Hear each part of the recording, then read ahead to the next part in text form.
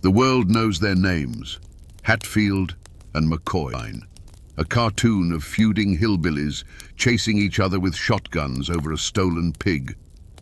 But on the first night of 1888, in the frozen darkness of the Tug Fork Valley, there was no laughter.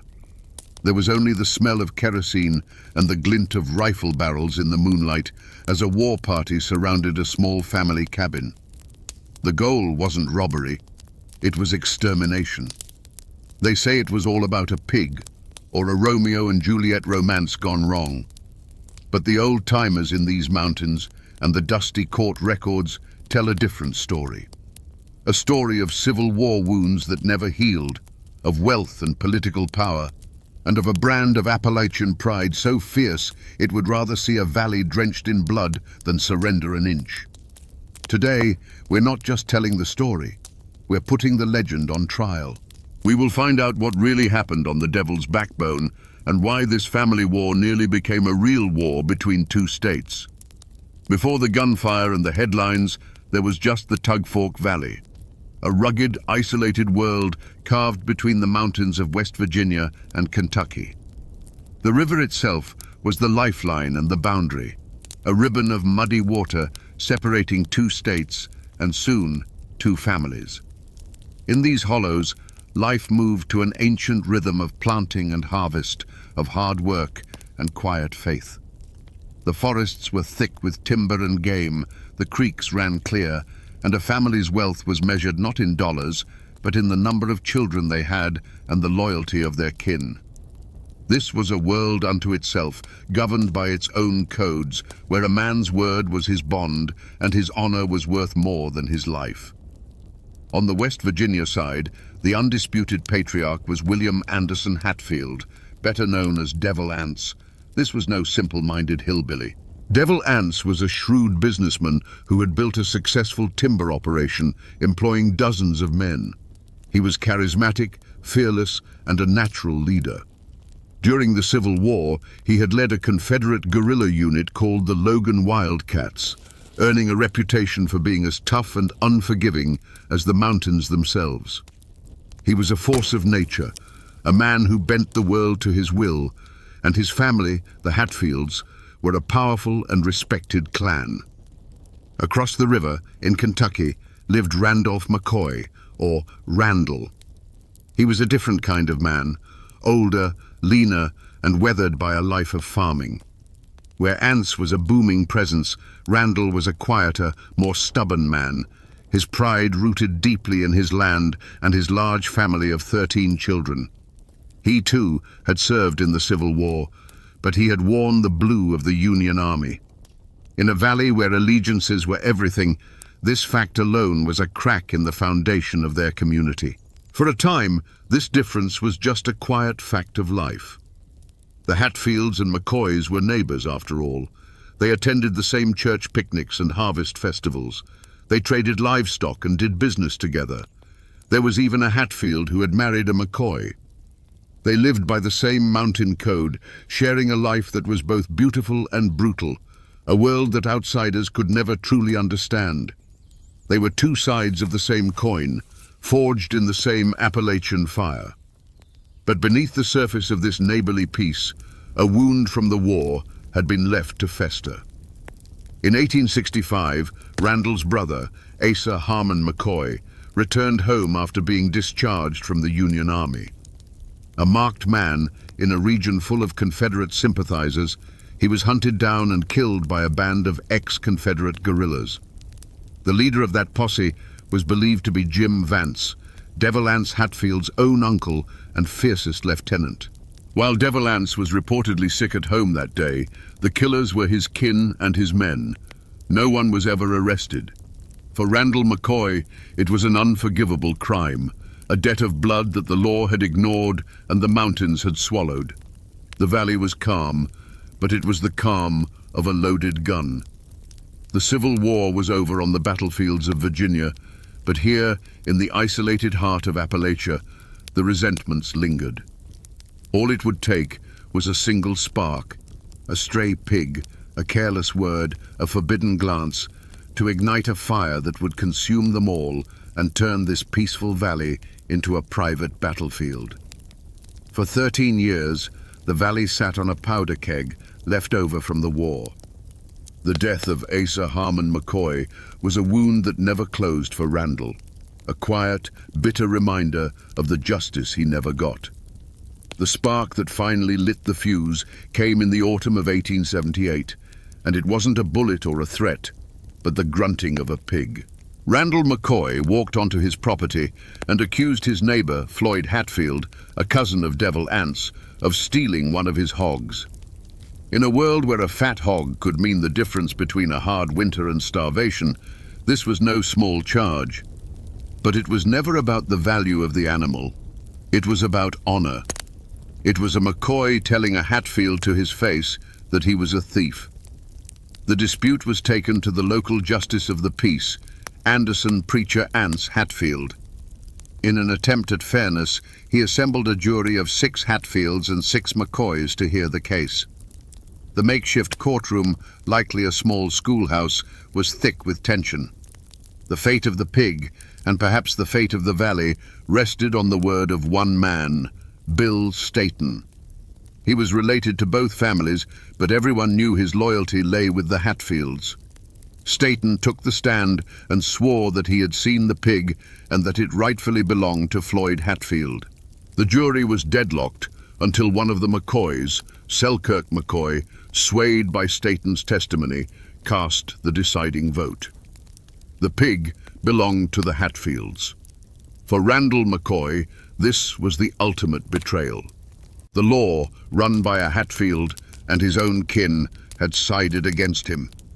He stormed out of the hearing, his simmering resentment boiling over into open rage. The system had failed him again. He was heard declaring that if he ever lost another pig, he wouldn't go to the law. He would handle it himself. This was more than a threat. It was a declaration of war against the Hatfield clan.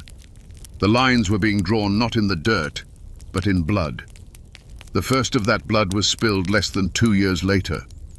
Bill Staton, the man whose testimony had cost Randall his pig and his pride, was not a man to forget a grudge. One day, he got into a heated argument with 2 of Randall's nephews, Sam and Paris McCoy. The argument escalated quickly. Words turned to threats, and threats turned to action. In a flash of violence deep in a wooded hollow, guns were drawn.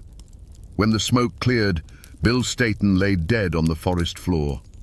Sam McCoy had been shot and seriously wounded, but he would survive. Now it was a Hatfield who was dead, killed by McCoys. Sam McCoy was arrested and put on trial for murder, but he claimed self-defense. The trial was held in a Hatfield-controlled county in West Virginia. Citing the lack of evidence and the known animosity between the men, the court acquitted him. To the McCoys, it was justice. To the Hatfields, it was a slap in the face. A McCoy had killed one of their own and walked free. The cycle was now complete. A theft, a trial, a murder, and an acquittal. The courts were useless. From this moment on, the only justice either family would recognize would be delivered from the barrel of a gun. In the midst of this simmering hatred, something dangerous and beautiful bloomed. At a local election gathering in 1880, Devil Anse's son, John C. Hatfield, laid eyes on Randall McCoy's daughter, Rosanna. He was handsome and reckless. She was strong-willed and passionate.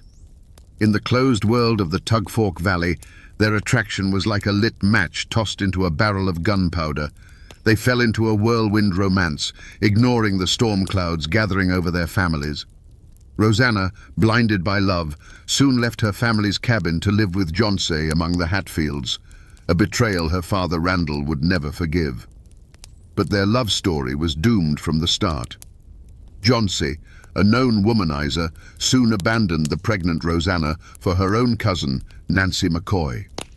Heartbroken and carrying a Hatfield's child, Rosanna was now an outcast, scorned by her own family and discarded by her lovers. She tried to return home, but her father's door was closed to her. She found shelter with an aunt, a woman alone, trapped between the two warring clans. Her story became a tragedy within a tragedy. a symbol of the innocence that was being crushed between the two great millstones of Hatfield and McCoy pride. The point of no return came on Election Day, 1882. In Kentucky, these were boisterous, drunken affairs where men from all over the hollows came to vote, trade, and settle scores. That day, a dispute over a fiddle ignited between Talbot McCoy, one of Randall's sons, and Ellison Hatfield, Devil Anse's powerful, well-respected brother. Insults flew, fueled by moonshine and years of bad blood. The argument escalated into a brutal fistfight, and then, in a moment of fury, Talbot McCoy pulled a knife. The festive air of the gathering curdled into horror. The crowd scrambled back as Talbot, joined by his two brothers, Farmer and Randolph Jr., set upon the lone Hatfield. The powerful frame of Ellison Hatfield shuddered again and again. He didn't cry out, but a look of profound shock crossed his face as he stumbled backward. A dark stain began to spread across the front of his shirt, then another and another. He collapsed into the mud of the clearing, gasping for air. The McCoy brothers stood over him, their faces a mask of rage, unaware that they had just sealed their own fates. Hatfield constables seized the three McCoy brothers, but instead of taking them to the jail in Pikeville, Kentucky, they dragged them across the Tug Fork River into West Virginia. They were now prisoners, not of the law, but of the Hatfield clan. When Devil Anse arrived and saw his beloved brother lying on a makeshift cot, riddled with 26 wounds, his response was cold and absolute. He made a vow. If Ellison died, the McCoy boys would die. For 2 days, the brothers were held captive while Ellison fought for his life. And then, he breathed his last. That night, the McCoy boys were taken from their makeshift prison and marched to the Kentucky side of the river. They were tied to a series of pawpaw trees, their pleas for mercy swallowed by the darkness. There was no trial, no judge, no jury. There was only Devil Anse and a firing squad of his kin, their faces grim in the moonlight. The night was shattered by a single command. What followed was not a battle, but a ceremony of vengeance. A volley of gunfire ripped through the quiet valley, a sound so loud it seemed to shake the stars from the sky. The pawpaw bushes shuddered violently in the dark. And then an unnatural silence fell, broken only by the gentle lapping of the river against the bank. When the sun rose, it revealed a scene of chilling stillness. The dew on the grass around the pawpaw trees was dark, telling a story that needed no words. The silence that followed the pawpaw tree massacre was heavier and more terrifying than the gunfire itself. It was Randall McCoy's wife, Sarah, who found her sons. In the grey light of dawn, she saw the terrible stillness of the scene, a mother's worst nightmare made real under the drooping leaves of the pawpaw trees. The news spread like a sickness through the Kentucky hollows. 3 sons, executed without trial. Randall McCoy, a man already hardened by grief, seemed to turn to stone. The sorrow in his eyes was replaced by a hollow, burning void. He had followed the law with the pig, and it had failed him. Now, his sons were dead, and the law seemed 1,000,000 miles away across the muddy waters of the Tug Fork. The funeral for the 3 McCoy brothers was a grim affair. The entire Kentucky side of the valley mourned, not just for the boys, but for the peace that had been shattered forever. The caskets were lowered into the cold Kentucky earth, and with them, any hope of reconciliation. Randall McCoy now had a singular, all-consuming purpose: justice. Not the rough justice of the mountains, but the cold, hard justice of the law. He went to the courthouse in Pikeville and swore out warrants against Devil Anse Hatfield and 20 of his kin and allies, including his sons. The charge was murder. Indictments were officially issued. The names of the Hatfield clan were now wanted posters, but the warrants were little more than paper. The Tug Fork River was more than a boundary. It was a sanctuary. In West Virginia, the Hatfields were powerful. They had friends in the law, friends in politics. They were seen not as murderers, but as men who had simply administered a brutal but necessary form of mountain justice. West Virginia authorities refused to recognize the Kentucky warrants. Devil Anse and his men were untouchable, living freely just a stone's throw from the state that wanted them hanged. For 5 long years, a tense and bitter Cold War settled over the valley. The warrants became legal ghosts, a source of constant frustration for the McCoys and a point of defiant pride for the Hatfields. The feud might have faded into a stalemate of simmering resentment if not for the arrival of a new, powerful player, Perry Cline. A sharp and ambitious Pikeville lawyer who was married to a McCoy, Cline had his own deep-seated grudge against Devil Anse over a bitter land dispute years earlier. He saw an opportunity to use the power of the state to settle a personal score. Cline used his political influence to go over the heads of local law enforcement. He lobbied the governor of Kentucky, J. Proctor Knott, convincing him that the honor of the state was at stake. Governor Knott agreed. He announced a formal reward for the capture of the Hatfields, dead or alive. Suddenly, this was no longer a family squabble. It was a state-sponsored manhunt. The feud was professionalized. Bounty hunters, known locally as pikes, began to appear in the Tug Fork Valley, sniffing around for a chance at the reward money. For the Hatfields, their home was no longer a fortress but a trap. For the McCoys, it was a terrifying new reality, knowing that this escalation would surely be met with an even more violent response. The valley held its breath, waiting for the next shot to be fired. The state of Kentucky's bounty was not just a piece of paper, it was a hunting license. The law now had a face, and it was the face of a cold-eyed killer named Bad Frank Phillips. A relentless manhunter and a cousin to the McCoys, Phillips became the instrument of Perry Cline's legal war. He led posses into the heart of Hatfield territory, a place no lawman dared to go before. Gunfights erupted along the Tug Fork, turning the feud from a series of ambushes into open guerrilla warfare. The valley became a place where every shadow could hide a rifleman. The Hatfields, led by the ruthless Jim Vance and the hot-headed Cap Hatfield, decided on a final, desperate gamble. On New Year's night, 1888, they would end the feud by erasing Randall McCoy himself.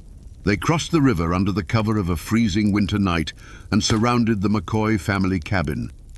They didn't knock. The first sound was the crackle of flames as they set the home ablaze to smoke out their quarry. What followed was a nightmare of chaos and gunfire in the flickering orange light. Randall McCoy managed to escape into the woods, but his family paid a terrible price. His daughter Alifair was shot down as she fled the burning home. His son Calvin was killed in the yard.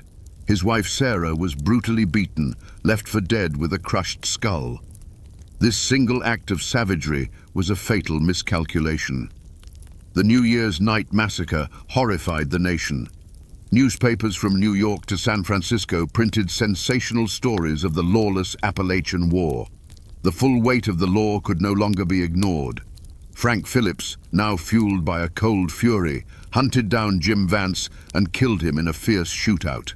One by one, the other members of the raiding party were captured and dragged in chains to the jail in Pikeville. The war was over. The trial was about to begin. Pikeville, Kentucky, transformed from a sleepy mountain town into an armed camp. The captured Hatfields and their allies were paraded through the streets, not just as prisoners, but as living symbols of the savage mountaineers the papers wrote about. The trial was a national spectacle. Reporters packed the courtroom, scribbling down every detail. Armed guards lined the walls, their presence a constant reminder that the feud was not truly over. The prosecution, led by Perry Cline, was determined to make an example of these men. The defendants sat in the courtroom, a mix of defiance and bewilderment. Most of them were just foot soldiers in a war started by older, more powerful men.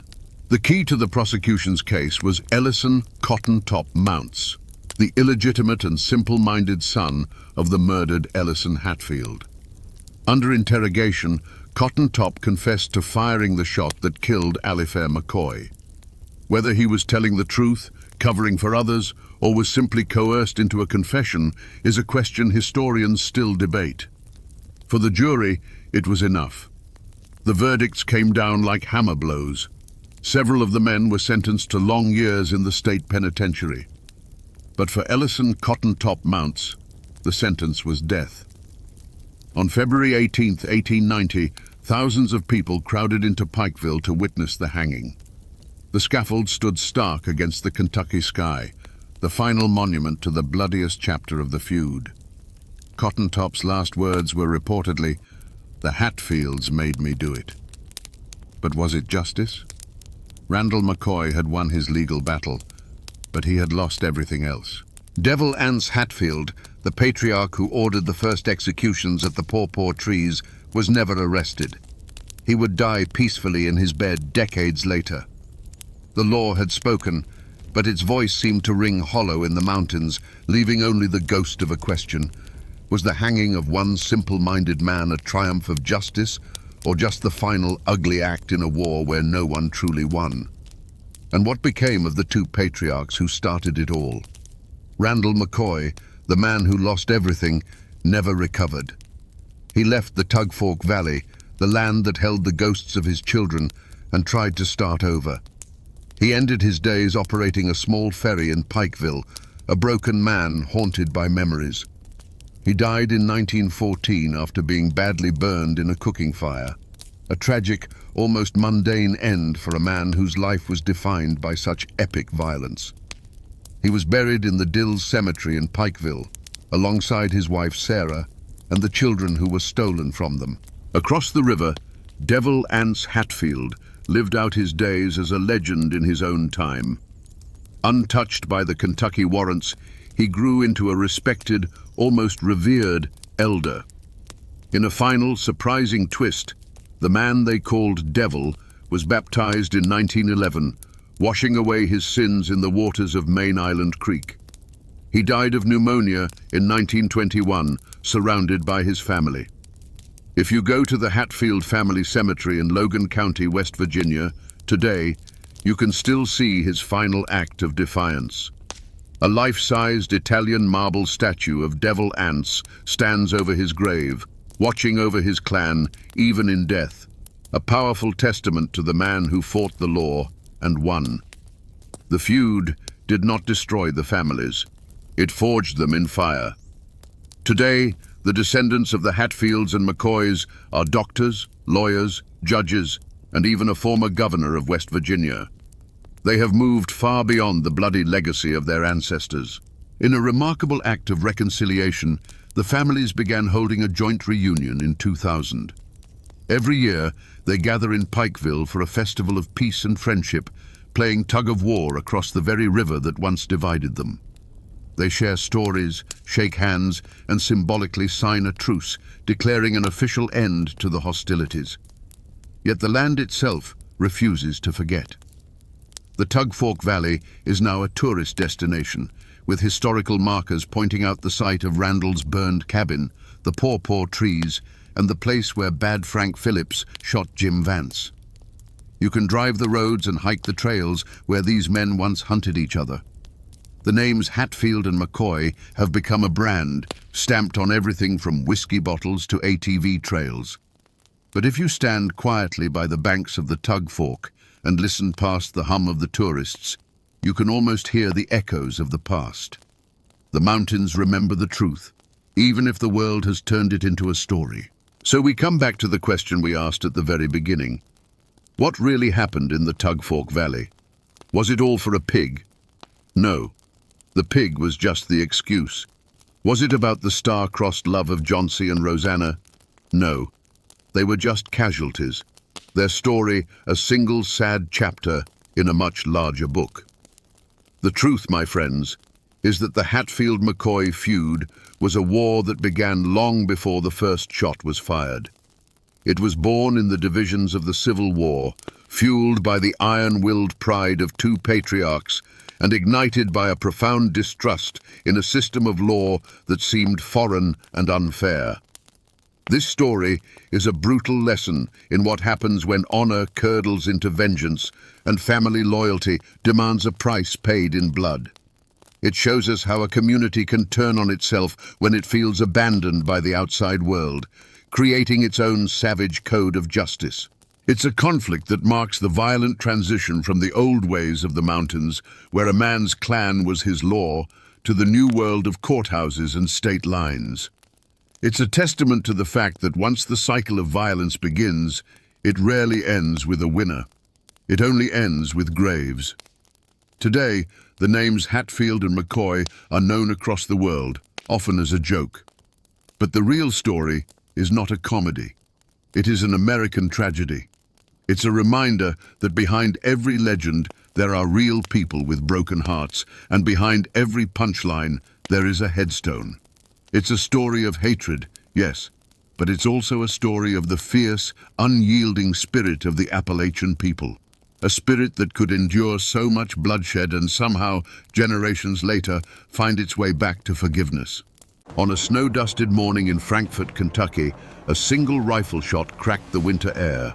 The man who fell was William Goebel, and in that moment, he became the only sitting governor in American history to be assassinated. To half the state, he was a savior, a champion of the poor fighting the crushing power of the railroads. To the other half, he was a ruthless tyrant who stole an election and deserved his fate. So, was he a martyr for the common man, or a demagogue who finally met his end? Today, we trace the path that led to that fatal shot, to understand the man behind the legend and the dark truth of his murder. William Goebel was not born to the Kentucky elite. He was an outsider from the very beginning, the son of a German immigrant woodcarver who had fought for the Union Army. Growing up in Pennsylvania and later Covington, Kentucky, a bustling city across the river from Cincinnati, Goebel knew nothing of the bluegrass aristocracy or the ancient codes of the Appalachian hills. He was forged not in a mountain hollow, but in the gritty reality of a working-class border town. His inheritance wasn't land or a family name. It was a towering intellect, a bottomless ambition, and a permanent chip on his shoulder. From a young age, it was clear his mind was his greatest weapon. While other boys played, Goebel devoured books.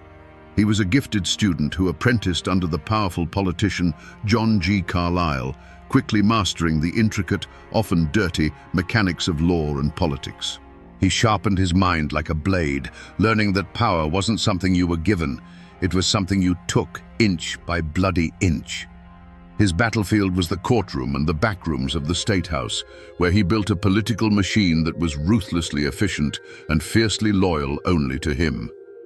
The moment that truly defined the man, the act that foreshadowed the governor, happened on the streets of Covington. Goebel, then a state senator, had a bitter rivalry with a local banker and political adversary named John Sanford. After a heated exchange of public insults, they met by chance outside Sanford's bank. Words turned to threats. Both men went for their guns. When the smoke cleared, John Sanford lay dead on the cobblestones. Goebel claimed self-defense, arguing Sanford drew first, and a jury acquitted him. But the event became his creation myth. The duel sent a chilling message across the Commonwealth. William Goebel was not a man to be trifled with. He would not be intimidated, he would not be insulted, and he would not back down, even if it meant a lethal confrontation in broad daylight. This single violent act cemented his reputation as a man of cold nerve, a political fighter who took every challenge as a personal war. It was the ultimate demonstration of his personal code. That code was a world away from the clan-based honor of the mountains. Goebel's loyalty wasn't to bloodkin, but to his political cause and the machine he built to serve it. His honor was tied to absolute victory. He saw the law not as a set of sacred principles, but as a tool, a weapon to be wielded against his enemies, the most powerful of which was the Louisville and Nashville Railroad, an entity he viewed as a corporate monster strangling the life out of the common people. This was the man, forged in ambition and violence, who set his sights on the governor's chair. Long before the governor's race that would seal his fate, William Goebel was the undisputed king of the Kentucky Senate. In the years leading up to the storm, he was at the peak of his power, a brilliant and feared legislative tactician. This was Goebel in his element, not as a target, but as a hunter. His supporters didn't just respect him, they revered him. They saw a man who had clawed his way up from nothing, using his formidable intellect to fight for them in the halls of power where they had never had a voice. His life's work was a single-minded crusade against the corporate behemoths that treated Kentucky like a private colony. Chief among them was the Louisville and Nashville Railroad. The L&N wasn't just a company, it was a shadow government. It owned politicians, controlled newspapers, and set freight rates so high that farmers often lost money just trying to get their crops to market. Goebel attacked them relentlessly, pushing for laws to regulate their rates, tax their vast properties, and break their stranglehold on the state's commerce. To the working man, he was David, fighting Goliath. Goebel's personal life was entirely consumed by this fight. He was a lifelong bachelor, a man of simple, almost Spartan habits. He had no wife, no children, no home life to retreat to. His law office and the legislative chambers were his only sanctuary. His family was the tight-knit circle of political loyalists who stood by him, and the thousands of faceless farmers and miners who pinned their hopes on his success. The political crusade wasn't just his career, it was his entire existence. This singular focus earned him a fierce, almost fanatical loyalty from his followers. When he spoke, they heard a man who understood their struggles, who wasn't afraid to name their enemies, and who possessed the cold, hard will to do something about it. They knew he was ruthless. They knew he was a political boss who bent the rules. They didn't care. They believed he was using the devil's tools to fight the devil himself, and they loved him for it. This was the world William Goebel had built and sought to protect, a fragile coalition of the forgotten and the angry, united behind a leader as tough and unforgiving as the times themselves. It was a vision of Kentucky where the power belonged not to the boardrooms in Louisville, but to the people in the fields and the mines. This was what was at stake, and for Goebel, it was a cause worth dying for. William Goebel's greatest strength was also his most profound, fatal weakness, a righteous fury that consumed everything in its path, including the very idea of compromise. He was so utterly convinced of his own moral superiority in the war against the corporations that he came to believe the rules of democracy were an inconvenience. In his mind, any action that led to his victory was not just justified.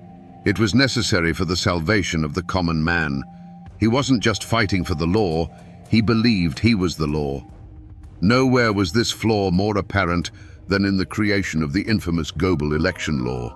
This wasn't just a piece of legislation, it was a masterpiece of political warfare, as brilliant as it was corrupt. Pushed through the legislature by the sheer force of his will, the law created a state election commission, a three-man board controlled entirely by his own party, with the absolute power to review county returns, throw out votes, and certify the final winner. It was a legal mechanism for stealing an election, plain and simple. Republicans and even some of his fellow Democrats were aghast. They called it a license to steal, a force bill, an act of tyranny that destroyed the sanctity of the ballot box. But Goebel was deaf to their outrage.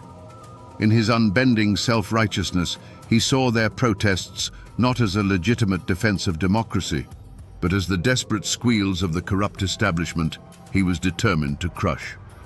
He couldn't see that in his quest to slay a monster, he was becoming one himself. This arrogance made him incredibly vulnerable. He saw his enemies as politicians and lawyers who could be beaten in a courtroom or outmaneuvered in the legislature. He failed to understand that by removing any possibility of a fair fight, he was changing the rules of the game entirely.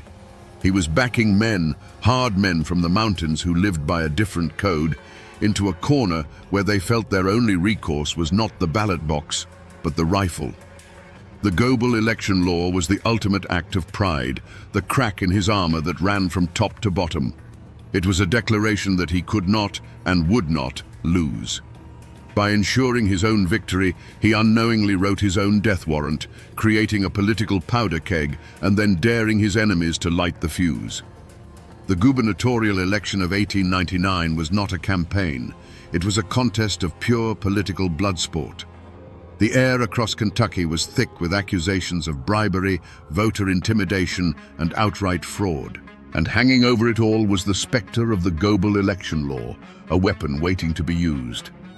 On election day, the Commonwealth held its breath. When the initial counts were tallied, a collective gasp went through the state. The Republican, William S. Taylor, had won by a razor-thin margin of just over 2,000 votes. For a man like William Goebel, this was not just a political defeat. It was a personal and unforgivable insult. He believed the mountain counties, the Republican strongholds, had stolen the election from him through widespread corruption. The people, in his view, had been tricked. But more importantly, his perfect system, his guaranteed path to victory, had been defied. The verdict of the voters was an affront to his entire crusade, and he would not accept it. His reaction was immediate and absolute. He did not hesitate.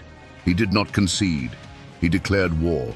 Goebel immediately filed a formal contest of the election, turning the matter over to the very commission he had created.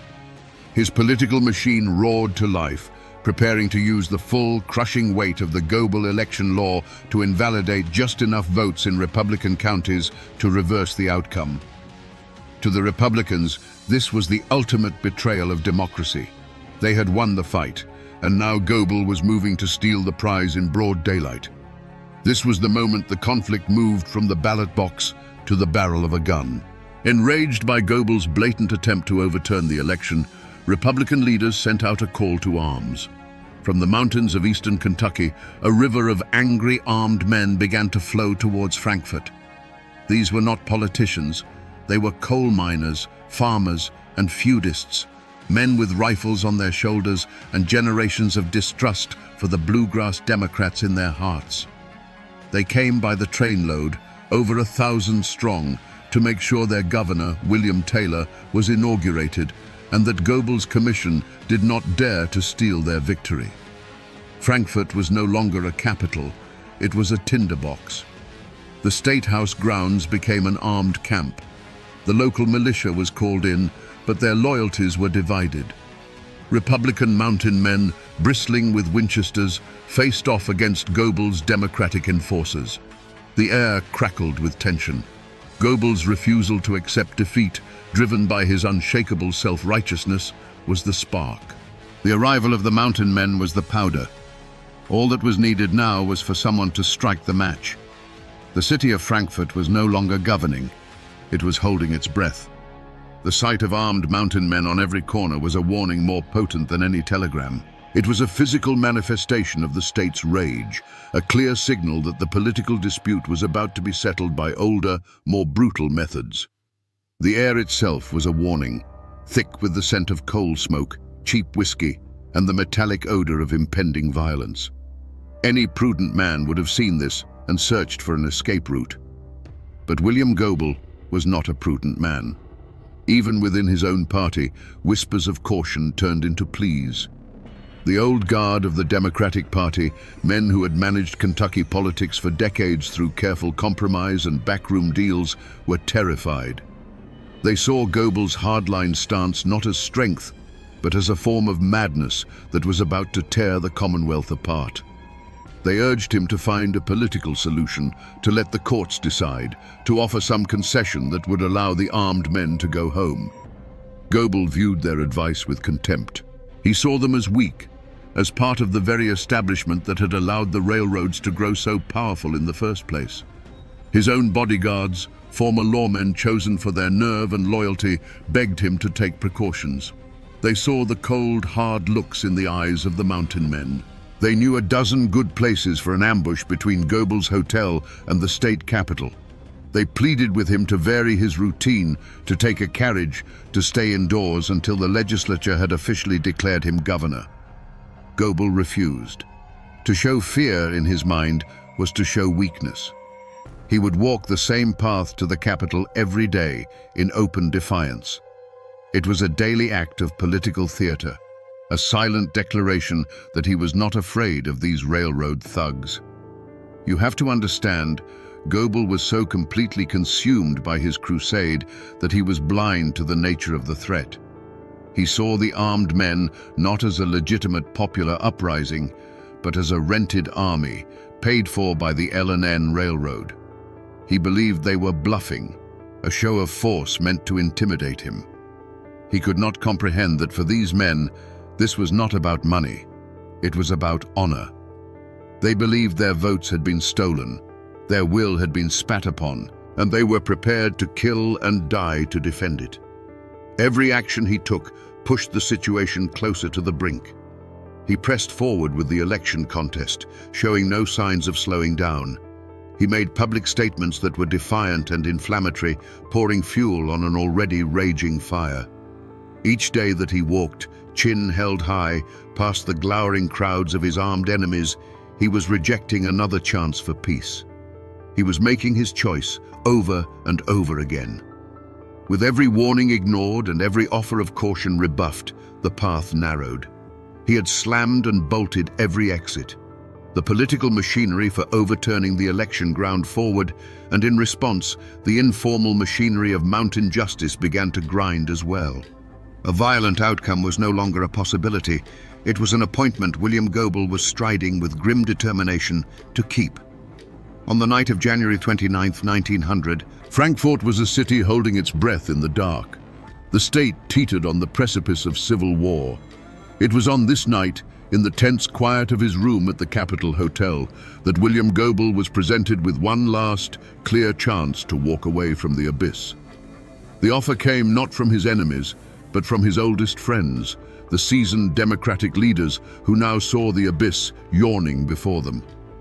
They came to him not as politicians, but as men pleading for the life of a friend and the soul of their state. They laid out a compromise, a final, desperate off-ramp. They would broker a deal with the Republican leadership. Both Goebel and Taylor would stand down, and a new, fair election would be held under the supervision of a neutral committee. It was a path back from the brink, a way to let the armed men go home and settle the matter with ballots, not bullets. It would cost Goebel the governor's chair for now, but it would save his life. For a long moment, the fate of Kentucky hung in the air of that smoke-filled room. You can just imagine the scene, the earnest, fearful faces of his allies, the muffled sounds of the armed camp outside, and William Goebel, silent, listening. This was his final crossroads. He could accept the compromise, live to fight another day, and pull his state back from the edge of chaos. He could choose life, or he could choose his crusade. But to William Goebel, compromise was just a prettier word for surrender. In his mind, to accept their offer was to admit that the L&N Railroad's army of thugs could stare down the will of the people and win. It was a betrayal of every farmer, every miner, every forgotten man who had placed his faith in him. A cold fire burned in his eyes. He cut his friends off with a sharp wave of his hand and gave them his answer. He would not back down. The election contest would proceed. He would be governor. And in that moment, in that quiet hotel room, the decision was made. He consciously and deliberately rejected the final offer of peace. His friends left his room that night with the heavy hearts of men who had just left a wake. William Goebel stood alone, looking out his window toward the darkened dome of the old state capitol. He had an appointment to keep with destiny, and William Goebel was not a man to be late. The morning of January 30th was bitter cold. A thin blanket of snow covered Frankfurt, muffling the sounds of the city and painting the world in shades of grey and white. William Goebel buttoned his overcoat and stepped out into the frigid air. As always, 2 bodyguards fell into step beside him. It was a short walk from his hotel to the old state capitol, a walk he had made countless times, a walk that had become a daily act of defiance against the armed men who watched him from every corner. He was not thinking about rifles. He was thinking about victory. The legislature was set to meet that day, and he knew he had the votes. The long, brutal fight was almost over. The world around him seemed to fade into a blur of grim-faced men in wool coats and slouch hats. Their glares were meaningless. He was a creature of the law, of legislative maneuvering, of the backroom deal. The raw, physical threat of these mountain men felt primitive, almost irrelevant, to the game he was about to win. As he approached the Capitol grounds, the familiar crunch of his boots on the snow-covered path was the only sound in his world. He walked past the iron fountain, its water frozen into a silent sculpture. The grey limestone facade of the Capitol building loomed before him, the symbol of the prize he had fought for his entire life. The world narrowed to that single point, that doorway through which he would walk in a matter of hours as the rightful governor of Kentucky. Then a sound, sharp and violent, split the winter air. It wasn't the sound of an argument or a carriage backfiring. It was a single, dry crack, like a massive tree branch snapping in the frozen woods. It was a sound of finality. For an instant, William Goebel felt nothing. Then a giant, invisible hand seemed to slam into his chest, stealing his breath and knocking him from his feet. The world pitched sideways, the grey sky and the stone Capitol swapping places. He was on the ground, the impossible cold of the snow soaking through his coat, a white-hot fire spreading through his body. He looked up, his mind struggling to understand what had just happened. Confusion gave way to a strange, chilling clarity. He saw the panicked faces of his bodyguards leaning over him. He could hear shouting now, a chaos of running feet and horrified screams erupting around him. He knew, in that moment, that the game was over. The rules had been changed. As his friends knelt by his side, he is said to have summoned his last reserve of strength, forcing out the words that would become his own epitaph. "Tell my friends to be brave and fearless and loyal to the common people." The echo of the rifle shot faded, leaving behind it a new and terrible silence. The political argument that had torn Kentucky apart for months was suddenly, permanently over. A single, unseen finger had pulled a trigger, and in the space of a heartbeat had plunged a Commonwealth into darkness. Panic seized the Capitol. The single shot had shattered the fragile truce, and in its place was pure chaos. Goebel's allies, their faces masks of fury and disbelief, swarmed around their fallen leader. They lifted his bleeding body from the frozen ground and carried him, not to a hospital, but back to the Capitol Hotel. The hotel, which had been his political headquarters, was about to become his death chamber, his hospital, and, for a few fleeting days, the governor's mansion. Inside, as doctors worked frantically to save him, Goebel drifted in and out of consciousness. The bullet had torn through his lung, and every breath was an agony. But in the moments of lucidity, his state of mind was not one of regret or fear. It was one of cold, unyielding resolve. His body was a ruin, but his mind was still a fortress. He was told the legislature was in an uproar, that his enemies were in disarray. He knew, even as his life was draining away, that this was his moment.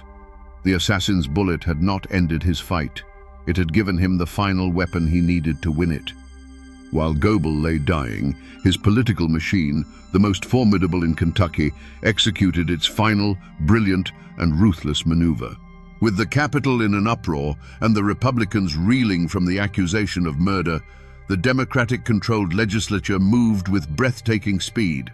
They met in a chaotic session, officially invalidated the election results from the mountain counties, and declared William Goebel the rightful governor of the Commonwealth of Kentucky. And so, in one of the most surreal and desperate acts in American political history, the Chief Justice of the Kentucky Supreme Court was rushed to Goebel's bedside. In that hotel room, heavy with the smell of chloroform and fear, surrounded by his weeping allies, the dying man raised his right hand. He swore the oath of office, his voice a ragged whisper. For 3 agonizing days, a ghost governed Kentucky from a deathbed. His first and only act was to sign an order disbanding the state militia that protected his rival. On February the 3rd, 1900, the fight finally went out of him. The end of his road had come. William Goebel, the 34th governor of Kentucky, was dead.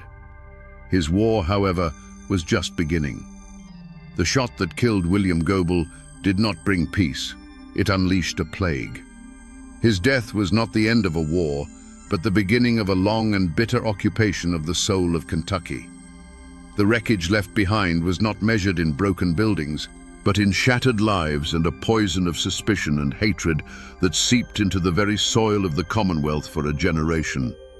His personal tragedy immediately became everyone's tragedy. For his political allies, victory was a poisoned chalice. His lieutenant governor, J.C.W. Beckham, now sat in the governor's chair, but the office was haunted. They had won power, but it was power consecrated in blood, and now they were bound by a sacred duty to avenge their fallen leader. This quest for vengeance would consume them, turning the machinery of justice into an instrument of political retribution and ensuring the wounds would never be allowed to heal. The most immediate wreckage was visited upon the men from the mountains. Overnight, Republicans became assassins in the public eye. Men like Caleb Powers, the Secretary of State, and Jim Howard, the Clay County feudist, were hunted down. Their names were transformed from political players into murderers. The lives of their families were destroyed. They faced years of imprisonment, sensational trials, and the crushing weight of being blamed for a crime that had pushed their state to the brink of anarchy. They were the first, but not the last, to be consumed by the fire Goebel's death had started. Across Kentucky, the assassination carved a line of blood between neighbors. The old political divide between the Republican mountains and the Democratic bluegrass was no longer a matter of opinion. It was a feud. Friendships ended, business partnerships dissolved, and families were torn apart by allegiance. The name Goebel became either a martyr's cry or a villain's curse, and there was no ground in between. The trust in government, in the law, in the very idea that a dispute could be settled peacefully, was utterly shattered. William Goebel, the lifelong bachelor, had no children to mourn him, but in a way he left behind thousands of orphans, the common people he championed. Their great hero was gone, and in his place was a legacy of division and a cycle of vengeance that did nothing to ease their poverty or break the power of the railroads. The bullet that struck him down had ricocheted through the entire state, and its final victims were the very people he had sworn to protect. The law that came for the accused killers of William Goebel was not a blindfolded goddess holding a set of scales. It was a vengeful spirit, cloaked in the robes of the state and armed with a prosecutor's fury. The series of trials that followed were not a search for truth. They were the final battle of the Goebel War, fought in a courtroom instead of on the street. The main targets were dragged from the mountains and into a world they did not understand.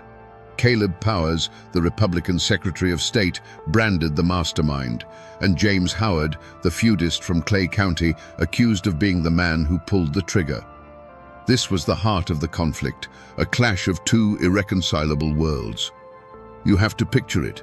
A man like Jim Howard, a product of the Clay County feuds where disputes were settled face-to-face with a revolver, being tried by the complex machinery of state law. The prosecution painted him as a cold-blooded assassin, a hired gun. But to men who lived by the mountain code, assassination was a coward's work. The code demanded you look your enemy in the eye. The idea of shooting a man in the back from a hidden window was not just a crime, it was a profound dishonor, a stain on a man's name worse than death itself. Howard and Powers defended themselves with a simple, rugged denial that seemed hopelessly naive against the state's intricate, politically charged conspiracy theories. The trials themselves were a spectacle of partisan rage. The new Democratic administration, led by Goebel's successor, oversaw the prosecution. Juries were packed with loyal Democrats. Testimony was coerced, witnesses were intimidated, and evidence seemed to materialize from thin air. A clerk named Henry Utsi confessed, implicating the others in a story that conveniently fit the prosecution's narrative. A confession many believed was given under duress to save his own skin. It was a legal bludgeon, designed not to uncover a fact, but to secure a conviction at any cost. The community's reaction was as divided as the state itself. In the bluegrass and the cities, newspapers proclaimed that Goebel's murderers were finally facing their reckoning. They were seen as traitors, the agents of a corrupt railroad, and no punishment was too severe. But in the mountains, a different story was told. To them, Powers and Howard were not criminals. They were political prisoners, martyrs framed by the very same democratic machine that had stolen the election. They were heroes, sacrificed on the altar of Goebel's ambition. The verdicts came in again and again. Guilty. Powers and Howard were sentenced to hang, then sentenced to life in prison over the course of multiple, grueling trials. But the ink was barely dry before appeals courts, looking at the tainted evidence and partisan atmosphere, overturned the verdicts. For 8 long years, the men languished in prison while the legal war raged on. In the end, was justice served? Not even close. The trials did not deliver clarity. They only cemented the divisions. They were a legal feud, as bitter and personal as any fought with rifles in the hills of eastern Kentucky. The final judgment came not from a jury, but from a Republican governor who, years later, pardoned the last of the men still in prison. The law had failed. It had picked its villains, held its show trials, and ultimately had let the true killer of William Goebel remain a ghost. So what became of the men who stood against William Goebel? If this were a simple story, his death would have meant their victory. But in the tangled, bloody history of Kentucky, there are no clean endings. The other side of this coin is not stamped with triumph, but with its own dark and complicated fate. Consider William S. Taylor, the Republican who won the election only to have it stolen from him. Did he rise to power over his rival's grave? No. He became a man without a country. Implicated in the assassination plot and facing indictment by a vengeful Democratic administration, Governor Taylor was forced to flee. He escaped across the river into Indiana, a political exile, never to set foot in his home state again. He lived out the rest of his days as an insurance lawyer in Indianapolis, a man who won an election and lost everything. And what of the true antagonist, the shadow government that Goebel had dedicated his life to fighting? The L&N Railroad had seemingly won the ultimate victory. Their most dangerous and implacable enemy was gone, silenced forever. But the ghost of William Goebel proved to be a more formidable foe than the man ever was. His assassination transformed him from a ruthless politician into a populist martyr. His name became a holy word, a rallying cry for the very reforms he had championed. The movement he started didn't die with him. It was consecrated by his blood, and the fight against the railroad monopolies continued with a religious fervor for years to come. In the end, no one truly won. The men accused of the murder saw their lives shattered. The governor who defeated Goebel at the polls died in exile, and the corporation that wanted him gone created a legend that would haunt them for a generation. The other side of the coin, it turns out, was just as cursed. In the years that followed, Kentucky did not so much heal as it learned to live with a festering wound. The aftermath of the assassination was not a period of reconciliation, but one of grim consolidation. William Goebel left behind no wife or children, but he did have descendants of another kind, the political machine he built and the cause he embodied. His hand-picked successor, J.C.W. Beckham, rode a wave of public sympathy and righteous anger, establishing a Democratic dynasty that would dominate Kentucky politics for decades. The Goebel Democrats, once the insurgents, now became the establishment, their power cemented by the blood of their martyr. For the families of the accused, the legacy was a curse. Even after the eventual pardons, the names of Powers and Howard were forever stained. Their children and grandchildren grew up in the long, cold shadow of the gallows, marked as the kin of assassins. They lived under a cloud of suspicion and shame, a constant, unspoken reminder of the state's darkest hour. For them, The trials never truly ended. They simply became a life sentence of inherited infamy, a ghost they could never escape. The community of Frankfurt and Kentucky as a whole rebuilt itself by choosing to forget. A great, unspoken pact of silence descended upon the state. The assassination was too traumatic, the divisions too deep, the truth too murky. To speak of it was to risk reopening the wound, to reignite the hatreds that had almost plunged the Commonwealth into civil war. So they buried it. The story became a dark whisper, a piece of forbidden history passed down in hushed tones, a communal trauma hidden beneath a blanket of polite, desperate silence. But beneath that silence, the power dynamics of the state had been fundamentally and irrevocably altered. The Republican Party in Kentucky was crippled, branded as the party of murderers, a stigma that would take them more than a generation to overcome. And ironically, the L&N Railroad, the great corporate beast Goebel had fought, found itself facing a far more hostile world. Goebel the man could be beaten, but Goebel the martyr was invincible. His death had galvanized the public against corporate overreach in a way his political maneuvering never could. The fall of the man had ensured the rise of his cause. If you walk the grounds of the old state capitol in Frankfurt today, you can still feel the chill of that January morning. A bronze plaque marks the very spot where William Goebel fell, a silent testament to the moment Kentucky's history was violently broken. You can look across the lawn to the old state annex building, to the third-floor window from which the fatal shot was fired, and feel a shiver crawl down your spine.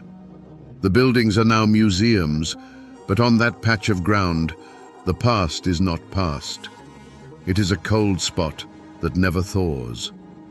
A short drive away, in the Frankfurt Cemetery, stands Goebel's final monument, one of the grandest in the state.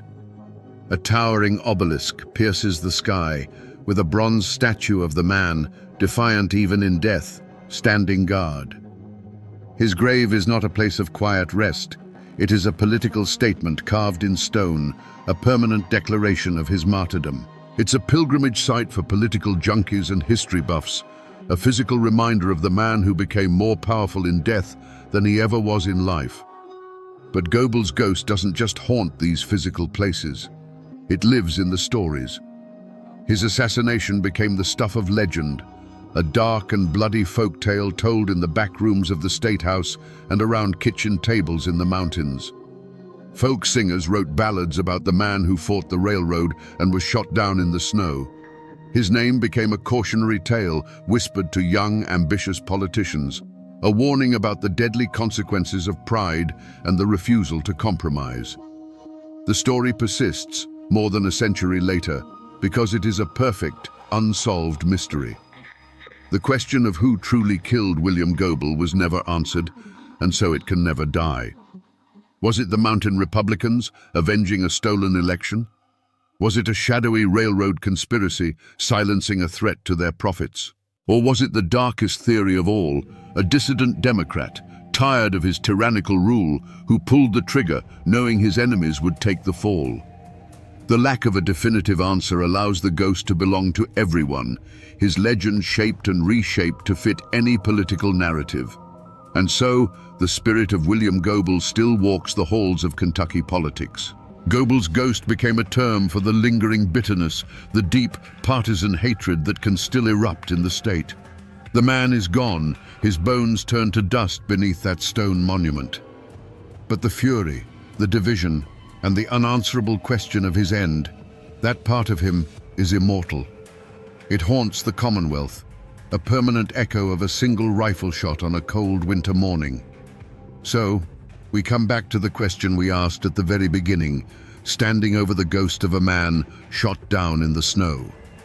Was William Goebel a hero or a villain, a martyr or a tyrant?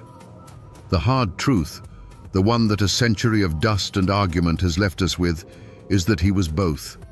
He was a man who saw a great evil, the unchecked power of corporations strangling the life from his state, and he chose to fight it with a fire so fierce it consumed everything, including himself and the very democratic principles he claimed to defend. In the end, this isn't just the story of a political assassination.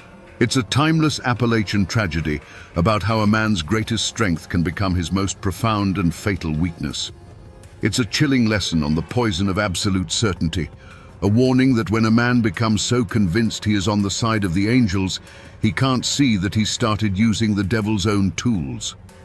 It is the story of a modern political machine crashing headlong into the ancient, unbending code of the mountains and the explosion that followed. The shot that killed William Goebel was an echo of 1,000 conflicts born in these hills, a brutal reminder that when you strip away the laws and the politics, some things are only settled with blood. It's a story about a war for the soul of a state, a war that left no victors, only ghosts. And that, my friends, is the ballad of William Goebel, the man who fought a war for the common people, but whose own pride was the one enemy he could never defeat.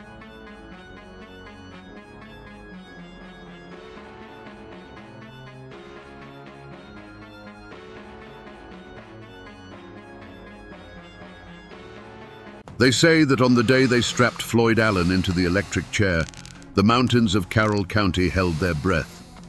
Here was a man who had been a law unto himself, a patriarch whose word was gospel and whose pistol was the final court of appeal. He was a king in his own world, a world of misty hollers and unwritten codes of honor. Yet his reign ended not in a blaze of glory on a mountainside, but in a sterile room in Richmond, at the hands of a power he could never understand. Was he the last of the mountain lions, a fierce protector of his kin, cornered by a world that no longer had a place for him? Or was he a brutal tyrant, a man whose pride was so vast it consumed everything he loved, his family, his fortune, and finally, his own life? The truth, as it always does in these old hills, is tangled up like roots in the clay. Today, we're going to untangle that story. We're going to follow the trail of blood and honor that led Floyd Allen from the pinnacle of power in his mountain kingdom to that cold chair in the state penitentiary. And to do that, we have to start not with the famous massacre that sealed his fate, but with the forgotten gunfight 4 years earlier, the day the Allens shot up a courthouse and walked away, convinced they were invincible. Floyd Allen was not born a killer. He was born a king. His kingdom was the mist-shrouded hills and dark, winding hollows of Carroll County, Virginia, a world forged in the cold creeks and rocky soil of the Blue Ridge. In the late 19th century, this wasn't just a place on a map. It was a fortress of self-reliance, sealed off from the outside world by poor roads and a deep-seated suspicion of flatlanders and their laws. Here, a man's name was his legacy, and the Allen name carried the weight of generations of hard work, hard-headedness, and a fierce, unyielding loyalty to their own. His father, and his father before him, had taught him the only lessons that mattered. You didn't learn your worth in a schoolhouse, you learned it behind a plow, with an axe in your hand, or by looking another man in the eye during a land deal. The Allens were not poor. They were landowners, farmers, and businessmen who built their prosperity with their own sweat and ingenuity. Floyd learned early that wealth and influence were earned, and once earned, they had to be defended. Not with lawyers and contracts, but with a firm handshake for a friend and a cold stare for an enemy. Life in those mountains was a constant struggle, a teacher of hard truths. A failed crop could mean a hungry winter.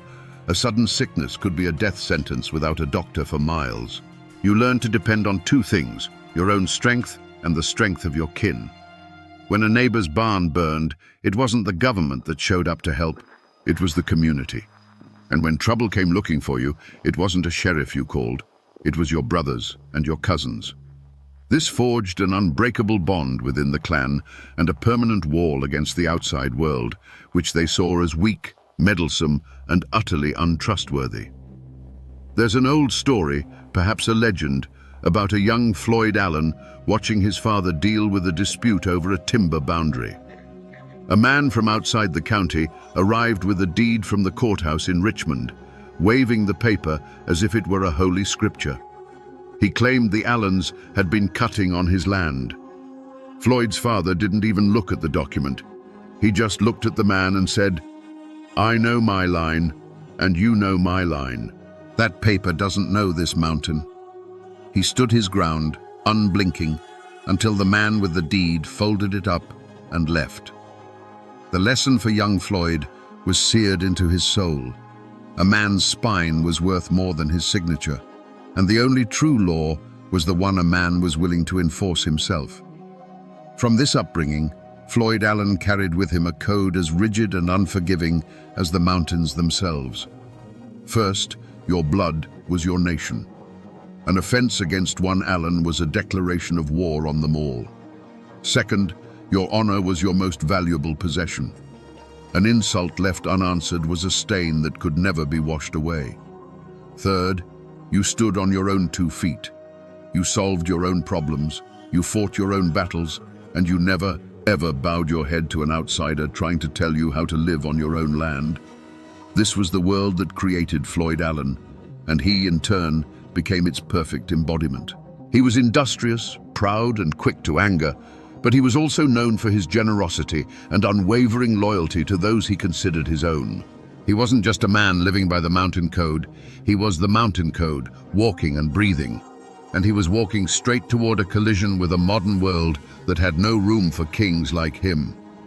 Long before the newspapers in Richmond painted him as a monster, Floyd Allen was simply the most important man in his corner of the world. He was a man built like a barrel, solid and immovable, with eyes that could measure a man's worth in a single glance. When he walked into a room, the conversation didn't stop, but it changed. People straightened up. They knew they were in the presence of someone who mattered, a man whose favor could make you and whose anger could break you. He wasn't just a farmer scratching a living from the dirt. He was an empire builder in miniature. He owned some of the best land in Carroll County, acres of it, cleared and farmed with meticulous care. He ran a general store that was the hub of the community, a place where news was traded over barrels of crackers and bolts of cloth. He was a shrewd businessman who always seemed to be one step ahead, whether he was buying timber, trading livestock, or, as some whispered, running a profitable line in the untaxed corn liquor that warmed the mountain winters. He had built a small fortune through grit and intelligence, and he provided well for his own. But his influence went far beyond money. Floyd Allen was the unofficial law in his part of the county. If a dispute arose between neighbors over a stray cow or a poorly marked property line, more often than not, they wouldn't ride to the courthouse in Hillsville. They'd ride to Floyd Allen's porch. He would listen to both sides, his face unreadable, and then he would deliver his verdict. And his verdict was final. There was no appeal because everyone knew Floyd Allen had the will and the means to enforce his own judgments. To many, this wasn't tyranny. It was justice, swift, understandable, and delivered by one of their own. To truly understand the man, though, you have to look past the businessman and the enforcer. You have to see him at his own dinner table, surrounded by his wife and children, his brothers and their families. Here, the hard gaze softened. He was the undisputed patriarch, the head of the clan, but his rule was built on a foundation of fierce, protective love. His family was his fortress, the living, breathing heart of the world he had built. Every acre he bought, every dollar he earned, every enemy he made, it was all in service of protecting them. He was the sentinel on the walls of that fortress. This was the world Floyd Allen had built, a self-contained kingdom carved out of the Blue Ridge Mountains. It was a world of order, his order, built on loyalty, respect, and the quiet understanding that his authority was absolute. It was a peaceful kingdom, a safe harbor for his kin, and he would do absolutely anything to protect it from the encroaching world he saw as a threat to everything he held dear. But for all his strength, for all the respect he commanded, Floyd Allen was a man with a crack in his foundation. It was a flaw as deep and as unyielding as the mountain granite itself, a pride so absolute, so all-consuming, that it bordered on a kind of personal sovereignty. He didn't just think he was right. He believed in his bones that his will was the only true law. This wasn't simple arrogance. It was the conviction of a king who genuinely could not comprehend any authority higher than his own. They tell a story in Carroll County about a revenue agent who came up from Richmond one year, a young man full of ink and importance, carrying a list of new taxes. He found Floyd on his porch and began to explain the new regulations in a condescending tone, as if speaking to a simple child of the hills. Floyd listened patiently, his face a mask. When the agent was finished, Floyd didn't argue. He didn't raise his voice. He just looked at the man and said, "Your papers have no meaning on this land. You can take them, and yourself, back down the mountain you came up." The agent tried to protest, to invoke the power of the state, but he saw something in Floyd Allen's eyes that told him the conversation was over. That kind of pride, that unshakable belief in his own domain, was a force of nature. For years, this very flaw had been his greatest strength. It was pride that drove him to outwork every man around him, to turn rocky fields into profitable farms. It was pride that made him a man of his word, because the thought of his reputation being tarnished was intolerable. It was the source of the fierce loyalty he showed his kin. An insult to them was an insult to him, and his pride would not let that stand. He built his entire world on the principle of never backing down, never bending a knee. But this strength cast a long and dangerous shadow. It made him utterly blind to the changing world. He saw every legal summons, every warrant, every tax notice, not as the impersonal functioning of a government, but as a direct and personal challenge to his honor from a rival power. He couldn't distinguish between a man who insulted his family and a judge who issued a lawful order. To Floyd Allen, they were one and the same, an outside force trying to impose its will on his kingdom. This inability to bend, this refusal to acknowledge any law but his own, was a tragic flaw of classical proportions. It was a ticking clock, counting down to a day when he would be faced with a choice he was incapable of making. A day when the state would demand he submit, and his pride would demand he resist. A confrontation was not just likely, it was written in the very soul of the man. And that confrontation would be the engine of the entire tragedy to come.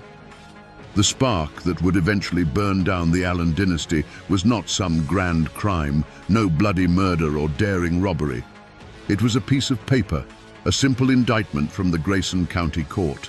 The target wasn't even Floyd, but his brother, Sidney Allen, a man as proud and respected as any in the clan. The charge? Carrying a concealed weapon. To the state of Virginia, it was a misdemeanor. To the Allens, it was like charging a blacksmith for owning a hammer. In their world, a pistol was a tool of survival and a symbol of manhood, and the law had no business telling a free man what he could or could not carry. But this was more than a dispute over a law. It was personal. The Allens had been in a long, simmering feud with the local deputy, Mabe Poole. They saw his hand in this, believing the badge was being used as a weapon to settle old scores and chip away at their influence. The arrest of Sidney was not seen as impartial justice. It was seen as targeted harassment by their enemies. To Floyd Allen, this summons wasn't a legal document. It was a glove slapped across his face, a public challenge to his family's honor and his own authority as the clan's protector. His pride, that immense and fragile thing, could not let such a public effrontery stand. There was no talk of hiring a fancy lawyer from Richmond. The Allens' response was primal and immediate. They would answer the summons, but on their own terms. On the day of the trial in 1908, a formidable delegation of the Allen clan rode into the town of Independence. They weren't coming to plead for mercy. They were coming to make a statement. Floyd, Sidney, and their hot-headed young nephew Wesley Edwards led the way. They were armed, their faces were grim, and they moved with the cold confidence of men who believed they were their own highest law. The courtroom itself became a stage for this clash of worlds. On one side sat Judge Thornton Massey, the Commonwealth's attorney, and the handful of deputies who represented the fragile authority of the state. On the other, The Allens sat together, a silent, unmoving block of defiance. They were an island of mountain code in an ocean of common law. The air was thick with tension, heavy with the unspoken knowledge that the legal proceedings were just a formality, a prelude to a confrontation that had been brewing for years. The trial was a quick affair. The verdict came back as everyone expected: guilty. When that word echoed through the courtroom, it was more than a legal finding. It was a declaration of victory by the state over the clan. It was the law of the flatlands telling Floyd Allen, in his own territory, that his power meant nothing within these four walls. For a man whose entire identity was built on never backing down, on being the ultimate authority, this public humiliation was the unforgivable affront. It was the point of no return. The time for talk was over. In the heavy silence that followed the verdict, the world seemed to shrink to the four walls of that courtroom. For any other man, this was the moment to negotiate, to mitigate, to swallow his pride and pay the fine. A quiet word from a lawyer, a nod of acceptance to the judge, these were the off-ramps back to a peaceful life. The court itself offered these paths. Judge Massey was known to be a reasonable man. The sentence for a first offense of this nature would likely have been little more than a token fine, a slap on the wrist to assert the law's authority. But Floyd Allen did not see a row of open doors. He saw a line of bayonets. Every aspect of the legal process was, in his eyes, another link in a chain being forged to bind him. The clerk's scratching pen, the jury's averted eyes, the judge's solemn face, these were not instruments of justice, but weapons of humiliation. You could see it in the set of his jaw, in the way his gaze never left the judge's bench. He was not a defendant awaiting a sentence. He was a king staring down a usurper. Some accounts say that even Sidney Allen, the man at the center of it all, hesitated. He was a practical man, and perhaps he saw the futility of this confrontation. A fine was just money after all. A few days in jail would be an inconvenience, not the end of the world. He might have been willing to bend, to give the law its small victory and live to fight another day. But he, like everyone else in the Allen clan, looked to Floyd. And Floyd's face was carved from stone. His pride had taken the wheel, and it recognized no road but the one that led straight ahead. The young men, especially the hot-blooded Wesley Edwards, took their cue from the patriarch. They saw his unyielding stance not as stubbornness, but as courage. They saw his cold fury as righteous anger. Floyd's rejection of compromise was a silent command to them all. We do not break. We do not bow. If Floyd Allen had shown the slightest sign of submission, his kin would have followed. But he showed none. His decision, made in the silent furnace of his own pride, sealed the fate of everyone in that room. Each tick of the clock was a step further down the path of no return. The opportunity for a quiet resolution vanished. The chance for a grudging acceptance evaporated. The air grew thinner, charged with an invisible current of violence. The Allens were no longer just a family in legal trouble. They had become a powder keg, and Floyd Allen's pride was the lit fuse. By refusing to accept the court's authority, he had rejected all possibility of peace. He had made his choice, not with words, but with a glare of pure, undiluted defiance. He had decided that the Allen law was the only law that mattered, and he was prepared to prove it. The moment the guilty verdict was read, a heavy, suffocating silence fell over the courtroom. This was it, the final crossroads. All that stood between the Allen clan and open warfare was the sentence from Judge Thornton Massey. And in that moment, the judge, perhaps sensing the electric tension in the room, seemed to extend one last fragile bridge back to the world of reason. He rapped his gavel once, a sound like a cracking bone, and prepared to speak. He could have thrown the book at Sidney Allen. He could have imposed a heavy fine and a long jail sentence to make an example of him. But instead, the words he spoke were measured, designed to de-escalate. He pronounced the sentence, a fine and a short term, in the county jail. Some accounts even claim the jail time was suspended. It was a token punishment, a symbolic victory for the state that would allow the Allens to pay a pittance and walk away with their freedom intact. It was the law's final, surprisingly fair offer. It was the last chance for peace. For a long, agonizing second, that offer hung in the air. The whole world seemed to pause, waiting on one man. Everyone, from the nervous deputies to the Allens themselves, turned their eyes to Floyd. He didn't have to say a word. His face was the weather vane that would show which way the storm would break. He could have reached into his pocket, pulled out a few bills, and ended the whole affair. He could have swallowed his pride just for a moment and saved everything. It was the logical choice, the sane choice.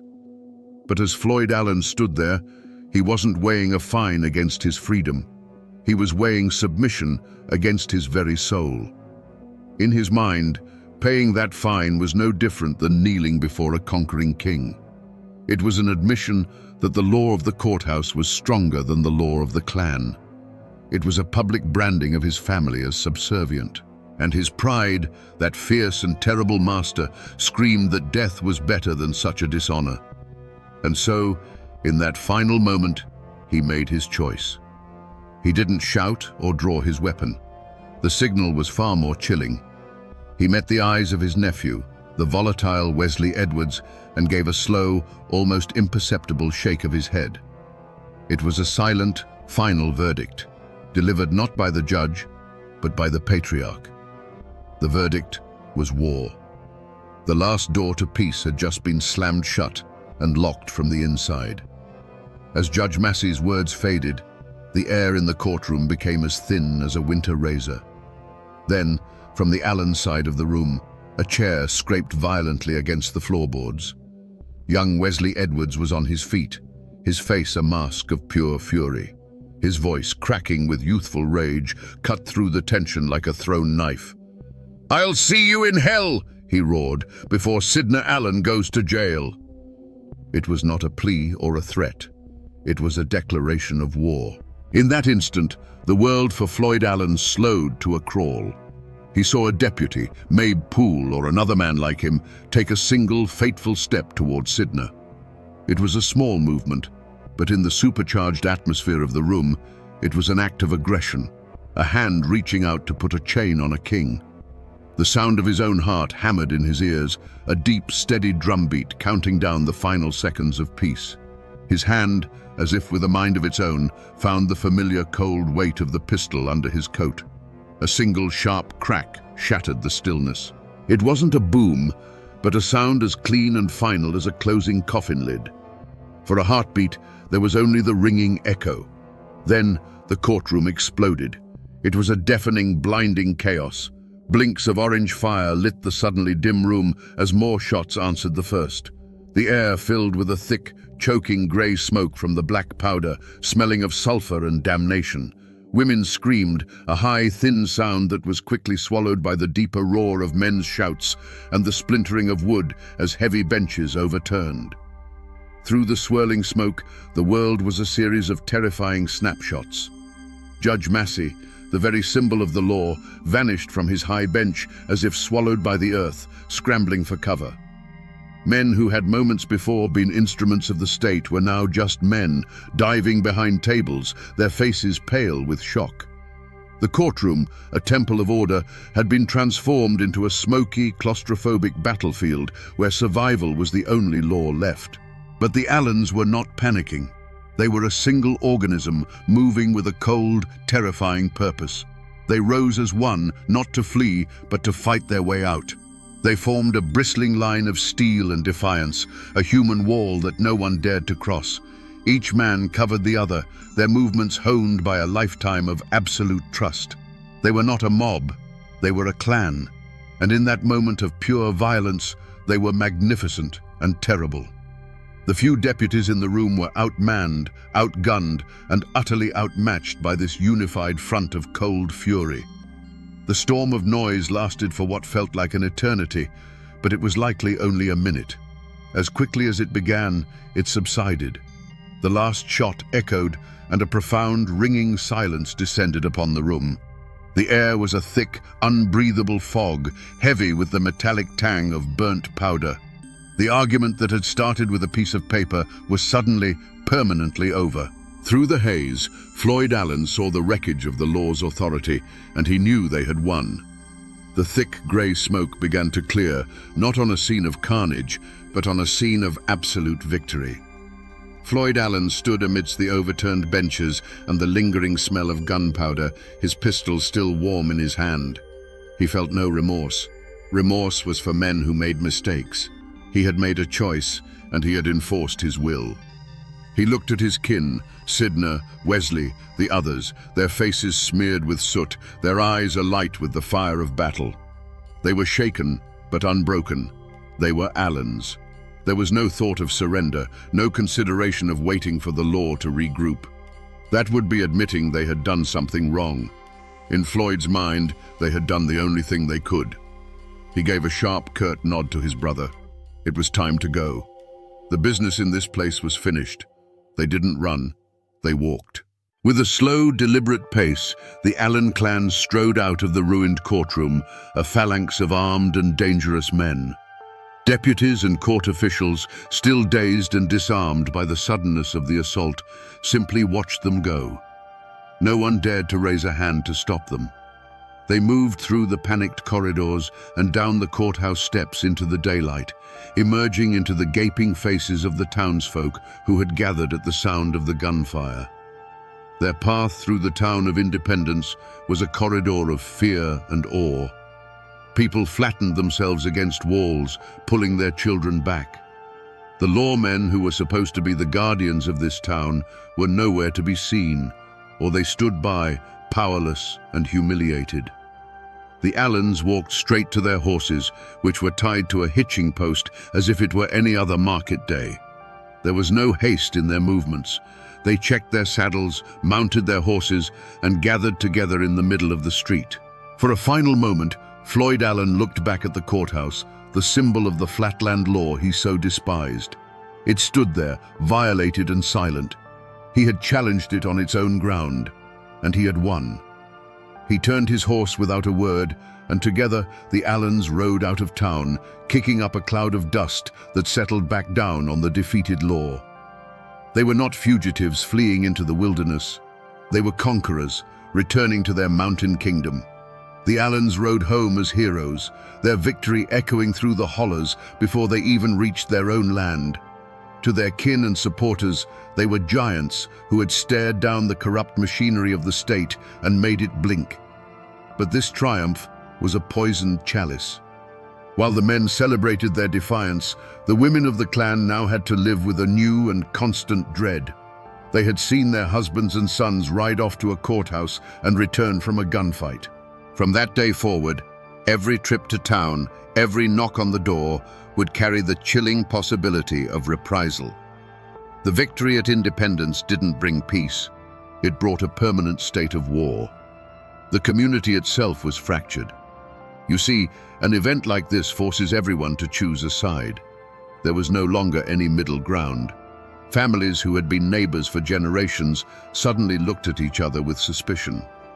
You were either with the Allens and the old ways, or you were with the law and the future. Friendships soured, and old resentments flared into open hostility. The Commonwealth's attorney, Greer, nursed more than just a bullet wound in his arm. He nursed a grudge that would fester for years. The law had been publicly humiliated, and men like that have long memories. But the most dangerous ripple effect was on the law itself. Judge Thornton Massey was not a man to be cowed. The bullets that had scarred his courtroom had also hardened his resolve. The Allens had proven they were not just a difficult family, they were an armed insurrection against the very idea of a civilized society. For the judge and the prosecutors, the fight was no longer about a misdemeanor weapons charge. It was now an existential struggle for control of the mountains. They began to plan, to prepare, to ensure that the next time they faced the Allen clan in a courtroom, the state would not be the one to back down. The Allens' victory guaranteed that any future confrontation would be met with overwhelming force. The greatest wreckage, however, was invisible. It was the damage done to the minds of the next generation of Allens. The younger men, like Wesley Edwards, had learned a powerful and deadly lesson: that violence was a successful political tool. They had seen with their own eyes that a drawn pistol was more effective than any lawyer. This victory bred a fatal arrogance, a belief in their own invincibility. It erased any lingering respect for the institutions of the state and replaced it with contempt. They had shot their way out of trouble once, and now they believed they could do it again. So while Floyd Allen may have seen the events at Independence as a clean victory, the truth is that the gun smoke that filled that courtroom never truly cleared. It settled like a fine, toxic dust over the entire county, poisoning relationships, hardening hearts, and laying the groundwork for a far bloodier reckoning. The real tragedy of 1908 wasn't the gunfight itself, but the terrible future it made inevitable for everyone involved. After the Allens rode out of Independence, a strange and telling silence fell. There was no thundering posse, no call for the militia, no immediate cry for vengeance from the state. The reason was simple and stark. The local law enforcement had been completely and utterly broken. They had been outfought and humiliated on their own ground. To ride into the Allens' territory in the mountains of Carroll County would not have been a police action. It would have been a declaration of war, a war they knew they could not win. The law's first judgment, therefore, was a judgment of its own weakness. And so, the official trial of the Allen clan never truly happened. Instead, there was a series of quiet, face-saving maneuvers in back rooms. Warrants may have been issued, but they gathered dust. The Commonwealth's attorney, Mr. Greer, knew that serving them would cost more lives. In the end, the system blinked. The charges stemming from the riot were quietly dropped or settled with a small fine, likely paid by a third party, so that no Allen would have to suffer the indignity of paying it themselves. It was a humiliating whisper of a conclusion to a day that had roared with gunfire. The law, in essence, pretended it never happened. But in the court of public opinion, the verdict was split right down the middle, cleaving the community in two. To the people of the mountains, to the families who lived by the same unwritten code, the Allens were heroes.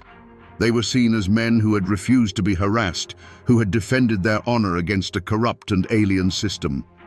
The story of their victory was told around hearths and in general stores, growing more legendary with each telling. In this version, they were not criminals. They were martyrs to the cause of mountain independence. To the townspeople, the merchants, the lawyers, and the families connected to the court, the verdict was just as clear, but entirely different. To them, the Allens were savages. They were domestic terrorists who had desecrated the most sacred institution of civil society. They had replaced reasoned debate with brute force and the rule of law with the law of the gun. These people saw the Allens not as proud men, but as dangerous anarchists whose power had to be destroyed if the county was ever to move into the modern world. So, was justice served? By the standards of the state, it was a catastrophic failure. The law had been challenged by force and had retreated in disgrace. But by the standards of the Mountain Code, justice had been served perfectly. An insult had been answered, honor had been satisfied, and the clan's authority had been reinforced. The true verdict on the Independence riot wasn't handed down by a judge or a jury. It was a verdict written in gunpowder and fear, and it declared, for all the world to see, that in these mountains, the Allen Code was still the supreme law of the land. What of the men who stood for the law that day? What became of the antagonists in this story? In the immediate aftermath, their fate was one of profound and public humiliation. Judge Thornton Massey had been forced to take cover behind his own bench. Commonwealth's Attorney Greer had been wounded.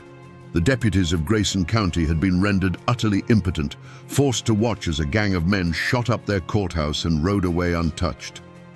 For them, there was no justice, only the bitter taste of defeat. But if the Allens believed they had broken these men, they had made a grave miscalculation. They had not broken them. They had forged them into something harder, and far more dangerous. Judge Massey did not resign or transfer to a quieter circuit. He stayed. The bullet holes in his courtroom were a daily reminder of the day his authority was shattered by gunfire. The experience didn't fill him with fear, it filled him with an iron resolve. For him, this was no longer a matter of law. It became a personal crusade to prove that the code of the courthouse was stronger than the code of the clan. He would get his chance 4 years later in a different courtroom facing the same family. The other players in this drama were similarly hardened. Greer's wounded arm eventually healed, but the insult to his office never did. The deputies who had been so easily overpowered learned a critical lesson. You do not bring a handful of men to a fight with the Allen clan. The entire legal establishment of the region, from sheriffs to prosecutors, understood that the next confrontation could not be a simple legal proceeding. It would have to be a show of overwhelming force. And so, the antagonists in this story did not meet some poetic justice. They did not wither away or disappear. Instead, they prospered and they planned. The Allens' victory and independence was the single greatest catalyst for their own destruction because it united all their enemies and gave them a common cause. They had won the battle, but in doing so, they had awakened a sleeping giant. The law had been bloodied, but now it was awake, and it was watching, and it was waiting for the one mistake that would give it the chance to settle the score once and for all. The 4 years that followed the independence riot were the high summer of the Allen clan's power. Their victory didn't just fade into memory, it became the foundation of their living legend. Floyd Allen's authority, already immense, became absolute. His name was spoken with a mixture of fear and reverence from one end of the county to the other. His porch was no longer just a place of business, it was a throne room. In this brief, tense period, the Allens were not just a powerful family, they were royalty, and their mountain kingdom had never seemed more secure. But this victory planted poison seeds in the next generation. For the young men of the clan, the sons and nephews who looked up to Floyd, the riot was their defining lesson. They saw that the law could be faced down, that pistols spoke louder than gavels. They carried themselves with a new swagger, an unshakable arrogance born from the belief that they were untouchable. This sense of impunity would prove to be a fatal inheritance. The shadow of their family name, which had once been a shield, was slowly transforming into a target. The community did not heal. It curdled. The riot had been a political earthquake, and the fault line ran straight through the heart of the county. The old, easygoing relationships between neighbors were replaced by a quiet, watchful tension. People were careful about what they said and who they said it to. You were either a friend of the Allens or you were an enemy, and everyone knew that being their enemy was a dangerous proposition. The county wasn't rebuilding. It was holding its breath, waiting for the other shoe to drop. The silence in those hills wasn't peace, it was the quiet of a long, drawn-out ceasefire. And while the Allens reigned supreme in their hollows, a different kind of power was consolidating in the towns. The court, the sheriff's department, the Commonwealth's attorney, they had been humiliated, but they had not been broken. They were learning, adapting, and waiting. The power dynamic in the region had shifted into a precarious and deadly balance. On one side was the visible personal power of a clan patriarch. On the other was the slow, patient, and institutional power of the state. Both sides believed they were right, and both were now utterly convinced that the other could only be dealt with through force. The stage was being set for a final, tragic resolution. Today, the town of Independence is quiet. The old Grayson County Courthouse still stands, a stately brick building that keeps its secrets well. People walk its halls on county business, their footsteps echoing where Wesley Edwards once roared his defiance. Tourists might admire its architecture, never knowing they're standing on a battlefield where the law of the state and the law of the clan met in a blaze of gunfire. But if you stand there long enough, on a quiet afternoon, you can almost feel it, a faint, lingering echo of the chaos. the ghost of a moment when this temple of order was consumed by pure, unadulterated mountain rage. If you know where to look, you can find the other physical remnants of this story scattered across the hills. The old Allen homesteads are long gone. The cabins collapsed and reclaimed by ivy and rhododendron, leaving only a few tumble-down chimney stacks standing like lonely tombstones in the woods. And in a quiet cemetery, you can find the final resting place of Floyd Allen himself. The name on the weathered stone is simple, giving no hint of the storm that was his life.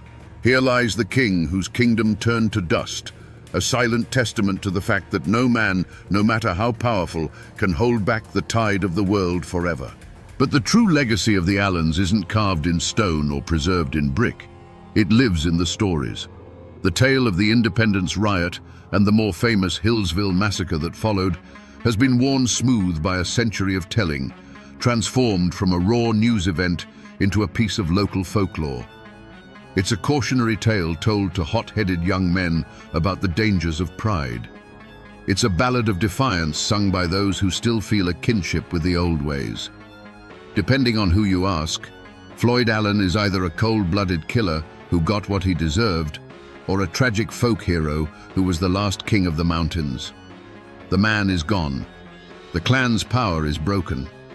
But their spirit, that fierce, uncompromising and violent spirit of the old Blue Ridge, has not vanished completely. It haunts these mountains still. You can hear it in the stories told on front porches as the evening mist settles in the hollows. You can feel it in the deep-seated distrust of authority that still lingers in the hearts of some. Floyd Allen is dead, but the ghost of his name and what it stood for remains a stubborn whisper in the wind. So we come back to the question we started with, the one they still ask in the quiet corners of these mountains. Was Floyd Allen a hero or a villain? The truth is, he was both, and he was neither. He was a hero by the code of a world that was already dying, a world where a man's honor was his own to defend. By that ancient law, he was a righteous king protecting his domain. But he was a villain to the new world that was being born, a world of statutes and courtrooms that had no room for kings. His tragedy was not that he was evil, but that he was born a century too late. In the end, the Ballad of Floyd Allen isn't just a tale of mountain justice and courtroom gunsmoke. It's a profound and timeless story about how a man's greatest strength can become the very engine of his destruction. That unbending, iron-willed pride was the forge that created him. It made him a leader, a provider, and a protector. But that same pride blinded him to the changing world, and it would not allow him to bend, even when breaking was the only other choice. His story is a warning, etched in blood and gunpowder, that no man can stand alone against the turning of the tides. You cannot fight the future with a pistol, and you cannot hold back the world with the force of your will alone. And that, my friends, is the ballad of a man who tried to be as unmovable as the mountains themselves, only to discover that even the mountains, given enough time, must crumble into dust.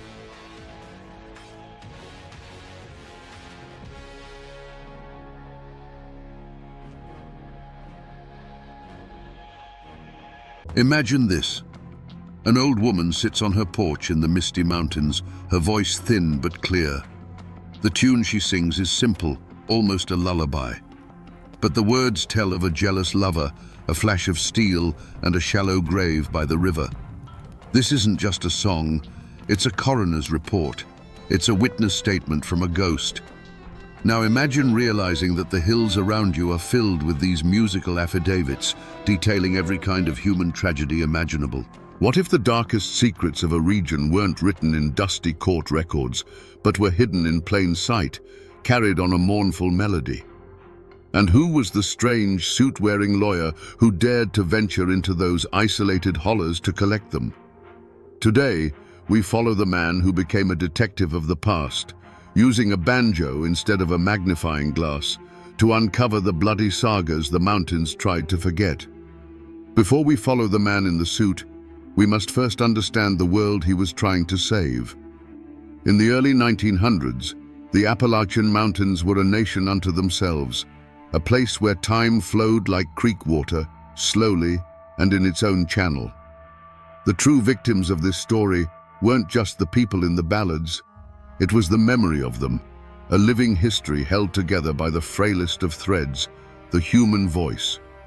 This was a world built on self-reliance, where your closest neighbor might be a 2-hour walk over a ridge, and the law was often a distant, abstract idea. The keepers of these stories were not scholars or poets. They were farmers whose hands were stained with the same soil that would one day cover them. They were mothers who sang murder ballads to their children like lullabies, not to frighten them, but to teach them about the very real dangers of the world. Their lives were a cycle of hardship and small joys, marked by the seasons, the birth of a child, or the death of a neighbor. Their dreams were not of fame or fortune, but of a good harvest, healthy livestock, and a winter with enough firewood to keep the cold at bay. The mountains themselves were a living character in every story. They were a fortress that protected this unique culture, but also a prison that bred isolation and suspicion. A foggy hollow could hide a moonshine still, a family feud, or a fresh grave with equal ease. The deep woods and winding trails that were a source of life and sustenance could also swallow a person whole, leaving behind nothing but a whispered story. Justice here was often personal, and consequences were swift and final. These ballads, then, were more than just entertainment for long winter nights. They were the community's collective memory, its legal code, and its moral compass. A song about a betrayed lover was a stark warning. A ballad recounting a feud served as a map of bad blood, reminding each new generation who their friends were and who they could never trust. To lose these songs would be like a town losing its courthouse records, its newspaper archives, and its gravestones all at once. But even in this isolated world, shadows were beginning to gather. The first crackle of the radio was starting to echo through the hollows, bringing with it new songs from faraway cities. Young folks were hearing tales of a different life, a world of electricity and automobiles, and some were beginning to see the old ways as a burden. An entire library of ghosts, a complete history of human passion, violence, and sorrow, was at risk of fading into an unspoken silence, and only a very few seemed to notice. When Bascom Lamar Lunsford arrived in a remote holler, he was stepping into a unique kind of crime scene, one where the evidence was not bloodstains or broken furniture, but fading memories and fractured melodies. The first sign that something was wrong was often the silence.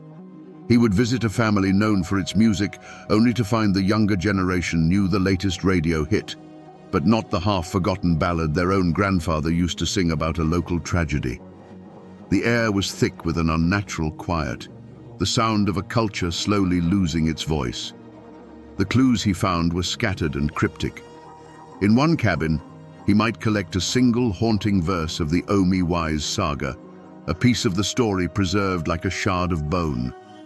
Miles away, over another ridge, he might hear the same melody, but attached to a different set of words, the names changed to protect a long-dead ancestor.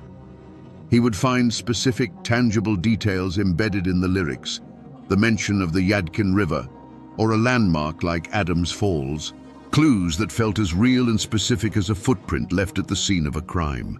These weren't just random stories, they were anchored to the very soil beneath his feet.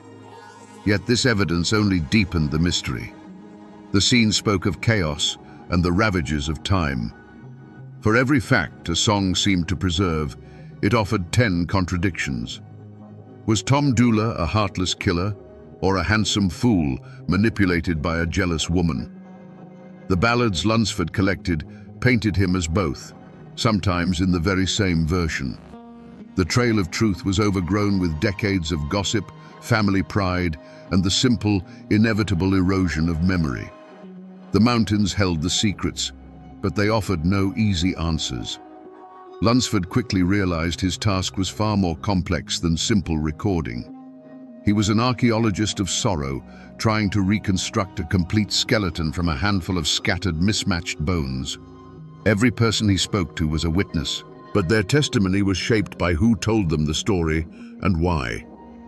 The wilderness he was navigating wasn't just the dense laurel thickets and steep ravines of the Blue Ridge, but the tangled, treacherous landscape of human memory itself, and it was filled with a multitude of unsettling questions. The first and most powerful suspect in the slow murder of these mountain sagas was the community itself. Lunsford quickly discovered that the greatest threat to a story was often the pain it carried.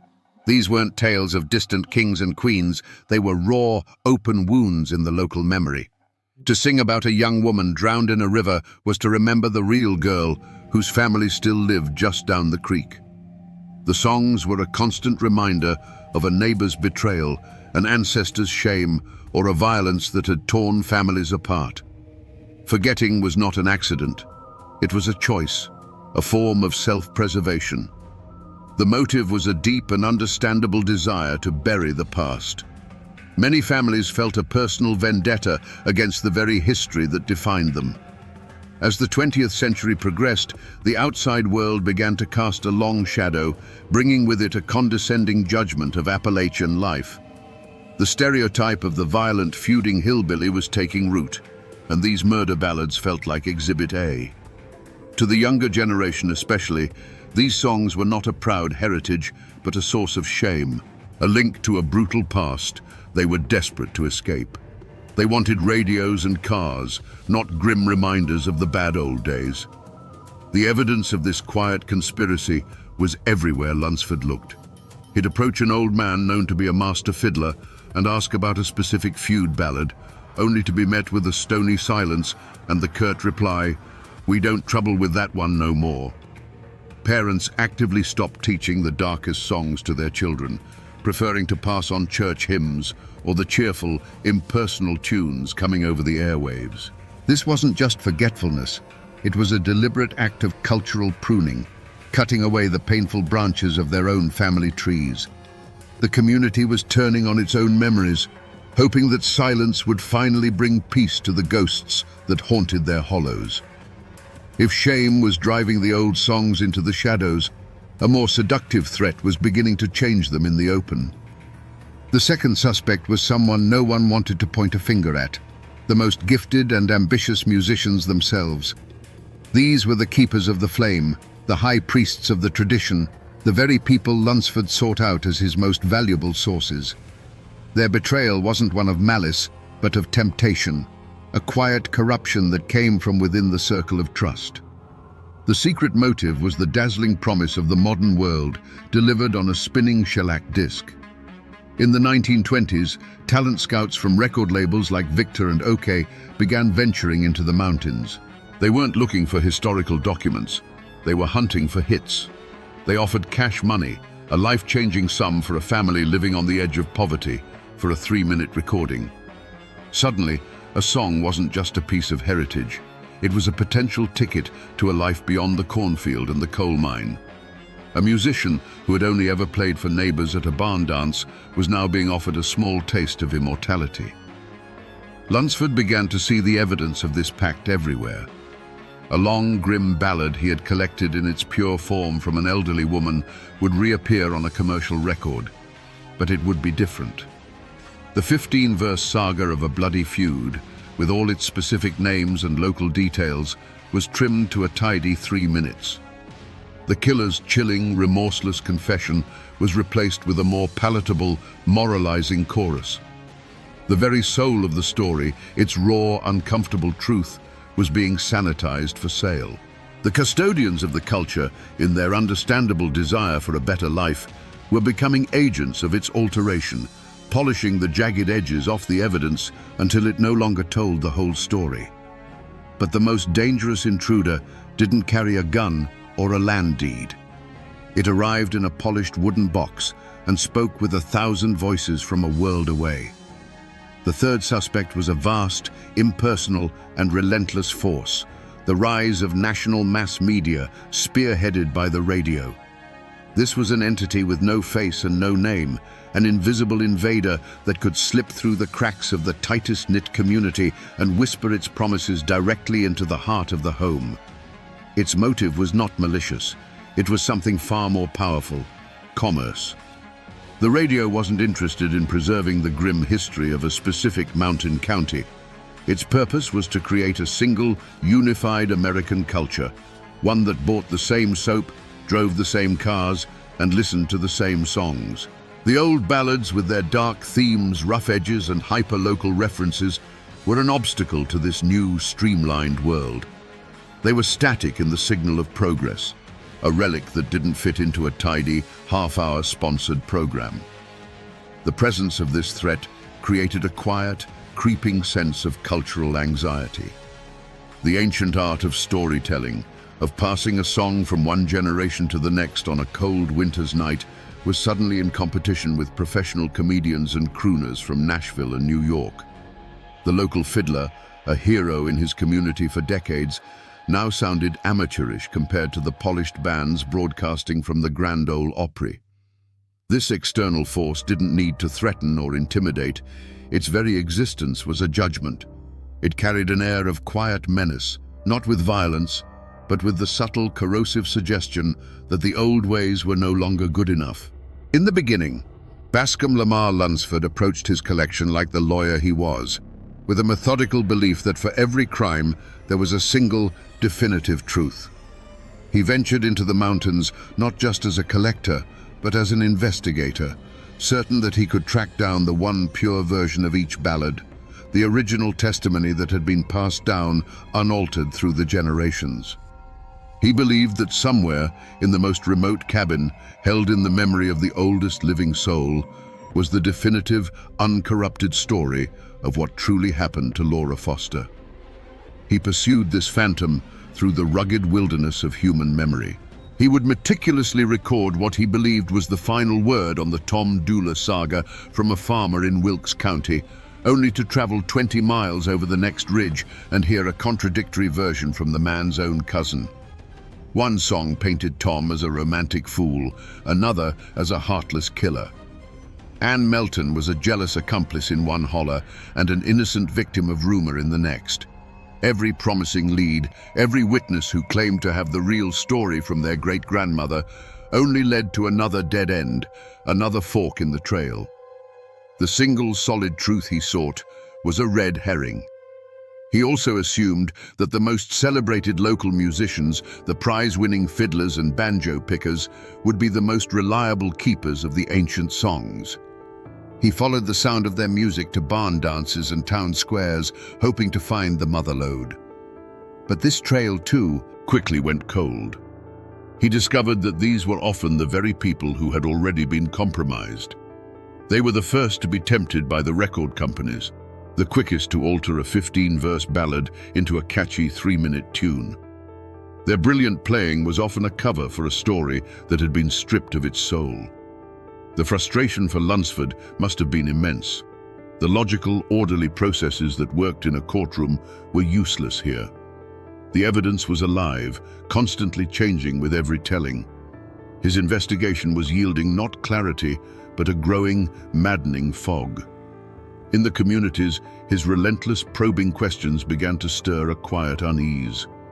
The fear was growing that perhaps these stories were not meant to be solved. Perhaps in trying to untangle the truth, this man from the outside world was simply pulling apart the last fragile threads holding their entire history together.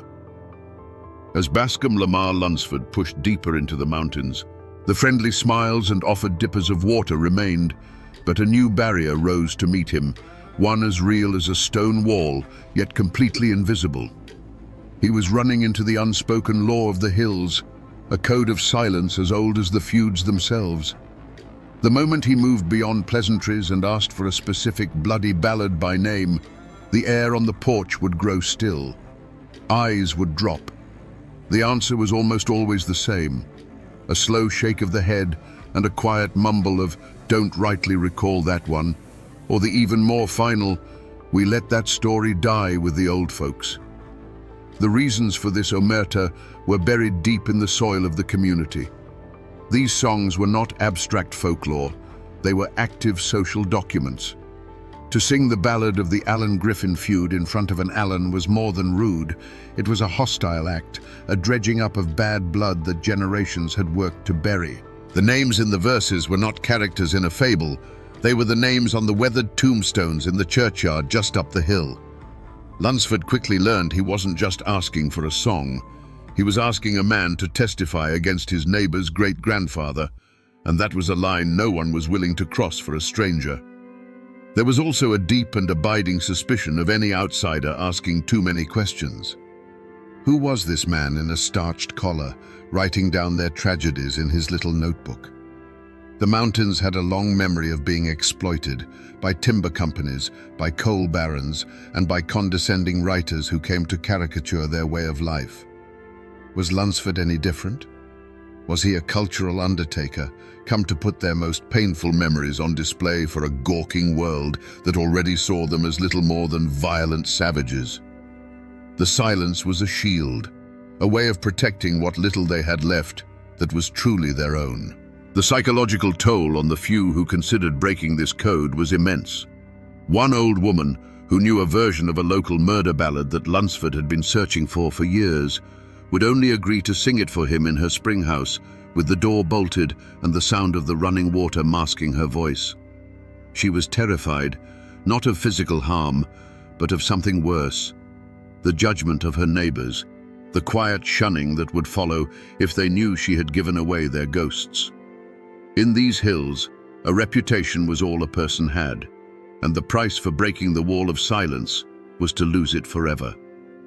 For months, perhaps years, Bascom Lamar Lunsford operated as a detective chasing a ghost. He was searching for a single, verifiable truth, a definitive version of each ballad that could be entered into the record as historical fact. But the mountains resisted. The contradictions piled up, the silence grew deeper, and the logical mind of the lawyer was nearing a point of despair. He had a collection of beautiful broken fragments, but the complete, unassailable story he sought remained as elusive as smoke. The trail, it seemed, had finally gone cold. The turning point came not with a dramatic deathbed confession, but in a moment of quiet frustration. He was sitting on a porch with an elderly woman, trying once again to coax from her the full version of a local feud ballad. She would sing the beginning, her voice strong and sure, but when it came to the verses describing the killing, she would stop, shake her head, and hum a different tune, a simple, mournful church hymn. Lunsford, seeing another day's work dissolving into another dead end, was about to pack his things.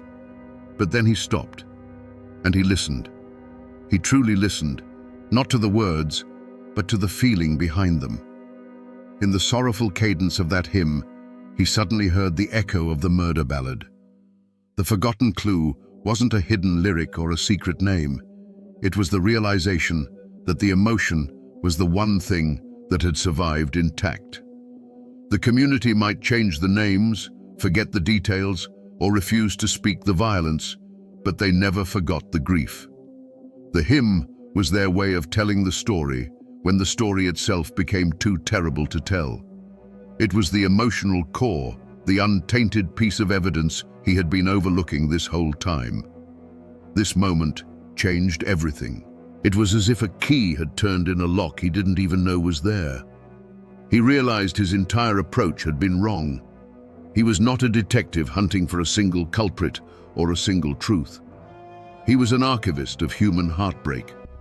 The contradictions and variations weren't flaws in the evidence. They were the evidence. They showed how a community grappled with, processed, and tried to heal from a trauma over generations. A renewed urgency surged through him.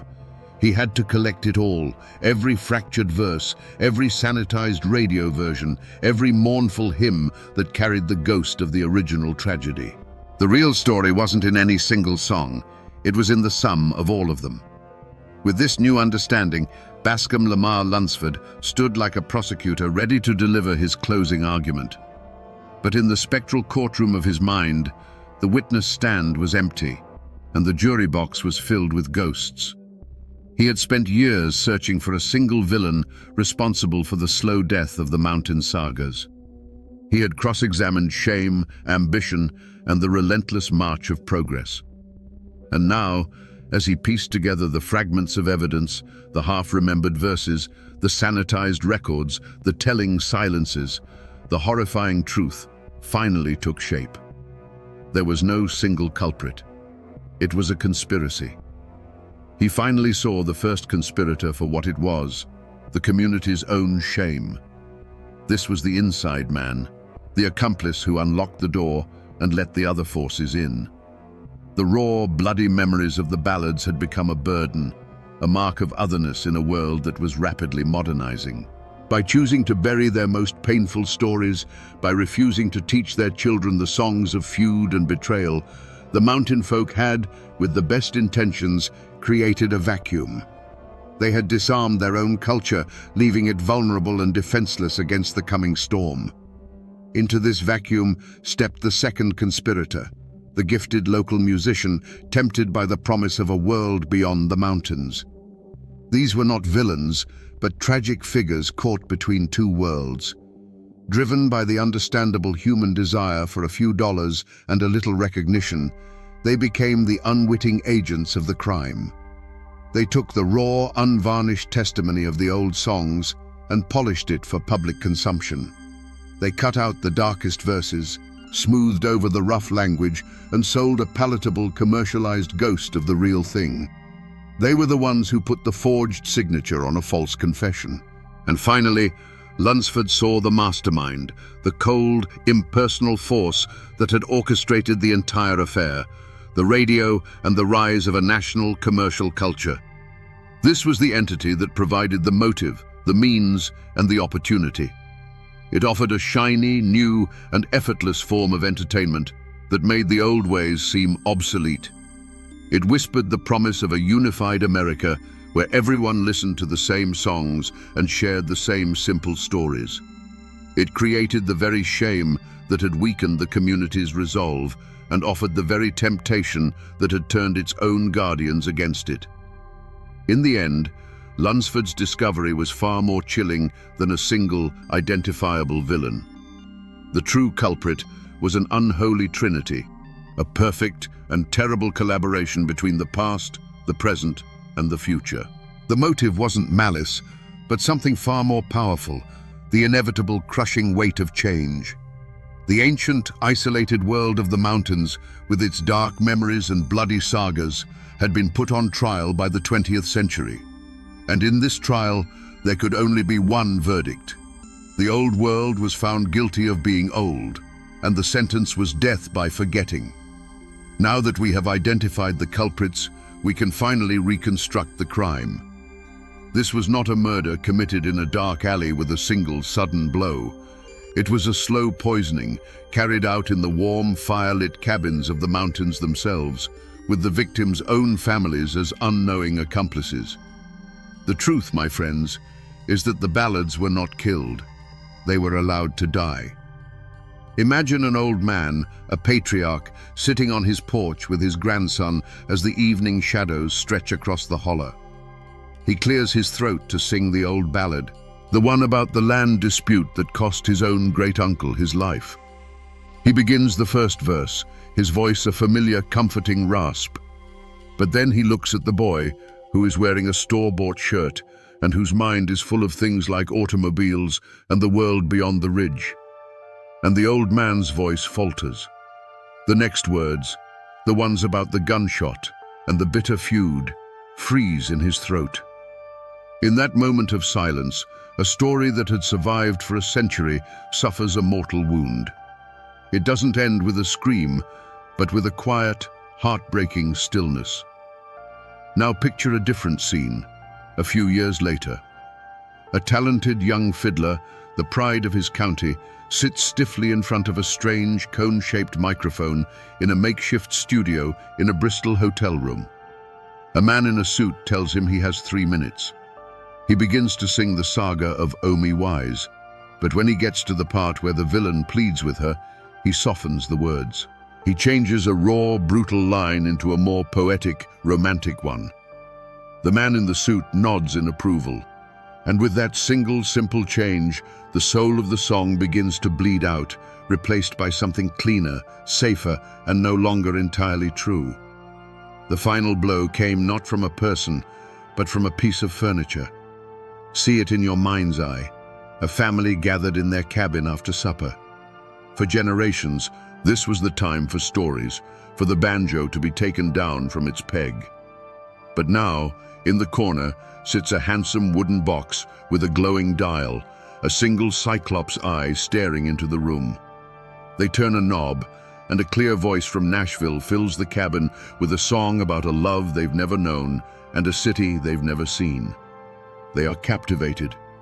And over in the shadows, the banjo hangs on the wall, untouched. Its strings are not broken, they are simply silent. This is how the great bloody sagas of the mountains met their end. There was no single gunshot, no grand battle. It was 1,000 tiny, quiet surrenders. A forgotten verse here, a changed lyric there, an evening spent listening to the radio instead of a grandfather's voice. The stories became ghosts in their own homes, fading slowly until only a faint, melodic echo remained. They weren't murdered in a fit of passion.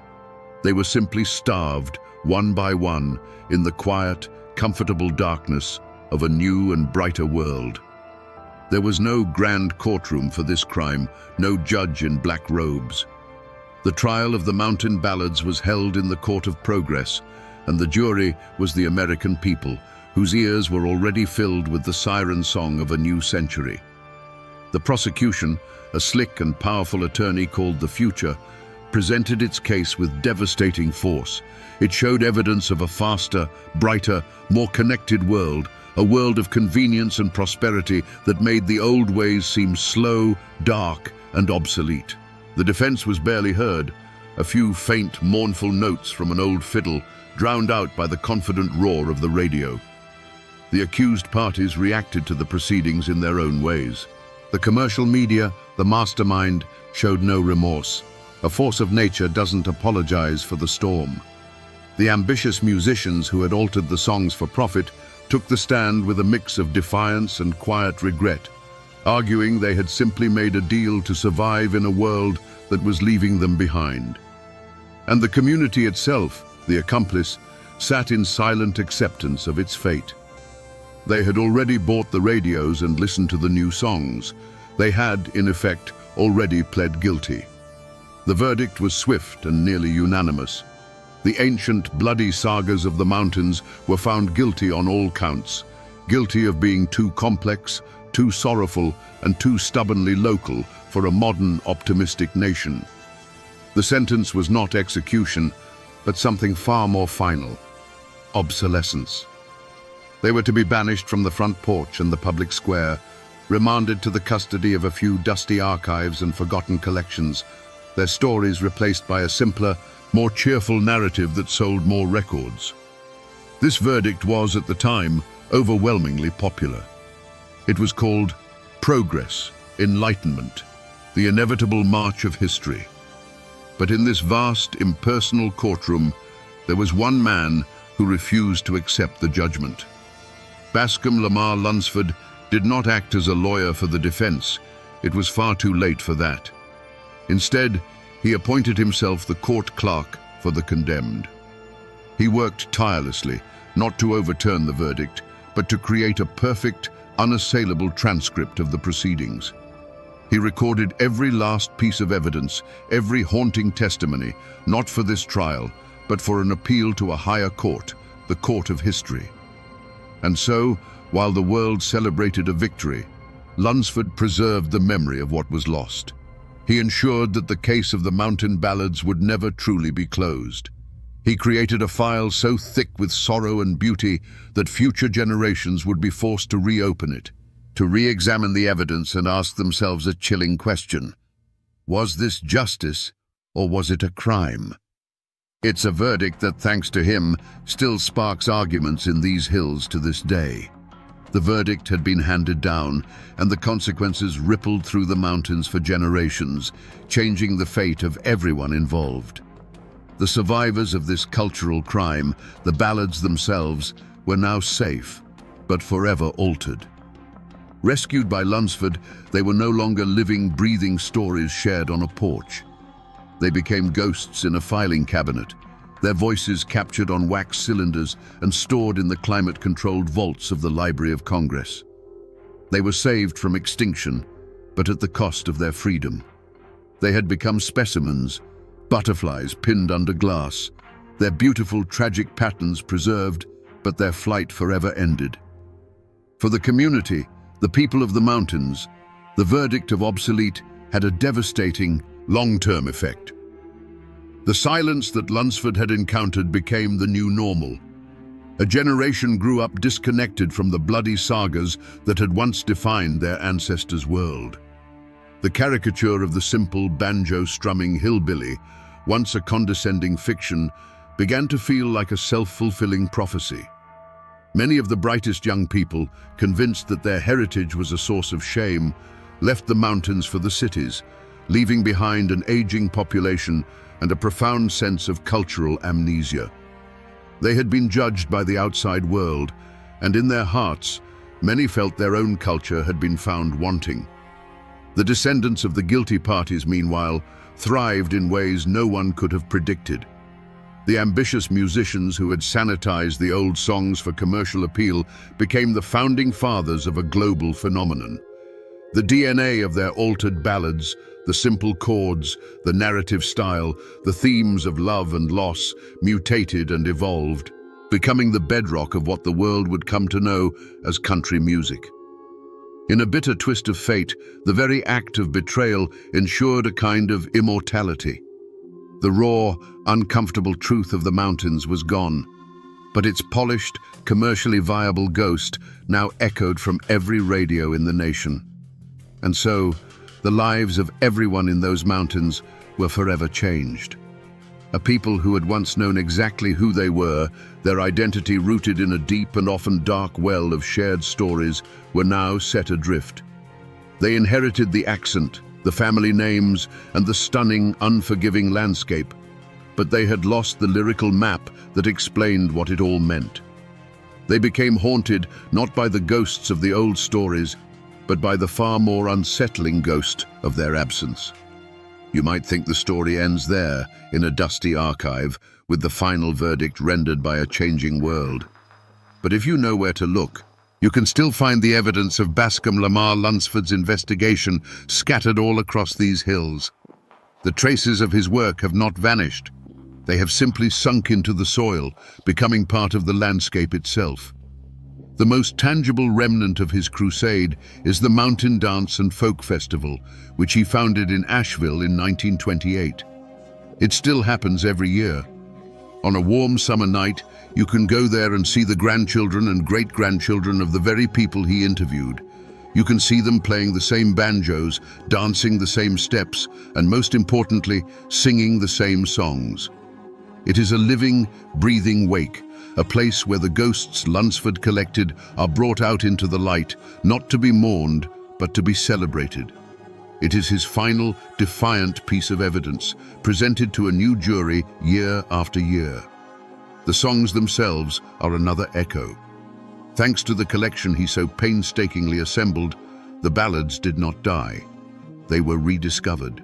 The raw, haunting melodies he saved from oblivion became a wellspring for the American folk revival of the 1950s and 60s. When a modern artist stands on a stage in New York or London and sings the chilling tale of Tom Dooley, they are, whether they know it or not, calling on one of Lunsford's ghosts. His work ensured that these hyper-local tragedies became part of a universal human story. And the story of Lunsford himself has become a piece of Appalachian folklore. The whispers about the minstrel lawyer still linger. He is remembered not just as a collector, but as a mythical figure, a man who walked between worlds and knew the mountain's darkest secrets. The legend of the man who knew where the bodies were buried has outlived almost everyone who told it, a testament to the power of a man who listened so intently that he became part of the story he was trying to save. But the most powerful echo is in the land itself. The rivers where lovers were betrayed still flow. The sharp ridges that once divided warring families still cut across the sky. These places hold the memory of what happened there, etched into the very rock and soil. Bascom Lamar Lunsford's greatest achievement was not that he saved the songs, but that he saved the connection between the songs and the land. And now, when you hear one of those old ballads, it feels as if the mountain itself is singing, telling you its own dark and beautiful secrets. So we return to the question we asked at the beginning, around our digital campfire. What if a region's darkest secrets were carried not in books, but on a melody? We now have our answer. The secrets were a community's soul, its open wounds, its moral code, and its cautionary tales. And the strange man in the suit who collected them was more than a folklorist.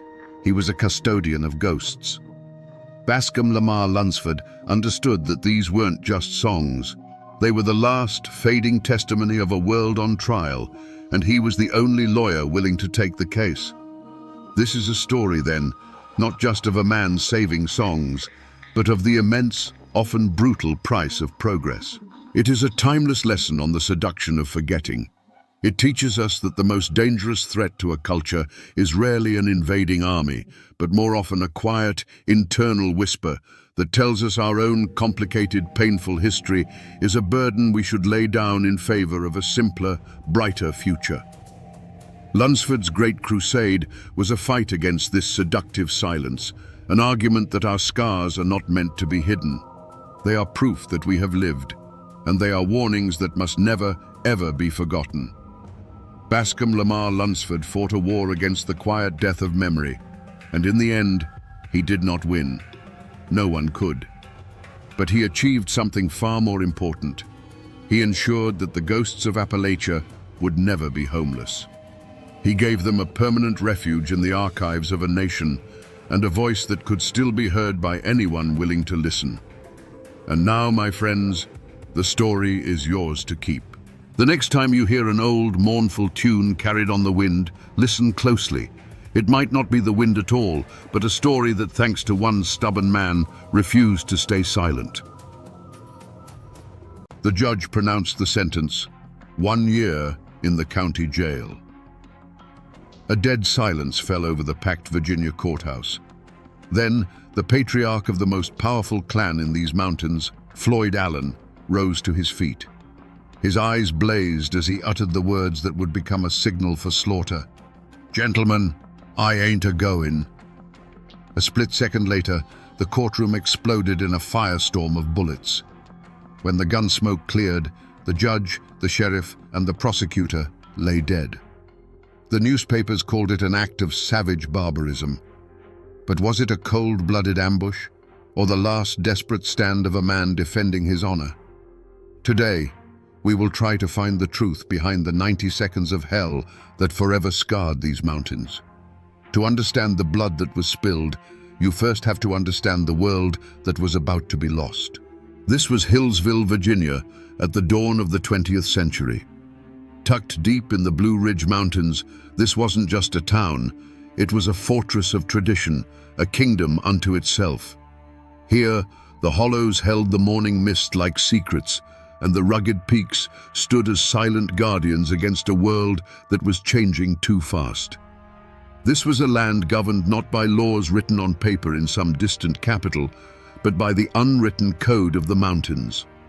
The people here were cut from a different cloth. They were the descendants of Scottish-Irish settlers, a folk as hard and unyielding as the rock beneath their feet.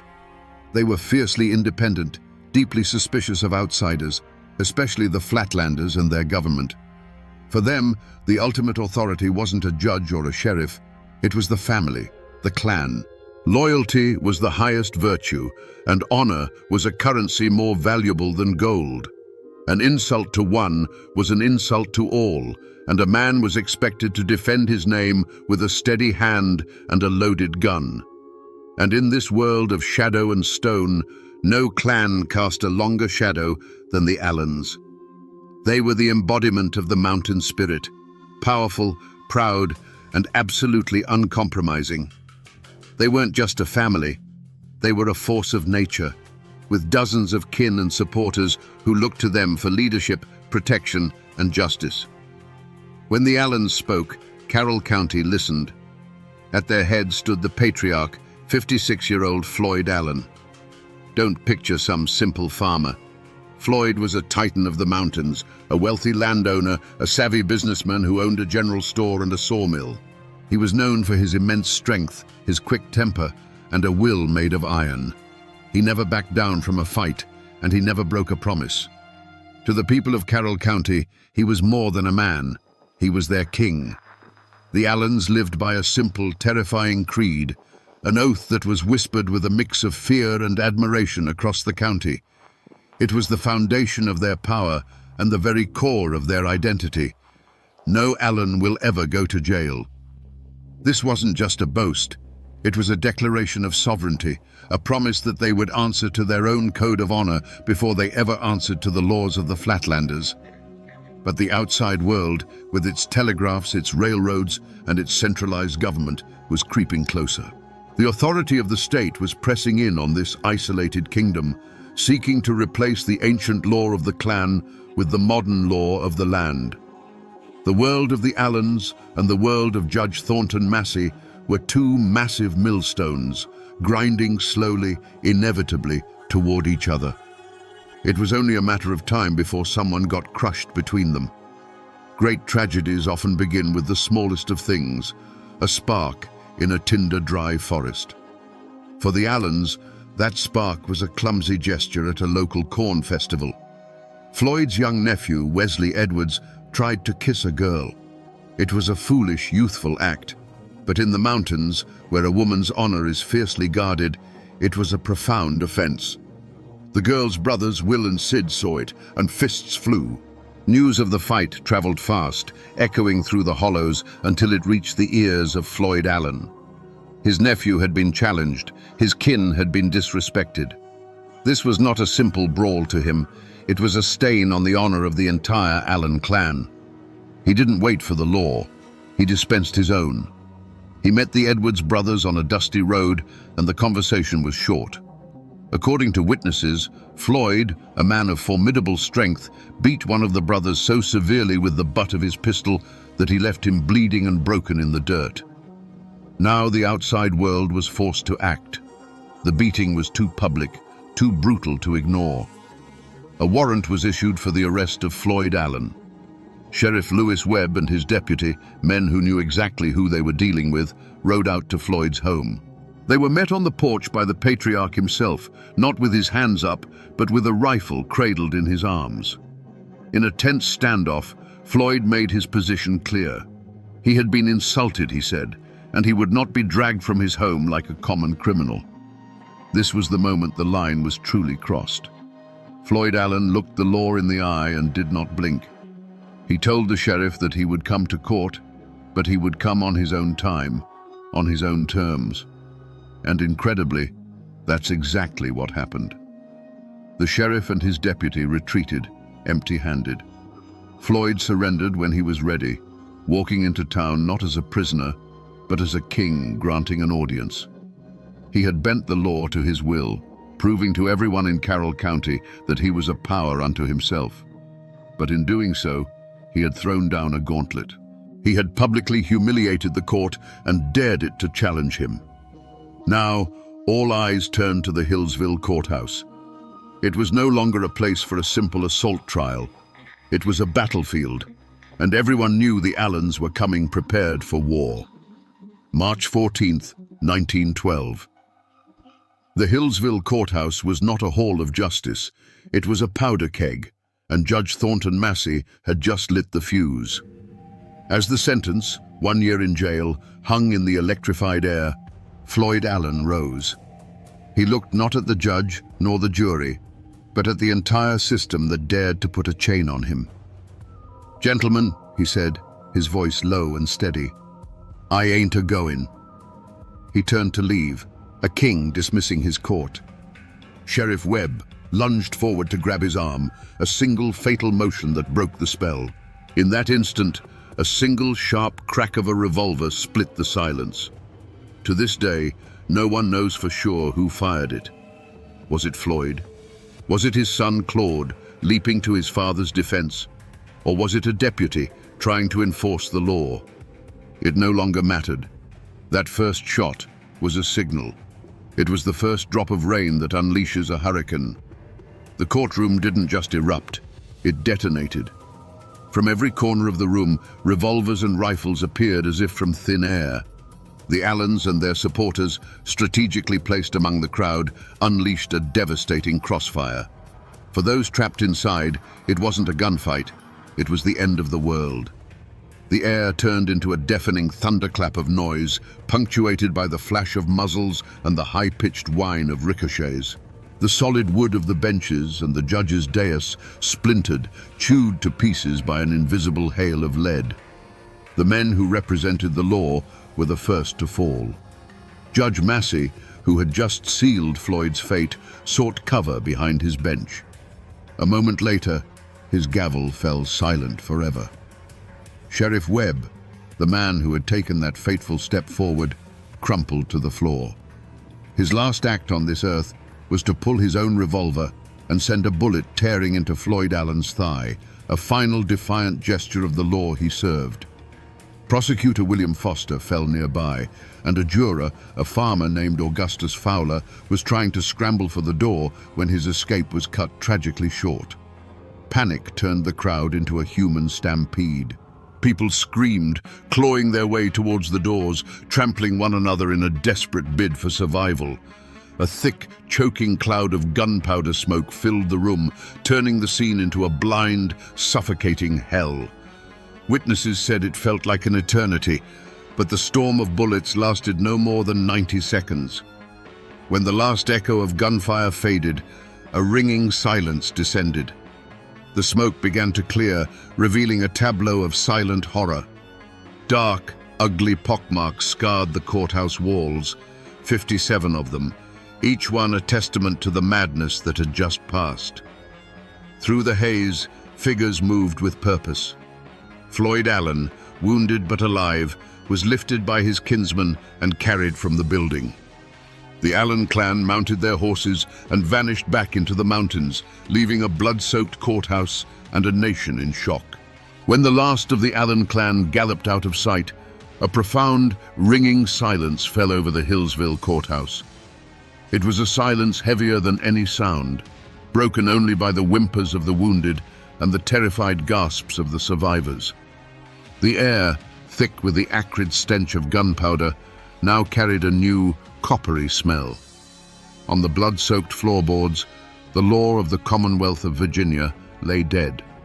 The judge, the sheriff, the prosecutor, the very symbols of the state's authority, had been executed in their own sanctuary. The news of the massacre didn't just spread, it shot out of Hillsville like a bullet, hitting the telegraph wires and exploding across the nation.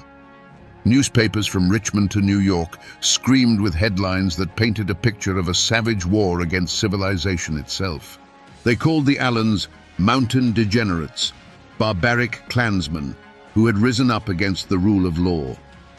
The story tapped into a deep-seated fear of Appalachia as a wild, untamed frontier. There was no room for nuance in these reports. There was only shock, horror, and a thunderous call for vengeance. The response from the state was swift and absolute. Governor William Hodges Mann declared that the assassins would be hunted down if it took all the resources of the Commonwealth. He mobilized the state militia, but he also called in a force more feared and perhaps more suited to the task, the Baldwin Felts Detective Agency. These were not ordinary lawmen. They were ruthless, efficient bounty hunters, veterans of the brutal coalfield wars, known for their willingness to meet violence with greater violence.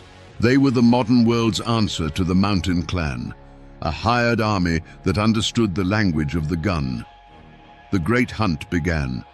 The mountains, which had always been the Allens' fortress, had now become their cage. The Baldwin Felts detectives, methodical and relentless, swarmed into Carroll County. They brought with them the tools of the modern age, photographs of the wanted men, a network of informants, and the promise of a hefty reward that could turn a neighbor into a betrayer. They combed every hollow, searched every cabin, and squeezed the community with a grip of fear. For the Allens, there was nowhere left to run. One by one, the fugitives were captured or surrendered. The net tightened until finally, acting on a tip, detectives found their ultimate prize. Hiding in a lumberjack's shack, wounded and exhausted, were Floyd Allen and his son, Claude. The king of Carroll County, the man who swore he would never see the inside of a jail, was now in shackles. The wolf hunt was over. The wolves were caged, and now they would face the victor's justice. The trial of the Allen clan was never going to be held in Hillsville. The influence of their name was too strong, the memory of the massacre too raw. To ensure a conviction, the state moved the proceedings to the city of Wytheville. But this change of venue did more than just move the trial. It ripped the Allens out of their world and placed them in the heart of their enemies. It wasn't a trial, it was a reckoning. The courthouse was surrounded by armed militia. Reporters from across the country filled the press benches, eager to send back sensational stories of the Appalachian savages. The court of law had become a theater of vengeance, and the public demanded a bloody final act. In the center of this storm sat Floyd and Claude Allen. They were not the wild-eyed murderers the newspapers described. Witnesses from the trial remembered them as composed, stoic, and utterly unbowed. They sat like fallen kings, their faces carved from mountain stone, showing no fear and no remorse. They listened to the testimony against them with a quiet dignity that was, in its own way, a final act of defiance. They had lived by the code of the mountains, and they would not grovel before the code of the Flatlanders, even with their lives hanging in the balance. The prosecution painted a picture of a cold, calculated conspiracy, an ambush designed to assassinate the law itself. Their lawyers argued that it was a spontaneous eruption of violence, a tragic misunderstanding that spiraled out of control. But in a courtroom filled with rage and grief, against the testimony of dozens of terrified survivors, their words were meaningless. The verdict was a foregone conclusion before the first witness was even called. The jury, drawn from a world that neither knew nor understood the Allens' way of life, deliberated for only a short time. The verdict came back: guilty. Guilty of murder in the first degree. The judge, his voice heavy with the weight of the state's authority, sentenced Floyd Allen and his son Claude to die. Not by the gun, the weapon of their world, but by the electric chair. A cold, scientific answer to the hot-blooded code of the mountains. The other clan members involved were handed sentences that would see them waste away for decades behind bars, their power broken, their families scattered. The sentence was met with applause in the courtroom and celebrated in newspaper headlines as a triumph for civilization. The law had been challenged, and the law had won. But back in the misty hollows of Carroll County, the whispers told a different story. To many, this wasn't justice. It was an execution carried out by a foreign power. The state had not just punished murderers, it had made an example of men who dared to live by their own rules. And so the question that hangs over this story remains, even a century later. Was it justice that was delivered in that Wytheville courtroom? Or was it simply the final brutal act of a war between two worlds, where the victor got to write the law and call it by whatever name they chose? The years have passed, and the gun smoke over Hillsville has long since cleared, but the echo of those shots has never truly faded. On March 28, 1913, Floyd Allen walked to the electric chair. As they strapped him in, he looked at the witnesses and spoke his own epitaph, words as hard and unyielding as the man himself. "Gentlemen, I'm dying like a man. I'll get there before you do." Minutes later, his son Claude sat in the same chair, meeting his end with the same mountain stoicism. The state had its final victory. But the Allen story didn't end there. Floyd's brother, Sidner, became a legend of survival. Riddled with 11 bullets during the shootout, he not only lived, but escaped, hiding in the mountains for months. When he was finally caught, he was sentenced to 35 years in prison, but he outlasted the outrage. He was eventually pardoned, a man who stared death in the face and walked away. The other clan members served their long sentences, returning to a world that had moved on, forever branded by those 90 seconds of violence. If you go to Hillsville today, you won't see the original courthouse. It was torn down decades ago, but for years its replacement stood on the same ground, and the old-timers would tell you that the spirit of that day lingered. They said that for a long time you could still trace the bullet holes in the old building's walls, silent mouths speaking of the chaos. The graves of Floyd and Claude Allen can still be found in a family cemetery.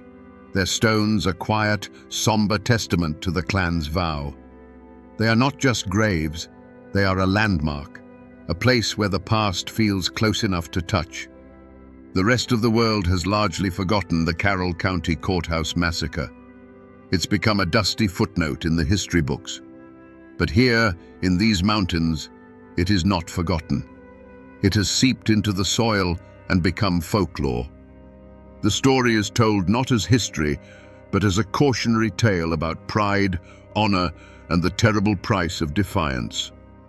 The Allen name still echoes through these hollows, a name that for some means murder and mayhem, but for others, still whispers of a fallen king who dared to stand against the world and kept his promise that he would never, ever go to jail. The mountains remember. So we come back to the question that hung in the gunsmoke of that Virginia courthouse. Were the Allens cold-blooded killers who planned a massacre from the start? Or were they defenders of an ancient code, pushed to a final desperate act? The truth, like most things in these mountains, is not so simple. They came to that courthouse armed because in their world, power was respected only when it was backed by the threat of force.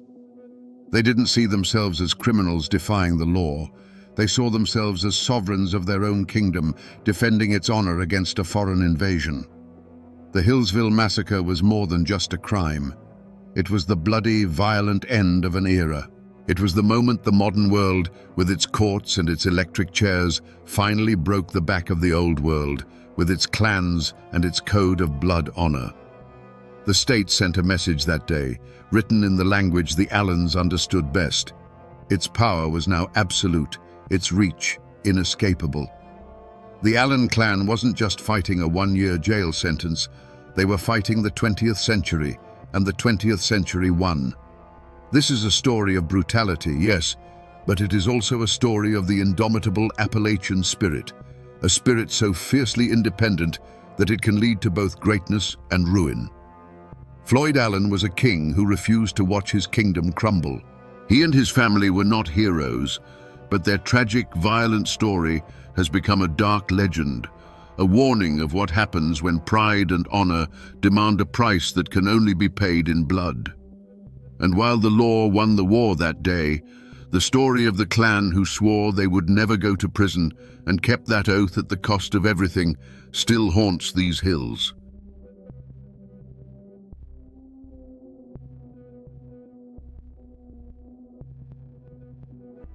On a frigid December night in 1831, deep in the Blue Ridge Mountains, a man named Charlie Silver vanished from his one-room cabin.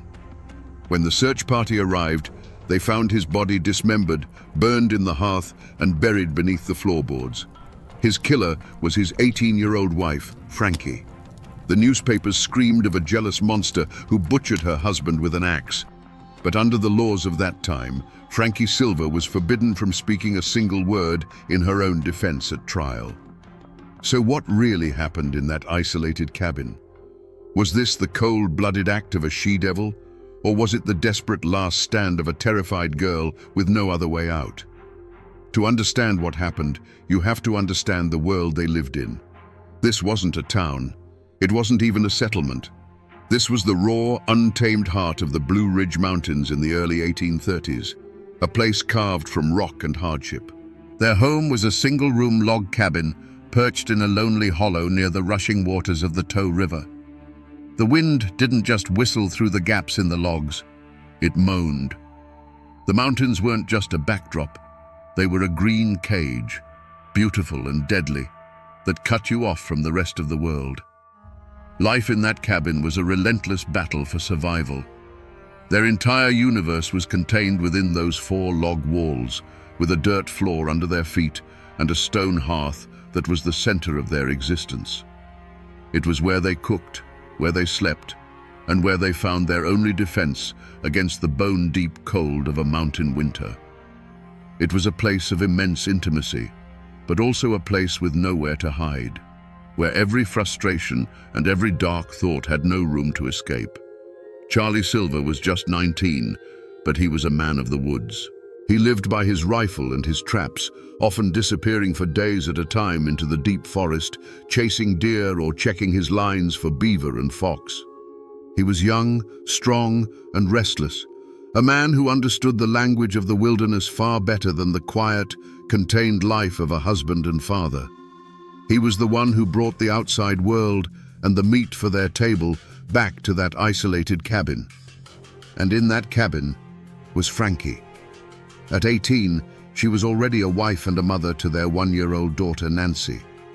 While Charlie roamed the mountains, her world shrank to the size of that single room. Her days were measured by the cry of her baby, the crackle of the fire, and the deafening silence of the hollows. That kind of isolation can do strange things to a person.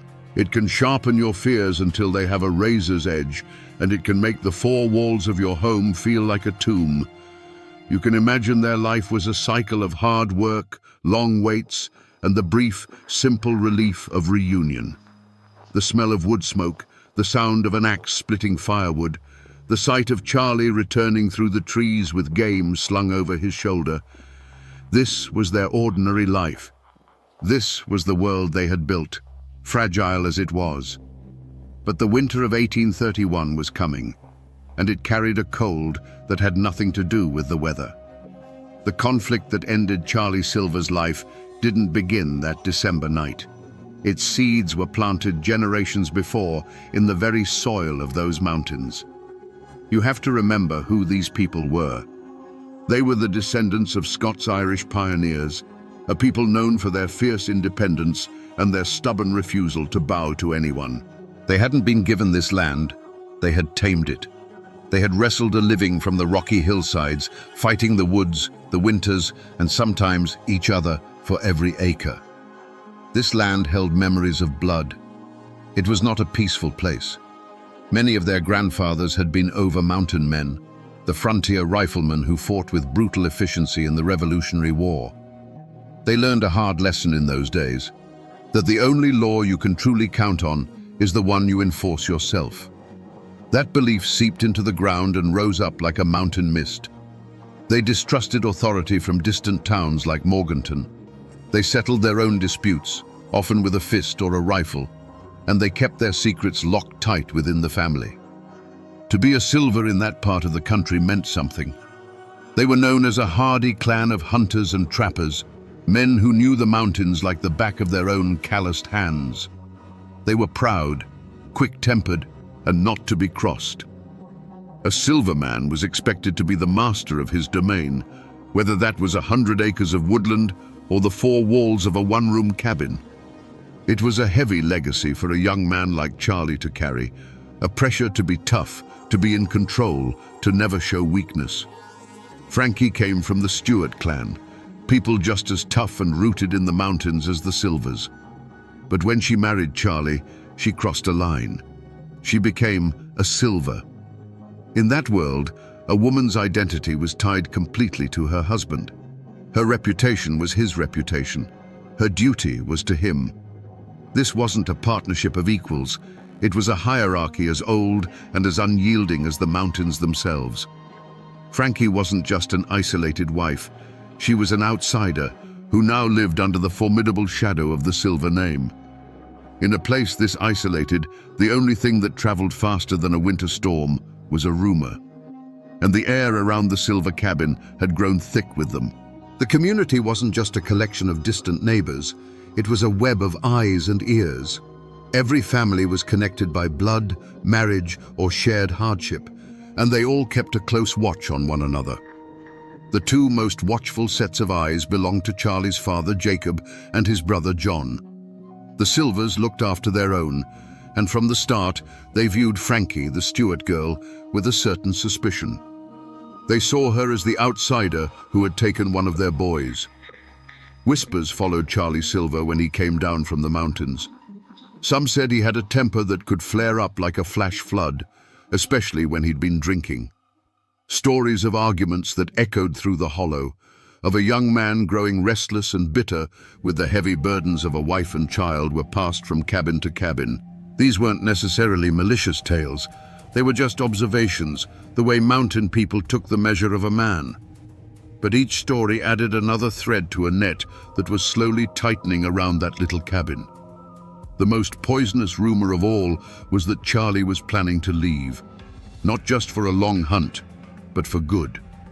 The story went that he'd been saving money and that he planned to take their daughter, Nancy, and head west, where a man could start over. Some versions of the rumor even gave his plan a name, another woman waiting for him somewhere down the trail. For a young wife like Frankie, alone and entirely dependent on her husband, this wasn't just gossip. It was a death sentence. You have to understand, these whispers weren't just idle talk. In a world built on honor and reputation, they were stones being thrown. Frankie would have felt their impact every day. A neighbor who wouldn't quite meet her eye. A sudden silence when she approached a group of women at the creek. The air in that community was charged with unspoken judgments and hidden tensions long before Charlie disappeared. The isolation of her cabin became a social quarantine, leaving her trapped with her fears and a husband who, the whispers said, was ready to abandon her. So when that fateful December arrived, the stage was already set. This wasn't a sudden storm breaking over a clear sky. This was the culmination of months of pressure building up behind a cracking dam. The Silver clan was watching, the neighbors were whispering, and inside that one-room cabin, a silent, bitter war was being waged. The mountains have a way of talking to those who know how to listen, and in the weeks leading up to that Christmas, they were screaming. The old folks would later say the winter of 1831 came on with an unnatural bitterness, a cold that felt personal, like a premonition. They said the screech owls cried from the ridges with a sound that wasn't just a call, but a shiver looking for a spine to run down. In the folklore of those hills, a screech owl calling near a home was a death warning, a sign that a soul was about to be claimed. And the owls, they say, were crying nightly over the Silver cabin. But the most dangerous omen wasn't in the sky. It was sitting across the hearth. Charlie Silver had become a stranger in his own home.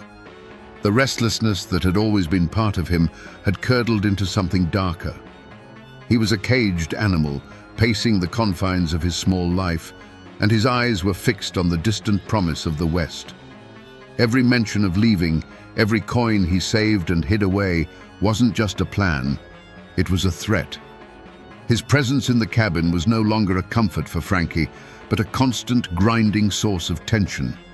He was the human catalyst, the walking, breathing prophecy of the disaster to come. And Frankie felt it. She felt it in the pit of her stomach, a cold knot that had nothing to do with the winter chill. She would stand in the doorway of the cabin with baby Nancy on her hip and look out at the woods. The familiar trees now seemed to cast long, grasping fingers of shadow. The wind whistling through the hollow sounded like it was whispering a warning she couldn't quite understand. It was a suffocating sense of dread, the feeling you get when you're standing on a precipice in the dark. She couldn't have known what was about to happen, but she knew with every fiber of her being that her world was about to be torn apart. The night of December 22nd, 1831, arrived cold and clear. Inside the Silver cabin, the fire in the hearth would have been battling the bitter chill, casting flickering shadows that danced on the rough-hewn log walls.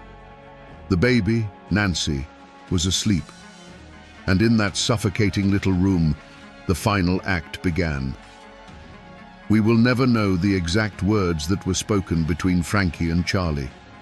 The fire was the only witness, and it keeps its secrets. But we know that a line was crossed, a point from which there could be no retreat. Perhaps it happened just as the prosecution later claimed. Charlie, His mind set on a new life in the West finally told her. Maybe he said it calmly, maybe he said it cruelly. He was leaving. He was taking the money they had scraped together. And most devastating of all, he was taking their daughter. For Frankie, this would have been a declaration of war, a sentence of slow starvation and disgrace in the wilderness. In that moment, he ceased to be her husband and became the man who was going to steal her child and destroy her world. Or maybe the mountain legend is true. Maybe Charlie came home that night not with a plan, but with a bottle's worth of rage inside him. Maybe an argument over nothing exploded into violence. The legend whispers that he threatened Frankie, that he even threatened to harm the baby. In this version, Frankie wasn't a woman scorned, she was a mother protecting her young. He wasn't a man with a dream of the West. He was a drunken monster who had brought the terror of the outside world into the one place she was supposed to be safe. Whichever story is true, the result was the same. A final, unbearable choice was forced upon Frankie Silver. And in that cabin, there was a tool. It was an axe. It was not a weapon of murder. It was an instrument of survival used every single day to split the firewood that kept them from freezing to death. It was a familiar weight in a woman's hands. As Charlie turned his back, or as he fell into a drunken, snoring sleep by the fire, Frankie's hand closed around that smooth, worn handle. The decision was made. The argument was over. The whispers and the fears of the past months all converged into one single, terrible point of focus. The firelight glinted on the polished steel of the axe head. The sound of her own heart was likely a deafening drum in her ears.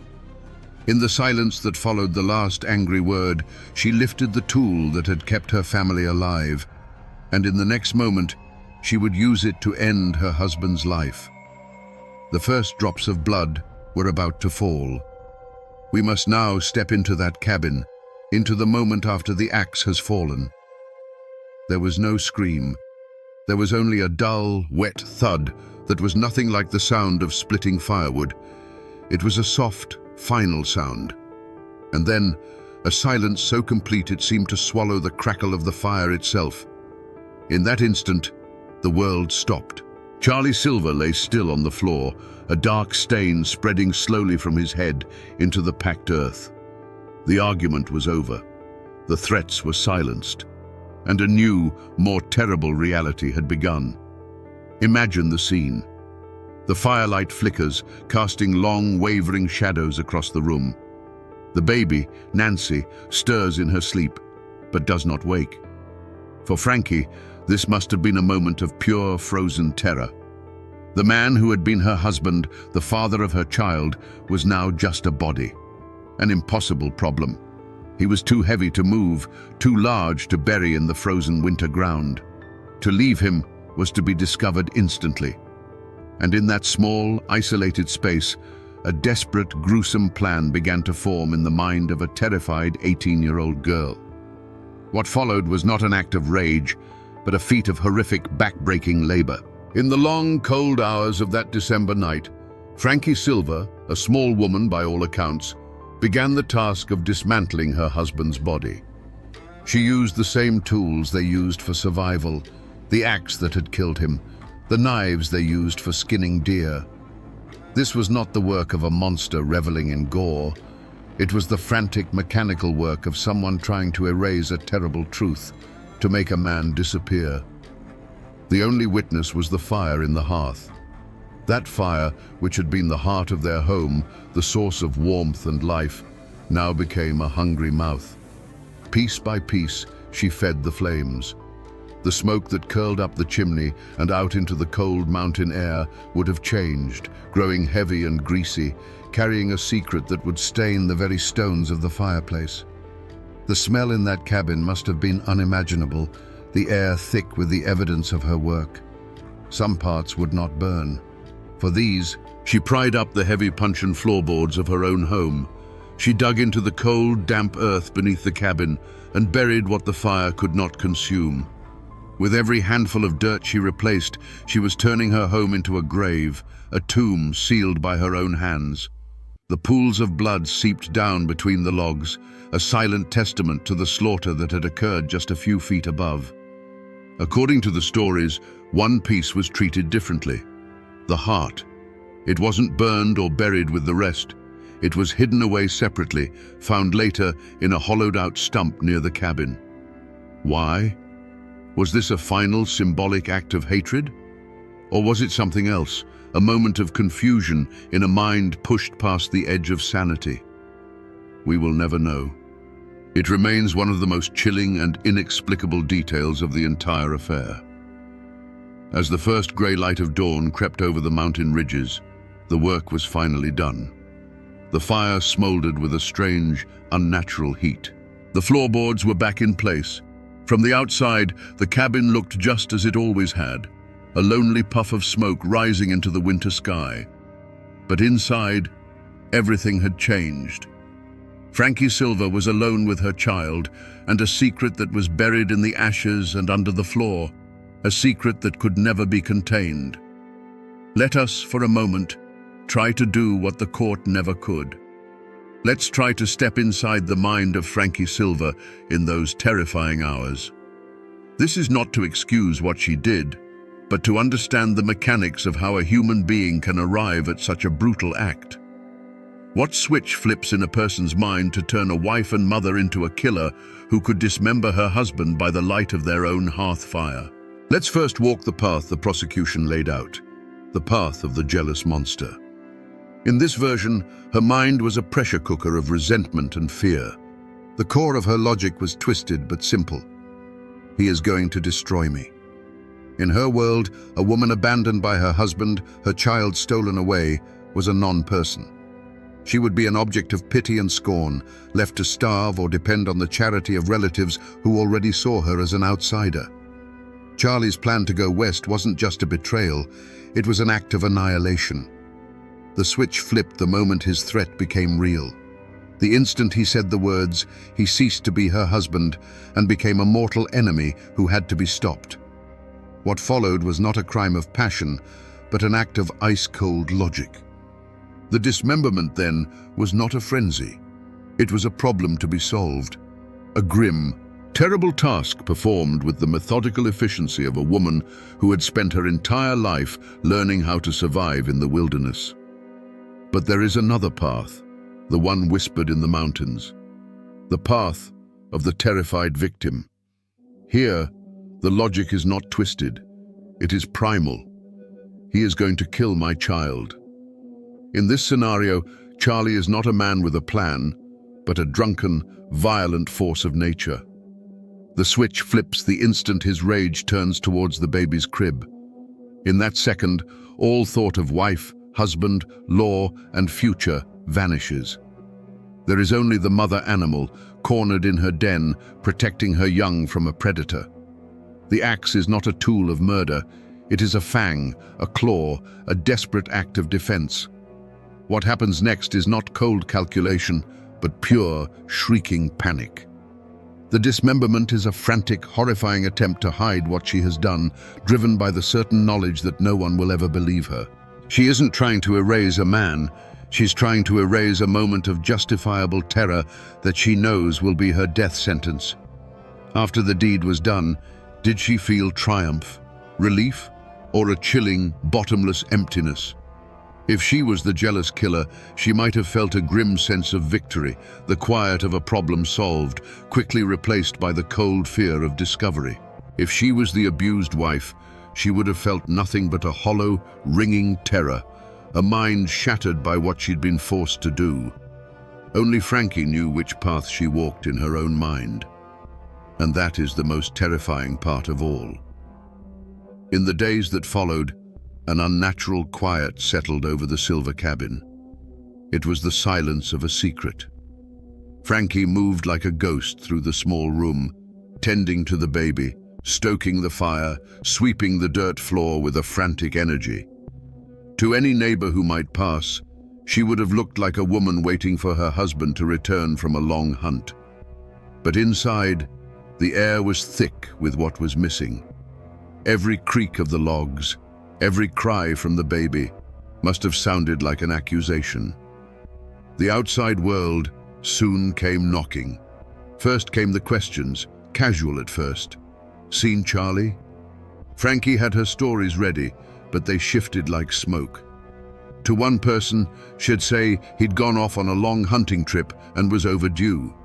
To another, she'd let slip a more bitter tale, that he'd taken the money they had saved, abandoned her and the child, and run off to the west.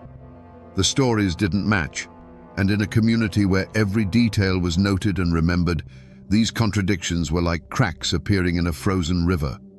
Her fight for survival had become a performance. She had to play the part of the wronged wife, worried but also resentful. She had to manage her grief, her fear, and her lie all at once, under the constant watchful gaze of the community. Little Nancy was her anchor, the living reason for what she had done. But the child was also a constant reminder of the man who was gone, making the charade that much harder to maintain. But Charlie's family, especially his father Jacob and his brother John, they weren't buying it. They knew Charlie. He was a skilled woodsman, yes, but he was also a silver. He wouldn't just vanish without a word, leaving his rifle and his dogs behind. Abandoning his family was one thing, but leaving his hunting tools was something else entirely. It was a detail that was fundamentally wrong, a note so out of tune it made their teeth ache. Their suspicion grew from a quiet unease into a certainty. Something terrible had happened to their boy. So they started the hunt. It wasn't a formal posse of lawmen, not at first. It was the clan, the family, taking matters into their own hands. They gathered their neighbors and began to search the woods, the creeks, the ravines around the cabin. Days turned into a week. They found no tracks, no sign of a hunting camp, no trace of a man lost in the wilderness. And with every failed search, all eyes turned back to the one place every trail led, the little log cabin where Frankie Silver waited with her shifting stories and a fire that never seemed to go out. The hunt for a missing man was about to become a search for a body. The moment the first piece of Charlie Silver's body was pulled from beneath the cabin floor, the whispers in the community turned into a roar. A line was drawn in the dirt, as clear and deep as the Tow River itself. You were either for the Silvers or you were for the Stewarts. There was no middle ground, no place for neutrality. The murder of one man had become a war between two clans, and every single person in that part of the mountains was forced to choose a side. The general store, the churchyard, the grist mill, these places became the tense gathering points for the factions. The Silver camp was loud, fueled by righteous fury and raw grief. Charlie was their son, their brother, their friend. They told the story of a cold-blooded she-devil who had lured their boy to his doom. Neighbors who had hunted with Charlie, men who owed Jacob Silver a favor, and those who simply believed in the old law of an eye for an eye, they all stood with the Silvers, their voices demanding justice, which to them meant a rope. On the other side, the Stewart clan circled the wagons. Frankie was their daughter, their blood. They may have been horrified, they may have been confused, but they would not abandon one of their own to the mercy of the Silvers. Their camp was quieter, more watchful. Their loyalty gave rise to a powerful conspiracy of silence. Many people knew Charlie had a temper. Many had heard the rumors of his planned abandonment, but who would dare speak of it now? To defend Frankie, even to suggest there might be another side to the story, was to paint a target on your own back. The Silvers were a powerful family, and their anger was a dangerous fire. Fear became a currency, and silence was the only way to stay safe. This division wasn't just abstract, it played out in small, defining actions.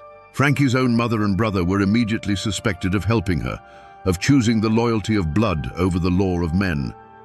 A neighbor who might have seen them near the cabin that night would have looked the other way, his silence a shield for himself and an alibi for them. In contrast, another neighbor, seeing the greasy smoke pouring from the chimney for days, finally worked up the courage to tell Jacob Silver his suspicions. That act wasn't just sharing information, it was a public declaration of allegiance, a brave or foolish step, depending on who you asked. The community had fractured, turning lifelong friends into wary strangers and neighbors into potential enemies.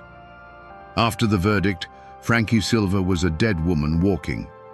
But her family, the Stewart clan, refused to accept it.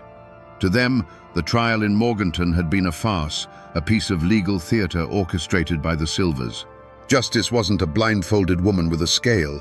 It was a rope with a noose, and it was meant for their daughter. So her father, Isaiah, and her uncle concocted a desperate plan born from love and defiance. One night, a set of boys' clothes was smuggled into Frankie's cell. She was a small woman, and with her hair cut short, she could pass. They broke her out of the Morganton jail, and she vanished into the night. The Blue Ridge Mountains that had cradled her in her youth now became her last, best hiding place. With her father as her guide, Frankie fled back into the familiar labyrinth of ridges and hollows. They moved like ghosts, following game trails and creek beds, sleeping in caves and thickets. For a short, breathless time, she was free.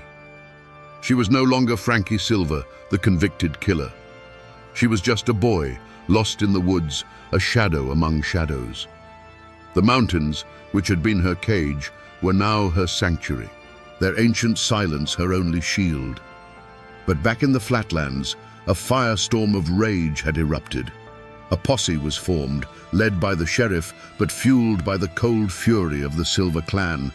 They would not be cheated of their justice. A reward was posted, a substantial sum of money that echoed through the hills and hollows. It was a poison seed planted in the heart of the community. Suddenly, every neighbor, every old family friend had a price tag on their loyalty. The hunt for Frankie Silver became a hunt for gold. The chase was a desperate game of cat and mouse played out across miles of unforgiving terrain. The posse had numbers and dogs, but Frankie and her father had knowledge. They knew the secret paths, the places a stranger would never find. For days, they eluded capture, living off the land, always moving. You can just imagine the terror of it, the constant listening for the baying of hounds on the wind, the fear of a snapped twig giving away their position, the exhaustion that ground them down day by day. Finally, starving and exhausted, they were forced to seek help. They made their way across the county line into Rutherford, to the home of a family they thought they could trust. They took in the weary old man and the quiet, haunted-looking boy with him. For a moment, there was warmth, a hot meal, a chance to rest. But Frankie could not disguise her eyes. They were the one part of her that told her true story. The family recognized her, and the lure of the reward money was too strong. A quiet message was sent. The moment of capture wasn't a fierce firefight in the woods. It was a quiet, sickening betrayal. The sheriff and his men simply walked into the cabin. There was no struggle. Frankie, exhausted and cornered, knew the game was over. She had been run to ground not by the lawman's skill, but by a neighbor's greed. The mountains had given her a brief, wild freedom, but in the end, it was the people who lived among them who sealed her fate. The trial of Frankie Silver in March of 1832 was not a search for truth. It was a public spectacle. You have to picture the Morganton courthouse. It wasn't a sterile, quiet chamber of law. It was a tinderbox packed with bodies, smelling of wet wool and simmering hatred. Armed guards stood at the doors, not just to keep the prisoner in, but to keep the community from tearing itself apart. On one side of the room sat the Silver clan, their faces carved from stone, their eyes burning with a demand for vengeance. On the other side, huddled together, were the Stewarts, silent and grim, watching their world crumble. And in the middle of it all sat Frankie Silver. She was a small, silent figure, almost a child, swallowed up by the heavy machinery of the law. The most brutal fact of her trial was not the evidence against her, but the gag that the law itself had placed over her mouth. Under the legal customs of that time, an accused person could not testify in their own defense. She was a ghost at her own trial, forced to listen as lawyers and witnesses constructed the story of her life and her crime, while she was forbidden to speak a single word. She could not confirm, she could not deny, she could not explain. The prosecution had an easy task. The lawyer laid out the evidence piece by horrifying piece. He presented the bone fragments from the hearth, the blood-soaked earth from beneath the floorboards, the testimony of the searchers. He painted a simple, damning picture of a jealous, monstrous woman who had butchered her husband in a fit of rage because he planned to leave her. It was a story that was clean, brutal, and easy for a jury to understand. What could her lawyers do? They were hamstrung, fighting a ghost story with a mountain of physical evidence. They could argue points of law, they could question the witnesses, but they could not put their client on the stand to tell her side of the story. They couldn't tell the jury about Charlie's temper or about a potential threat to the baby, because the only person who could testify to that was legally silenced. They were fighting a fire with their bare hands. The verdict, when it came, was no surprise. The jury barely had to deliberate. The word guilty echoed in the tense courtroom. A wave of grim satisfaction rolled through the silver side of the room. On the Stewart side, there was only the quiet devastation of the inevitable. The judge, his duty clear, sentenced Frances Silver to be hanged by the neck until she was dead. The law of men had spoken. The formal process of justice, as understood by the courts in Morganton, was complete. But looking at that small, muzzled woman being led away in chains, one has to ask the question that has haunted these mountains ever since. Was justice actually served? Or was it simply the final formal act of a tragedy whose ending had already been written in blood and ashes? The day Frankie Silver was hanged, a heavy silence fell over Morganton. The spectacle was over. But for the families involved, the story was just entering its next long chapter. For the Silvers, the verdict was not a victory, and the execution was not a release. They had their justice, their eye for an eye, but it didn't bring Charlie back.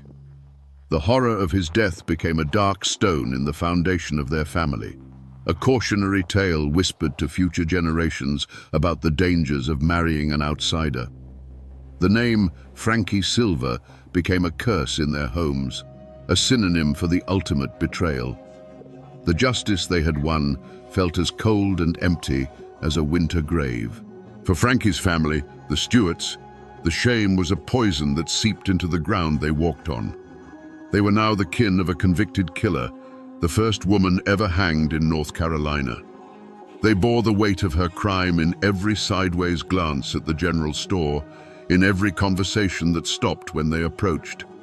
Her father, Isaiah, who had risked everything to break her out of jail, was a broken man. He lived out his days under a cloud of grief and suspicion. The family that had been proud and independent was now marked, forced to live with the consequences of an act they did not commit, but could never escape. And what of the child at the heart of it all? Little Nancy Silver was now an orphan, her legacy a horror story. Her mother had murdered her father. She was raised by relatives, growing up in the shadow of a tragedy she was too young to remember, but could never outrun. She was the living, breathing embodiment of that terrible night, a constant reminder of the blood that connected the two feuding families. Her life would be forever defined by the actions of her parents, a quiet testament to the innocent lives that are shattered in the wake of such violence. In the wider community, a collective amnesia began to set in. The story was too ugly, the divisions it created too deep. To heal, the community had to forget. People stopped talking about Frankie Silver. Her name was scrubbed from polite conversation.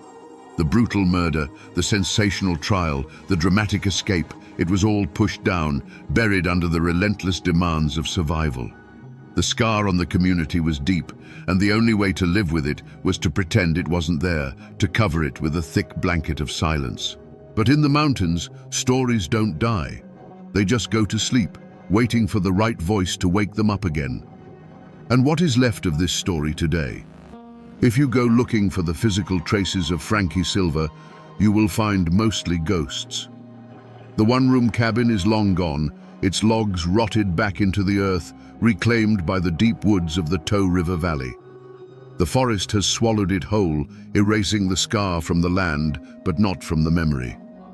The exact spot where the gallows stood in Morganton is a matter of debate, likely a paved street corner or a parking lot now, a place people pass every day without knowing they are walking over ground that was once consecrated by a terrible and public death. You will not find a tombstone for Frankie Silver. After the hanging, her body was likely given to her father, who buried her in an unmarked grave, perhaps in the family plot, perhaps at a lonely crossroads, as was the custom for those who died in disgrace. The exact location is a secret that died with him. In a way, this lack of a final resting place is her most fitting memorial. It has allowed her to become more than a historical figure. She is a legend, a ghost without a home, a whisper that still haunts the hollows. But the most powerful echo isn't in a place, it's in the people. The Silvers and the Stewarts still live in those mountains.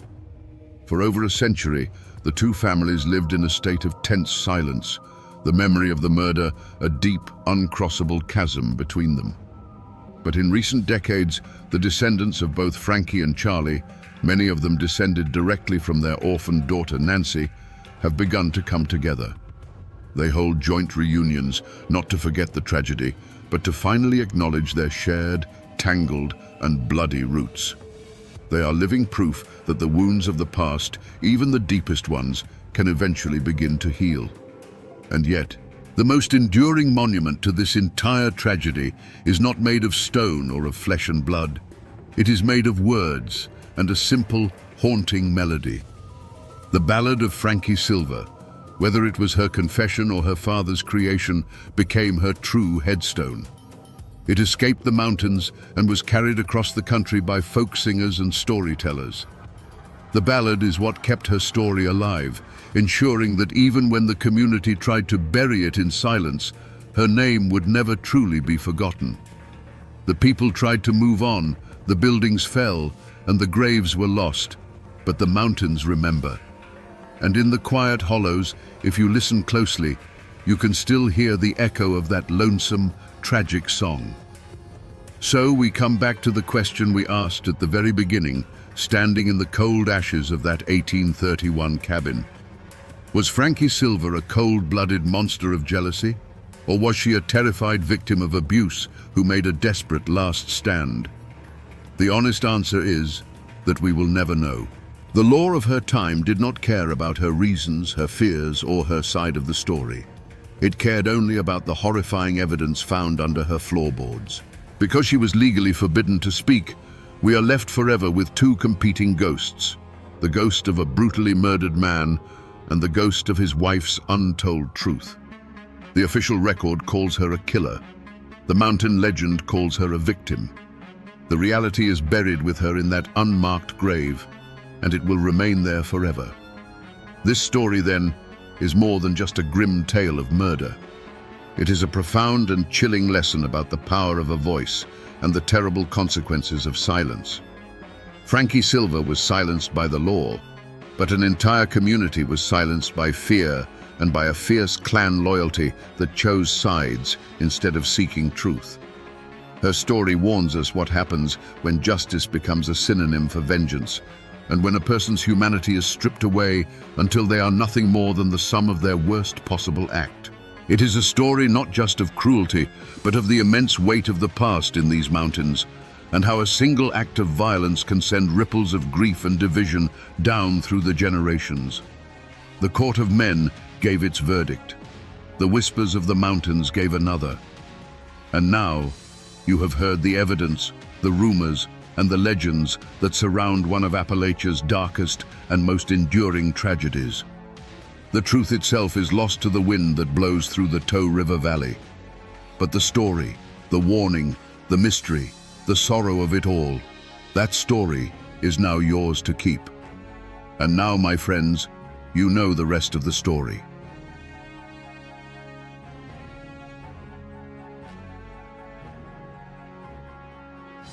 In the mountains of Harlan County, Kentucky, there came a time when the law was not your friend.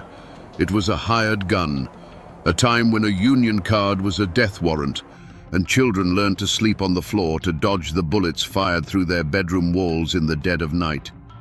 The outside world called it a labor dispute, but for the people living it, it was a war. A war so brutal that its anthem was not just a song, but a desperate question. Which side are you on? Today, we descend into the darkness of bloody Harlan to tell the story of the decade-long battle that forced every man, woman, and child to choose. To understand the war, you first have to understand the world that was lost, and the men who were pushed until they had nothing left to lose. Before the bullets flew, there was the quiet desperation of the company town. Imagine a world sealed off by ancient mountains, a place where the coal company wasn't just your employer, it was your landlord, your grocer, your government, and your God. You lived in a company house, a flimsy shack perched on a hillside, often without running water, that could be taken from you at a moment's notice. Your children were born with company doctors, and you bought their food at the company store. But you didn't use real money. You used scrip, a private currency that was worthless anywhere else, and the prices were always inflated. This was a system designed for debt, a set of invisible chains that tethered you and your family to the mine. Every day you went deeper into the hole, both literally and financially. Your life, from cradle to grave, was mortgaged to King Coal, and the work itself was a daily descent into hell. Deep beneath the beautiful green hills, men crawled on their bellies in the dark, breathing in the fine black dust that would one day choke the life from their lungs. They gambled every shift against the black damp, a pocket of unbreathable gas that could suffocate you in an instant, or the ever-present threat of a roof collapse that could bury you alive. For clawing the wealth of the nation from the earth's guts, they were paid pennies. These weren't just workers. They were fathers, husbands, and sons. They were proud mountain folk whose families had lived on this land for generations.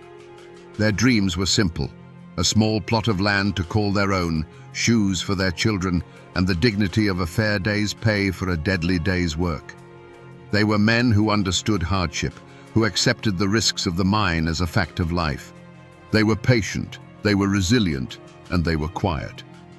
But then the Great Depression hit, and the coal operators in Harlan, in a final act of desperation and greed, slashed the miners' wages to a level that was no longer survivable.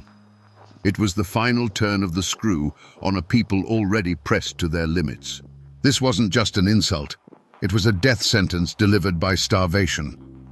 And in that moment, the quiet patience that had defined these men for generations began to curdle into a cold, hard rage. The mountains themselves seemed to hold their breath, waiting for the spark that would ignite the powder keg. By the spring of 1931, the whispers had turned into a low growl that echoed through the hollows. The United Mine Workers had arrived, and with them, a flicker of hope that terrified the coal operators. For every man who signed a union card, a family was thrown out of their home. For every secret meeting, a union man was beaten on a dark road. The law, in the form of Sheriff J.H. Blair and his army of deputized thugs, was no longer a shield for the people. It was a hammer for the companies. The crime scene wasn't a single place. The entire county was becoming one, primed for an explosion. That explosion came on May the 5th in a narrow pass near the town of Evarts. The scene itself was deceptively peaceful. A dusty road winding between two steep, wooded hillsides, a natural choke point. On any other day, it was a place of quiet Appalachian beauty. But on this day, the trees weren't just trees, they were hiding places. The silence wasn't peace, it was the tense, held breath before a storm. On those hillsides, miners lay waiting, their squirrel rifles and old shotguns clutched in their hands. They were men who had been hunted, and now they had become the hunters. When the shooting finally stopped, a new kind of silence fell over the pass, a heavy, ringing silence punctuated by the groans of the wounded. The scene left for the authorities was one of utter chaos.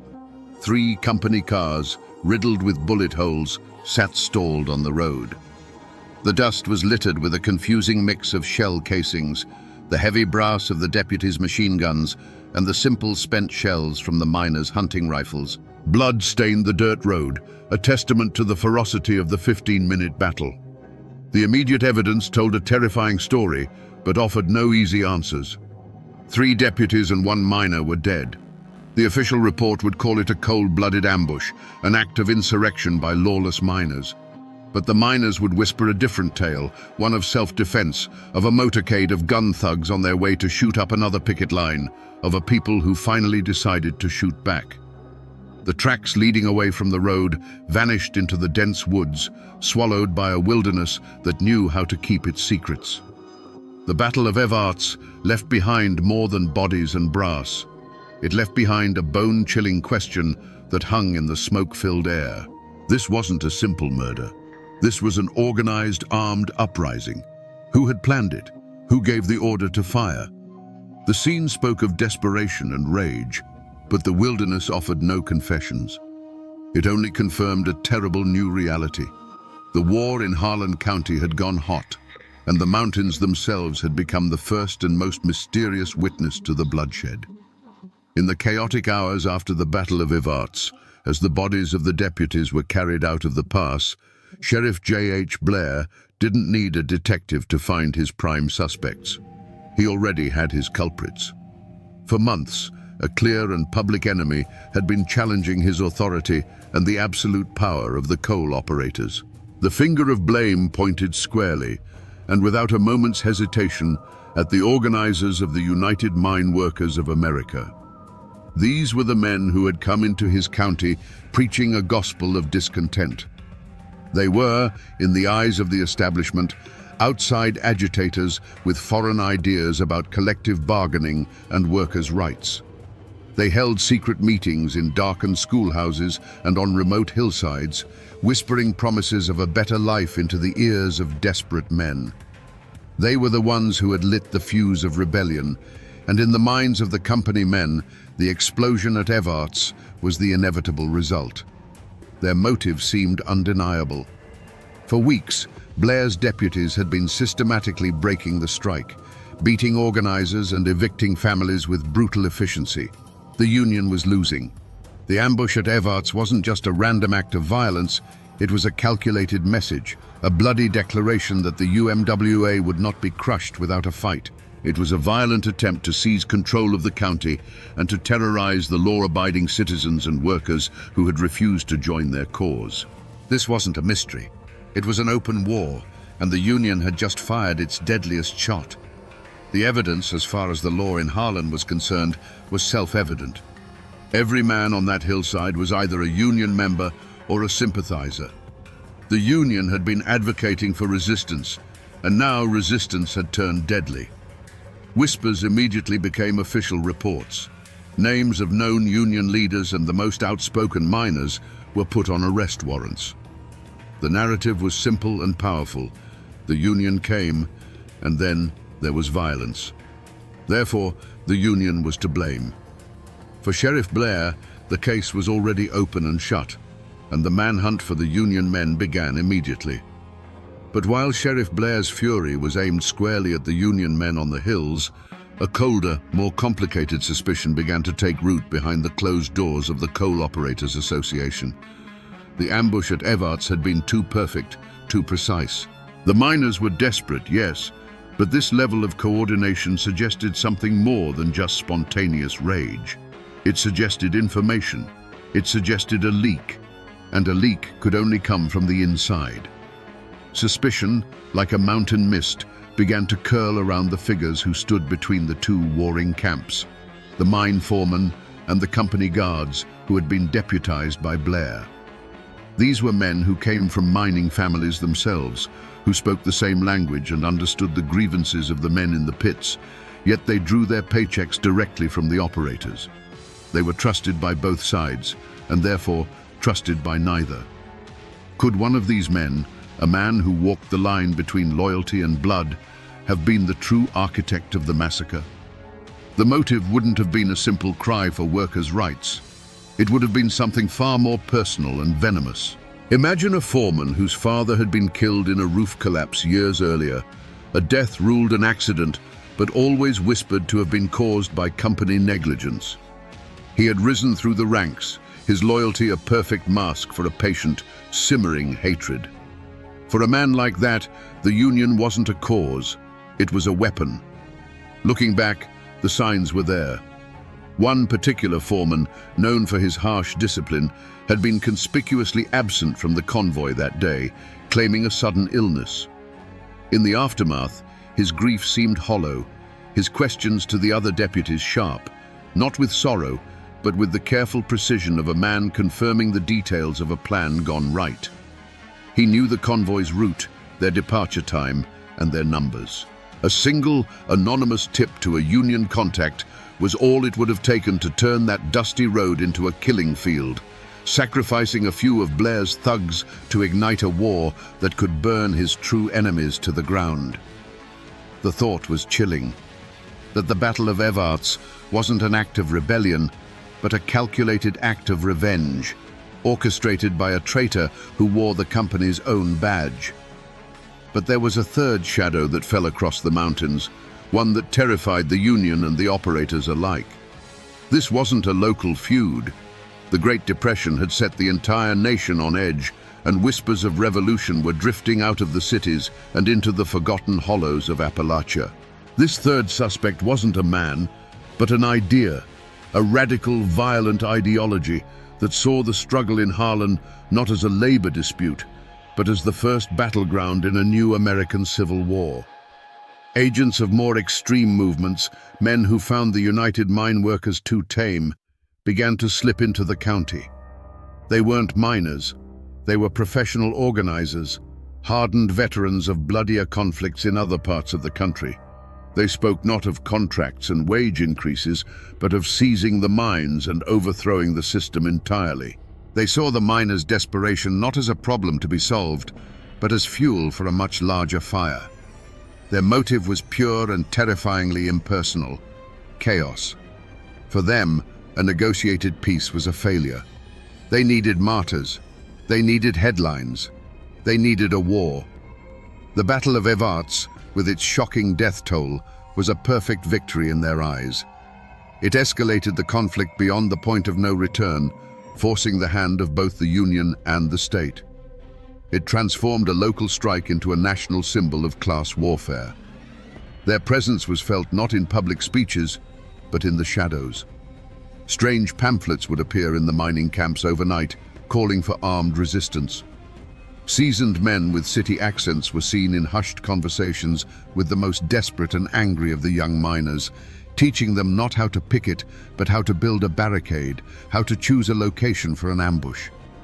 They were ghosts in the machine, whispering poison into the ears of men who were already half-mad with hunger and injustice. For these outsiders, the dead at Evarts were not a tragedy. They were a necessary sacrifice to ignite the revolution they craved. In the wake of the Battle of Evarts, Sheriff Blair's investigation was not a search for truth. It was a hunt for vengeance.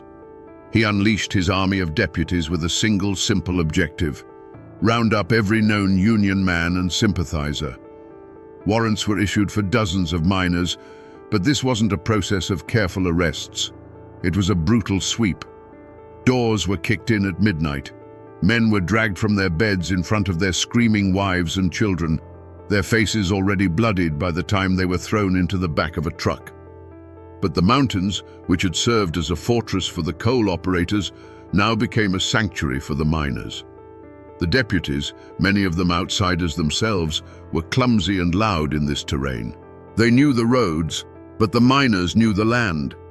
Men vanished into the deep woods and winding hollows, swallowed whole by a wilderness that was loyal to its own. Posses would track a man for days, following a clear trail to the mouth of an abandoned mine or a remote cabin, only to find the trail had gone cold, as if the man they were chasing had simply turned to mist and drifted away on the wind. The few men they did manage to capture offered no clear answers. Under the brutal persuasion of a deputy's blackjack, stories changed and collapsed. Some men, desperate to stop the beating, would name anyone, spinning wild tales of a grand Union conspiracy led by organizers who were already long gone, having fled the state. Others, defiant to the end, would say nothing at all. The evidence Blair presented to the prosecutors was a tangled mess of coerced confessions and contradictory testimonies. The promise of a swift, clean conviction for the murder of his deputies evaporated into a fog of confusion and lies. The investigation was hitting a wall, and Blair's frustration festered into a more indiscriminate cruelty. Unable to catch the supposed ringleaders, his deputies turned their rage on the community at large. They would stop cars on lonely roads, not to ask questions, but to deliver beatings. They prowled the edges of the mining camps, their presence a constant suffocating threat. The initial assumption that a few union leaders were responsible was proving impossible to prove. The hunt for a specific culprit devolved into a general war on the mining population, and with every failed raid and fruitless interrogation, the fear in Harlan County grew deeper, and the truth buried itself a little further in the dark, silent earth. As Sheriff Blair's hunt intensified, his deputies slammed into a wall. It wasn't made of stone or wood, but of something far stronger, the absolute, unyielding silence of the mountain people. The louder the deputies shouted, the deeper the silence became. Questions were met with blank stares. Threats were answered with a shrug. Men who had worked side by side their whole lives, who knew every secret in the holler, suddenly saw nothing, heard nothing, and knew nothing. An invisible pact of silence, an omerta of the coalfields, had descended upon Harlan County. This silence was not born of ignorance, but of a cold, calculated understanding of survival. To speak to Sheriff Blair's men was not to help the cause of justice. It was to paint a target on your own front door. Everyone knew the price of talking. It meant a visit in the dead of night, the sound of heavy boots on your porch, a beating that left you unable to work for a week. It meant your wife and children being terrorized by gun thugs who would shine their headlights into your windows just to let you know they were watching. But the silence was also a matter of profound loyalty. In these isolated communities, blood and neighborly bonds were the only true law. The men on that hillside at Evarts were not abstract criminals. They were your cousin, your brother-in-law, the man who helped you rebuild your fence last spring. To turn against them was to turn against your own kin, to betray the only social fabric you had. The law of J.H. Blair was temporary and corrupt, but the judgment of your neighbors was forever. You would starve before you became a snitch. The psychological toll was immense, especially for those who might have been tempted to speak. Old man Hemphill, who lived on the road to Evarts, made the mistake of telling the postman he'd seen a car he didn't recognize parked near the pass the day before the shooting. It was an innocent remark, nothing more. A week later, he woke to find his family's milk cow, their only source of extra income, lying dead in his field with its throat cut. No one had to say a word. The message was understood by everyone in a 50-mile radius. After that, no one dared to even whisper about what they might have seen. The mountains had closed ranks, and the truth of what happened at Evarts was locked behind a wall of fear that no amount of force could ever break down. For years, the war in Harlan was a grinding stalemate of terror and endurance. The seasons changed, but the fear did not. The truth of the Battle of Evarts and the countless ambushes that followed seemed destined to be buried forever, lost to the wall of silence and the corruption of the law. The turning point, when it finally came, wasn't a dusty clue found in an old cabin or a deathbed confession whispered in the dark. It came from the outside world, in the form of men who carried briefcases instead of shotguns. In the mid-1930s, a United States Senate subcommittee, known as the La Follette Committee, began investigating violations of workers' rights across the country. And their gaze finally fell upon the dark and bloody ground of Harlan County. These men from Washington were a new kind of power, one that Sheriff Blair couldn't intimidate and the operators couldn't buy. They came armed not with guns, but with subpoenas, and they began to do something no one in Harlan had dared to do for years. They began to listen. The forgotten clue wasn't a single object, it was the collective memory of the people. One by one, miners, their wives and their children came forward to testify. Each story, on its own, had been just a whisper of pain. But now, under the protection of federal marshals, the whispers became a roar. They spoke of beatings on dark roads, of cars dynamited, of the murder of Bennett Music, a 15-year-old boy. The committee chambers, hundreds of miles away, filled with the ghosts of Harlan's decade of suffering. But the clue that finally broke the back of the beast wasn't a memory. It was a number on a ledger. The committee's investigators got their hands on the financial records of the Harlan County Coal Operators Association. And there it was, in cold, hard print, a secret slush fund. They found cancelled checks and accounting entries that proved beyond any doubt that the operators were directly paying the salaries of hundreds of Sheriff Blair's deputies. The gun thugs terrorizing the county weren't public servants. They were a private army, funded by corporate interests. Suddenly, the whole dark picture snapped into focus. This wasn't just a case of a brutal sheriff abusing his power. It was a conspiracy. The law in Harlan County hadn't just been broken, it had been bought and paid for. This financial record was the key, the undeniable proof that turned whispers into evidence and paved the way for the unmasking of the entire rotten system. The La Follette Committee's investigation acted like a slow, inexorable sunrise over the dark mountains of Harlan. For years, the world had seen only the shadows, the gun thugs, the ambushes, the terror. Now, as the light of federal scrutiny grew brighter, the long, distorted shadows were traced back to the men who cast them. The ledger, that simple book of numbers, was the key that unlocked the entire conspiracy. The moment of revelation was at hand, and it was more chilling than any single act of violence. The true perpetrator of the Harlan County War was not a single man hiding in the hills with a rifle. It wasn't a radical agitator with a bomb. The true mastermind was a collective, an entity with a clean collar and a respectable name. The Harlan County Coal Operators Association. The ledger exposed them with brutal, undeniable clarity. There, in neat columns, were the payments, thousands of dollars flowing directly from the association's accounts into a special fund controlled by Sheriff J.H. Blair. The law in Harlan County wasn't an institution. It was a line item on a corporate expense report. And their motive? It wasn't personal hatred or political ideology or even a twisted sense of justice. It was something far colder, far more mundane, and infinitely more terrifying. Profit. The motive was greed, distilled to its purest and most violent form. A union contract meant paying livable wages, investing in mine safety, and giving up the feudal control they held over their workforce. It was cheaper to hire killers. The beatings, the evictions, the dynamite, the midnight raids, it was all just the cost of doing business.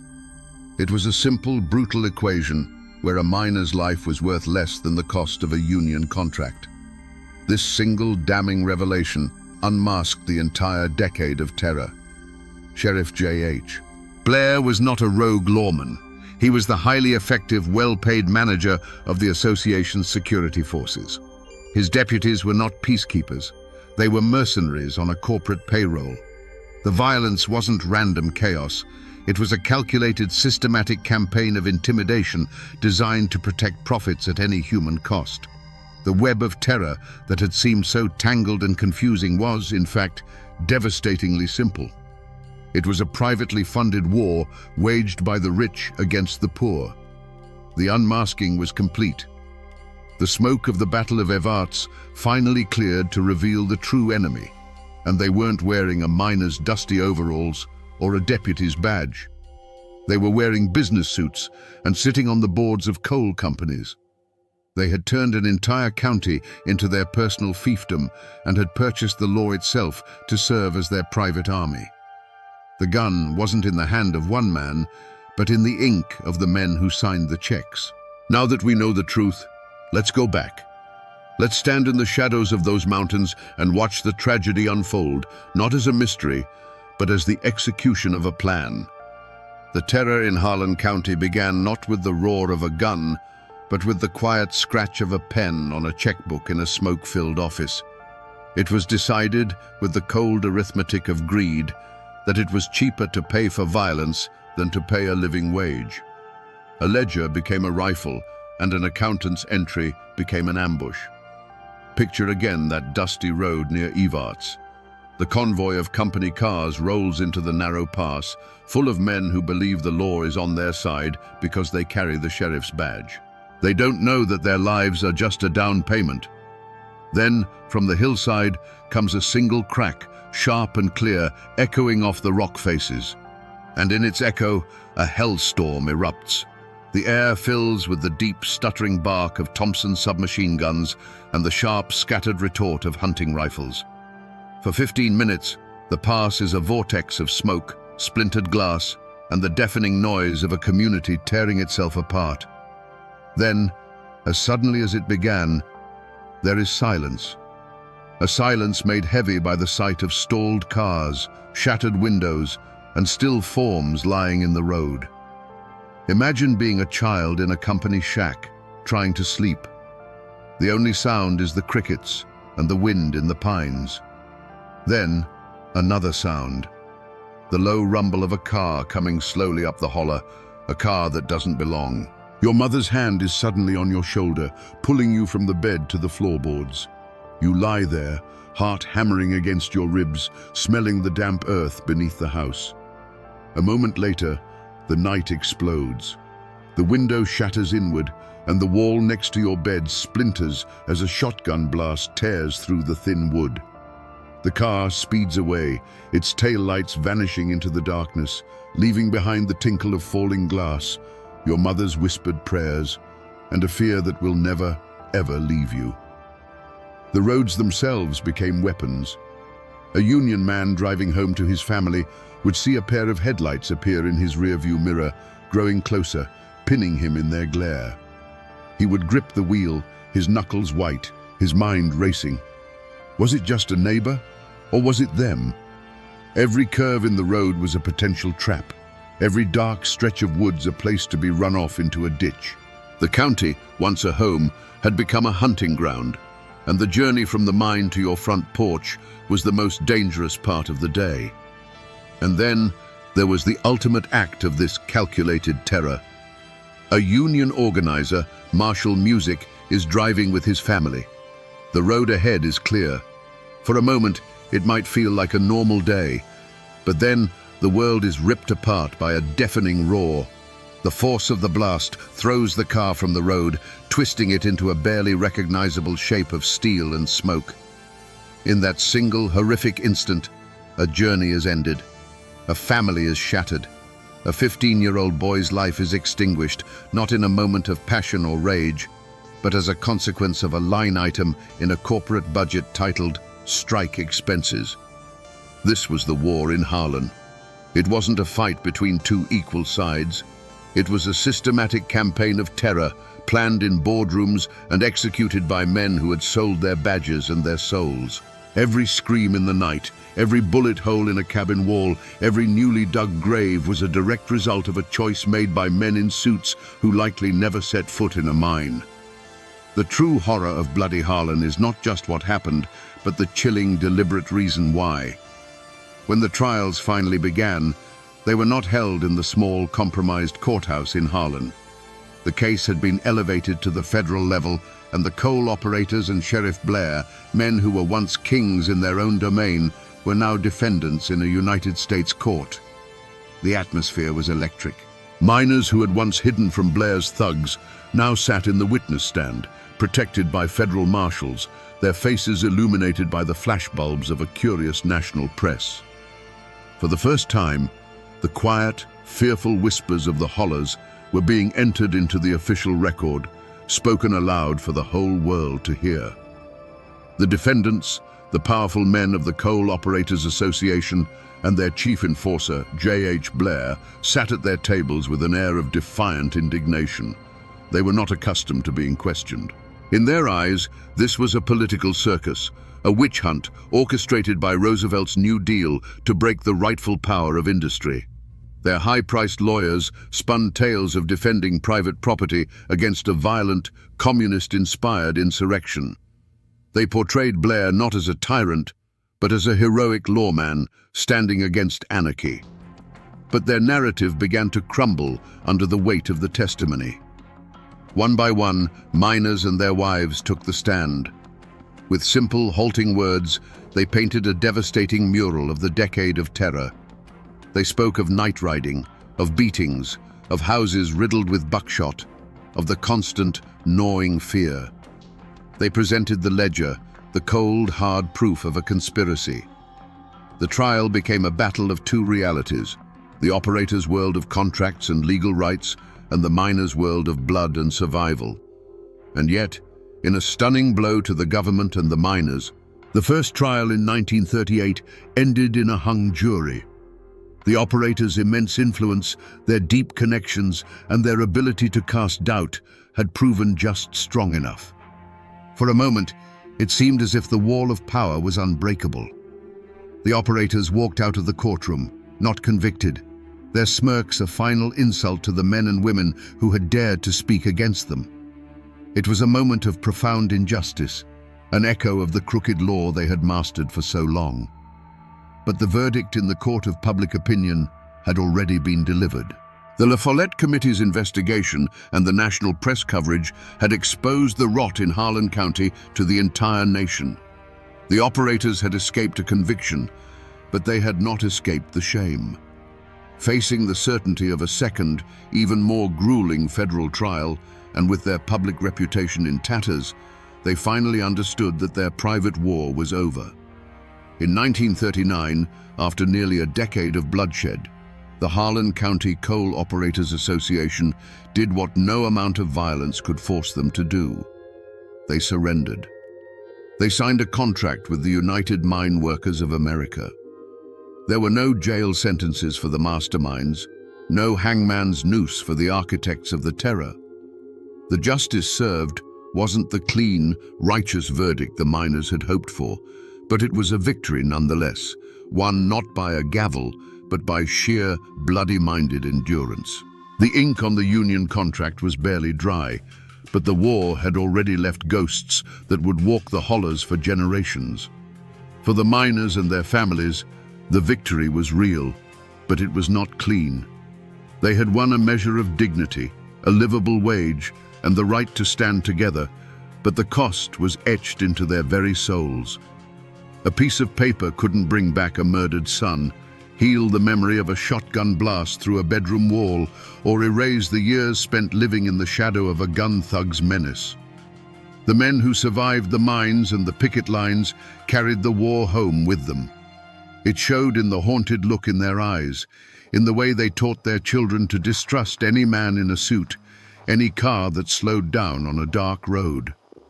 The fear, once it gets into the bones, doesn't leave. It's passed down, a bitter inheritance. Sheriff J.H. Blair and the coal operators who had funded his reign of terror never saw the inside of a prison cell. They returned to their comfortable lives, their power diminished, but their freedom intact. They had lost the war, but they had escaped justice. Blair faded from public life, but he never faded from memory. His name became a new kind of ghost, a bogeyman used by parents to frighten their children into behaving, a curse whispered in the corners of union halls for the next 50 years.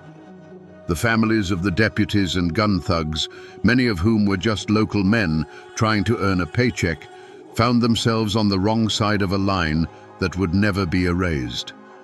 Their children grew up bearing names associated with betrayal and violence, forever marked by the choices their fathers had made. The war redrew the map of Harlan County.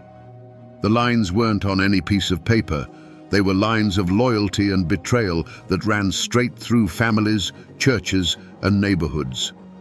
The neighbor who had put on a deputy's badge was never fully trusted again. The store owner who had sided with the company found his business mysteriously dwindling. Friendships that had endured for a lifetime were shattered by the simple, brutal question of which side you were on. The children of Union men and the children of company men went to the same schools, but they carried with them a silent, inherited animosity. Harlan County was no longer just a place. It was a memory of a war, and everyone who lived there was a veteran, whether they had carried a gun or not. Their lives were forever defined not by the peace that followed, but by the battle they had been forced to endure. You might think this war is over, a faded chapter in a history book, but you would be wrong. The story of Bloody Harlan is not history. It is a living memory etched into the very landscape of the county. Go there today and stand in that narrow pass near Evarts. When a coal truck rumbles by, the sound still echoes off the hillsides like the ghosts of machine gun fire. The road has been paved, but the place itself remembers. It is a scar on the land that will never fully heal. The tangible remnants are still there, if you know where to look. They say that in some of the older brick buildings in town, you can still find the patched-over pockmarks left by stray bullets from forgotten shootouts. Walk through the old hillside cemeteries, and you'll find the tombstones of the men who fell on both sides, their names carved in stone, their stories now reduced to a pair of dates. These silent stone witnesses are the most honest memorials to the conflict, a quiet testament to the price that was paid. But the most powerful echo of Bloody Harlan isn't made of stone or steel. It's a song. That night, when Florence Reese, a hungry and terrified Union man's wife, tore a page from a calendar and scribbled down the words to "Which side are you on?" she created something more powerful than dynamite. That song escaped the mountains. It became the anthem for the oppressed everywhere, sung on picket lines from Detroit to London, chanted in the streets during the civil rights movement, and translated into dozens of languages. A simple question, born of desperation in a Kentucky shack, became a global call to arms for justice. And the stories themselves are a living remnant. Sit on a porch with the old-timers, the grandsons and granddaughters of the men who fought, and they will tell you. They will tell you about the night the gun thugs came, stories passed down like family heirlooms. They'll tell you that the deep-seated distrust of outsiders and authority isn't paranoia. It's a lesson learned in blood. The world moves on, calendars change, but in Harlan County, the past is never truly past. It breathes in the mountain air, a constant whispering reminder that you must always be ready to answer that one simple question. And so we return to where we began, to that simple, haunting question, born of terror and hunger. Which side are you on? For a decade, the war in Harlan County was the answer. It wasn't a dispute over wages. It was a bloody 10-year war fought to decide if a man's life was worth more than a ton of coal. It was a war to determine if the law belonged to the people or if it could be bought and sold like any other commodity on the open market. This is a story not just of a crime, but of a conspiracy written in a ledger book. It's a chilling reminder of what happens when corporate greed is given a badge and a gun, when human lives are reduced to columns of profit and loss. But it is also a fierce testament to the enduring power of the human spirit when pushed to the absolute edge. The coal operators had the money, the guns, and the law. But the miners had something more powerful. They had their solidarity. And they had a song that turned their suffering into a shield, and their defiance into an anthem that would outlive all the men who tried to silence them. The guns in Harlan County are silent now. The picket lines are gone. But the story remains, a warning carried on the mountain wind. It reminds us that there are moments in history when there are no neutrals, when silence itself is a choice. And now, my friends, you know the story of Bloody Harlan, a story written in coal dust and paid for in blood that still asks every single one of us, which side are you on?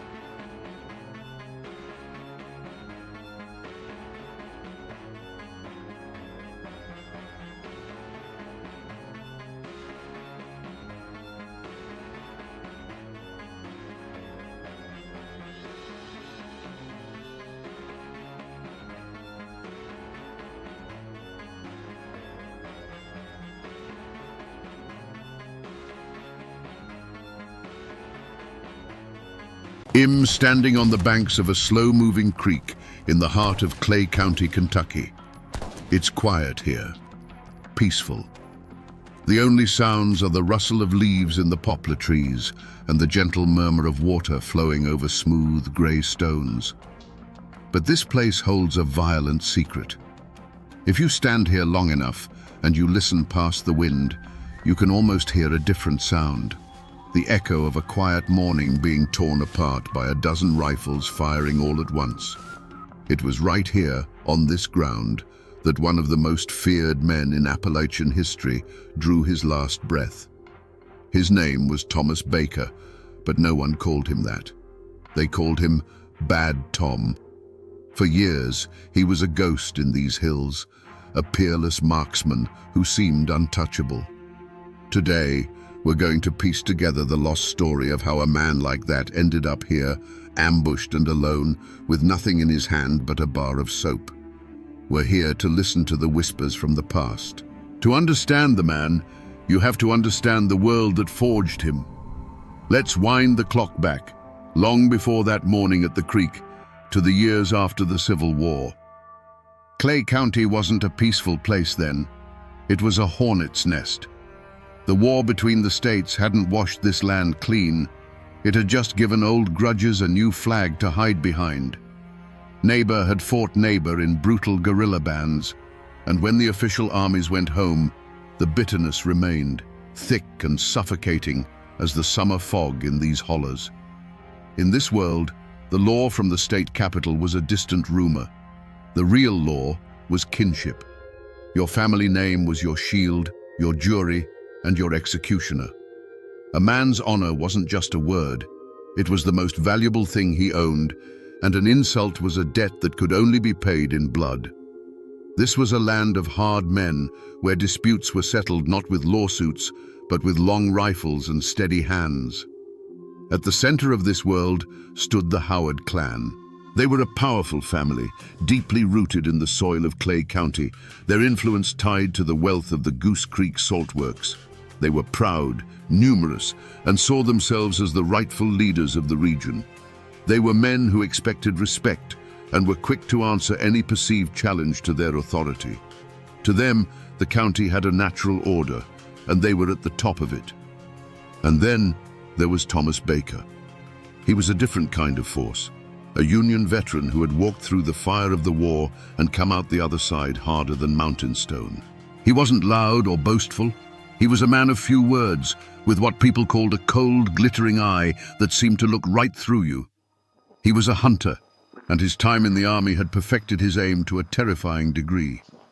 He moved with a quiet confidence that some saw as arrogance, a challenge to the old ways. You could feel the tension crackle in the air on court days in Manchester.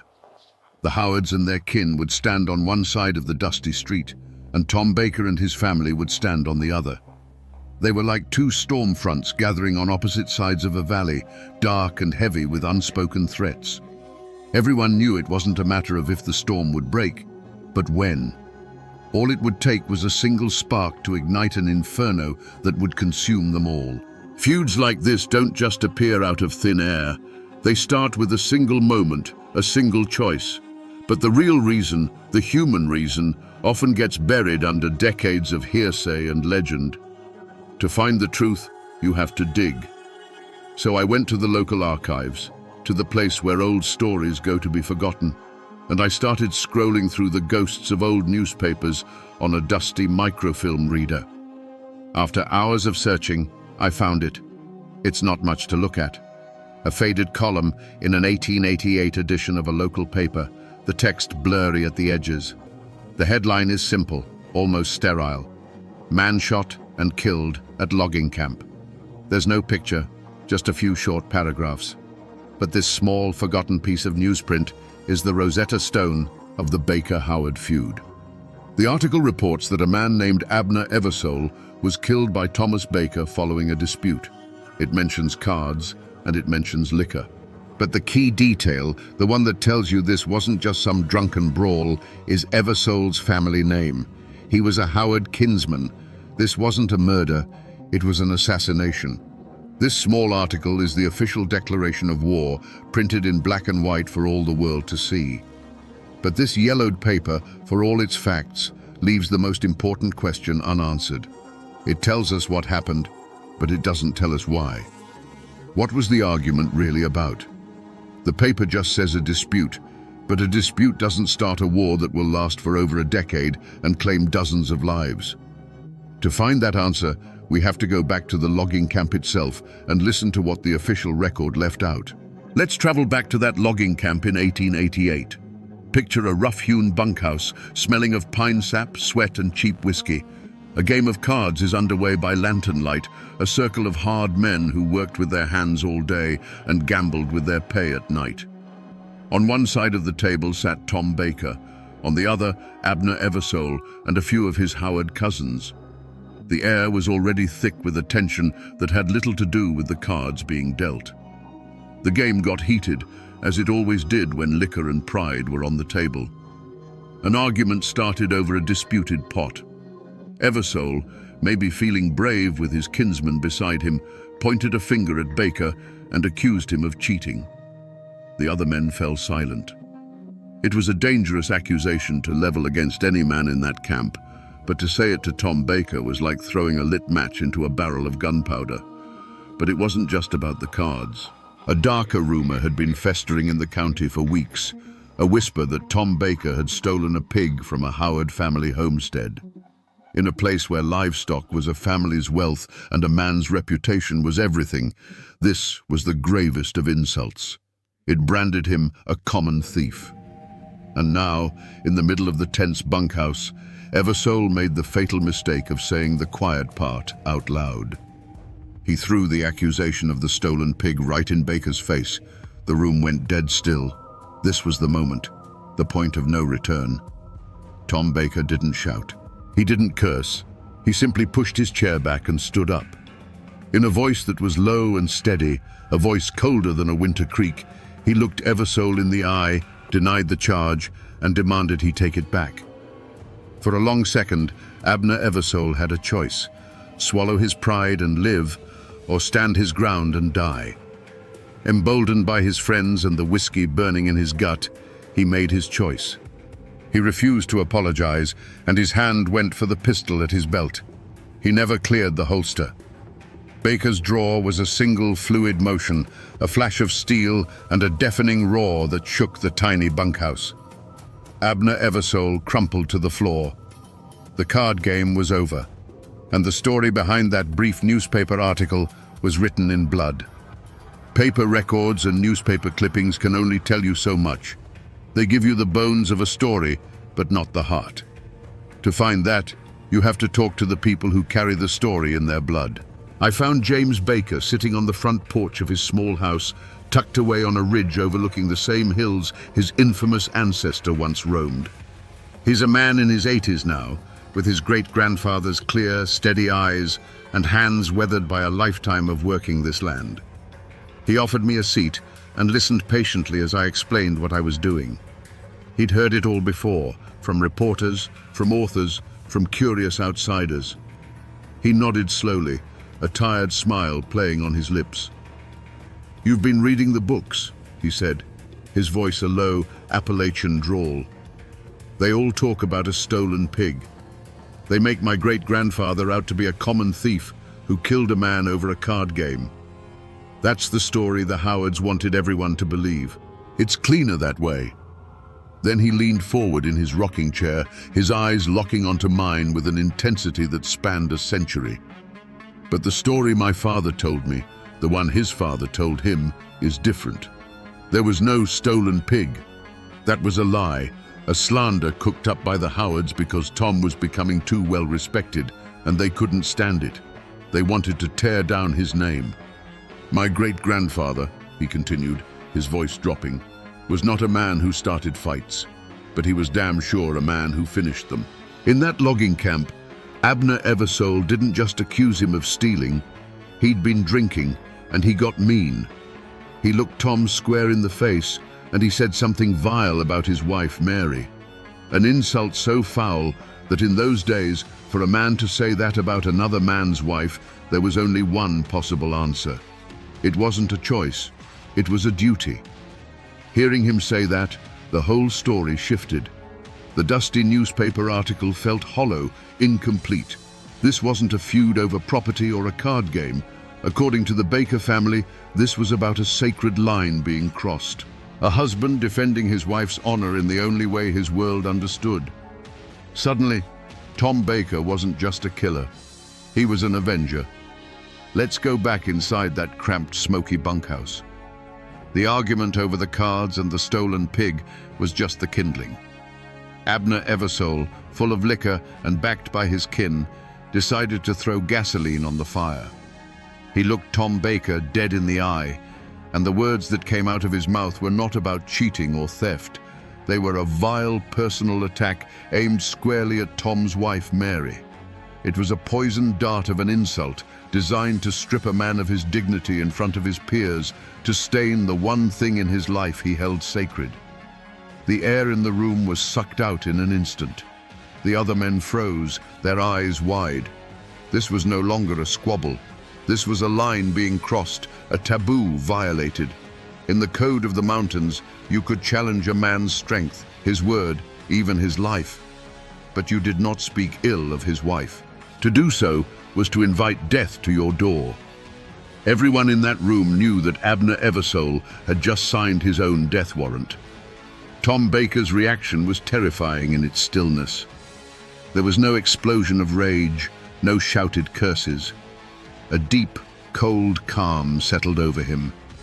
He slowly pushed his chair back from the rough plank table and rose to his full height. His face was a mask of stone, and that glittering eye of his was fixed on Eversole, not with anger, but with a kind of finality, like a judge who has already passed sentence. In a voice that cut through the silence, he said, "Take it back." It wasn't a request, it was an order. One last chance to step back from the abyss. But Eversole was trapped. His pride, the whiskey, and the watching eyes of his cousins had him in a corner. To back down now would be to live with the shame forever. He likely let out a sneer, a drunken laugh, and doubled down on his insult. His hand, clumsy and slow, dropped to the butt of his pistol. It was the last mistake he would ever make. Before Eversole's fingers could even get a proper grip, Tom Baker's hand moved. It wasn't a frantic motion.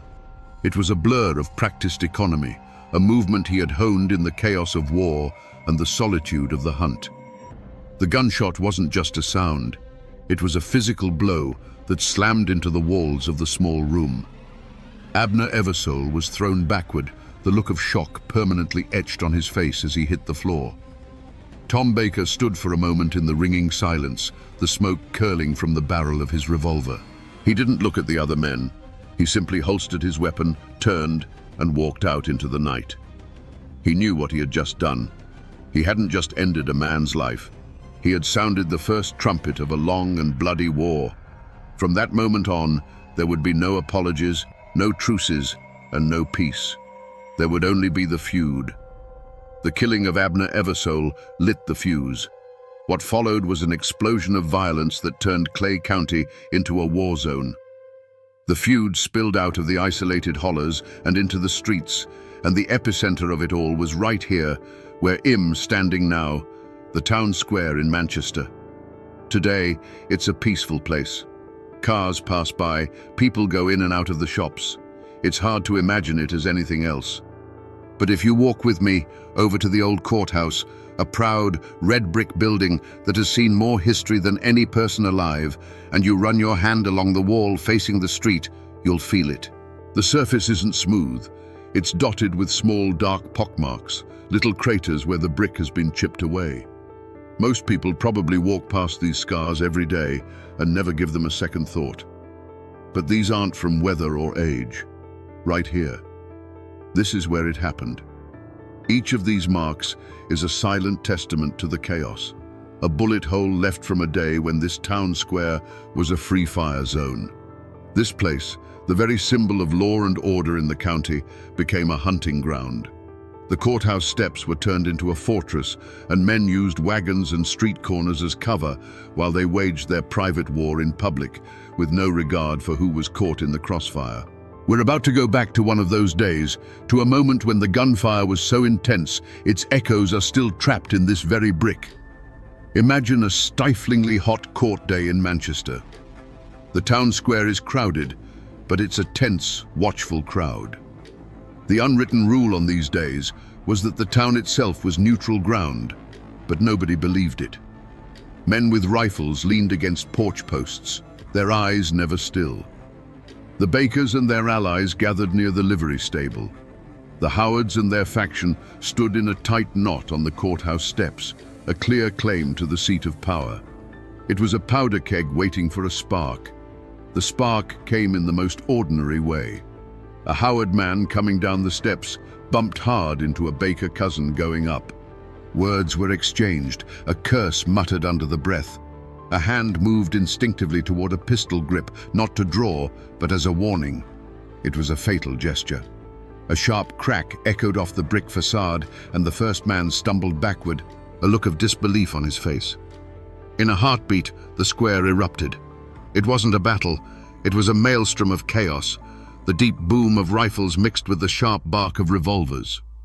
Men who had been neighbors dove for cover behind horse troughs and wooden wagons, which offered little protection. Wood splintered, and the high-pitched whine of ricochets filled the air. Puffs of red dust exploded from the courthouse wall as stray bullets found their mark, carving the very scars we can still see today. The air grew thick with the acrid smell of burnt gunpowder and fear. From the center of it all, Wilson Howard, the patriarch of his clan, tried to bring order to the chaos, shouting directions to his men. He was a commanding figure, a rock in the middle of a violent storm. He stood his ground, a symbol of his family's defiance and power, directing the fire from the top of the stone steps. It made him a leader. It also made him a target. Across the square, from the relative safety of a doorway, Tom Baker raised his long rifle. He was not a man for chaotic firefights. He was a hunter, a marksman. For him, this wasn't a brawl. It was a series of calculations. He rested the barrel, took a breath to steady his hands, and squeezed the trigger. There was no wasted motion. A single, heavier crack cut through the din. Wilson Howard, who a moment before had been a pillar of command, suddenly stiffened. His rifle slipped from his grasp, clattering on the stone steps. He didn't cry out. He simply looked down at his own chest with a look of profound surprise before he folded, collapsing in a heap at the feet of his kin. The sight of their fallen leader broke the Howards' charge. A stunned silence fell over their side of the fight. The firing sputtered and died out as they rushed to drag his body out of the line of fire, their retreat a panicked scramble. The Bakers held their ground, watching them go. The fight was over as suddenly as it had begun. All that was left was the thick blue haze of smoke hanging in the silent air, the glint of brass casings on the dusty ground, and the new dark holes in the courthouse wall.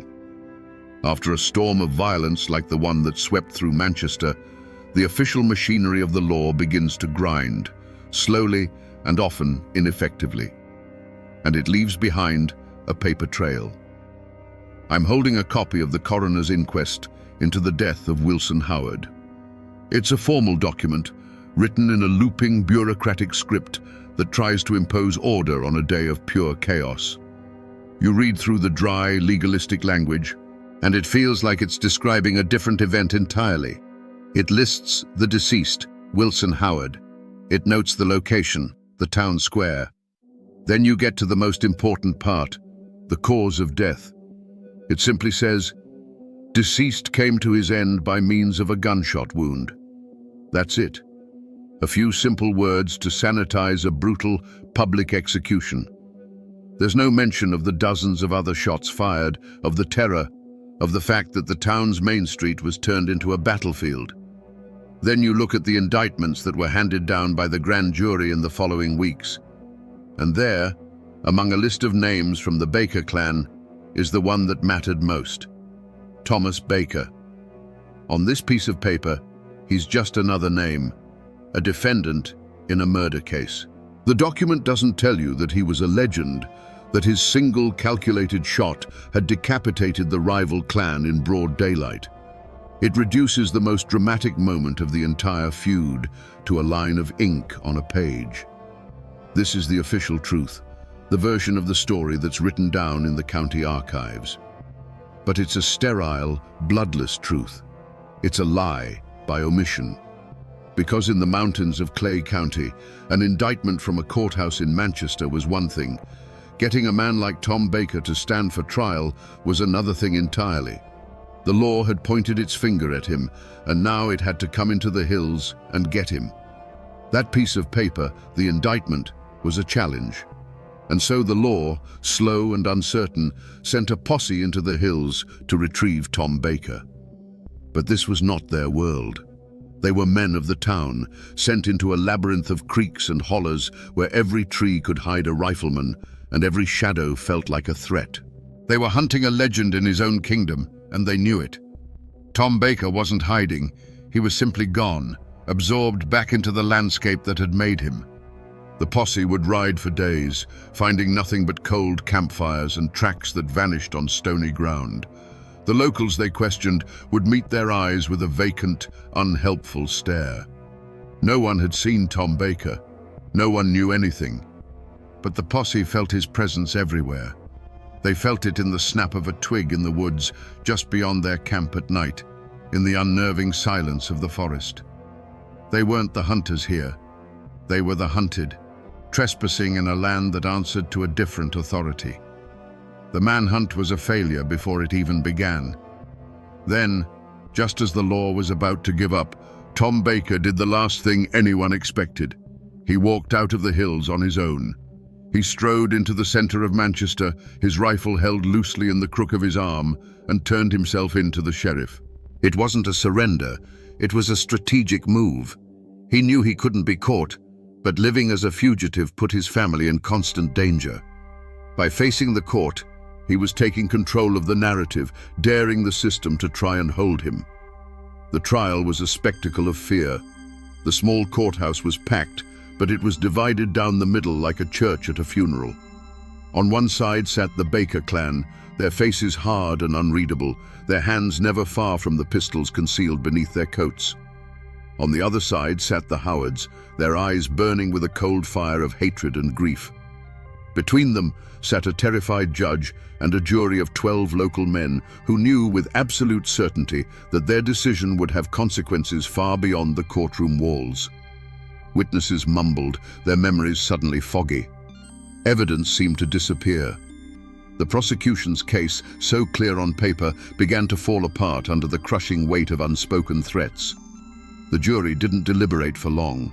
They were farmers and merchants, not martyrs. They had to live in this county. When they filed back in, the foreman wouldn't look at the Howard family.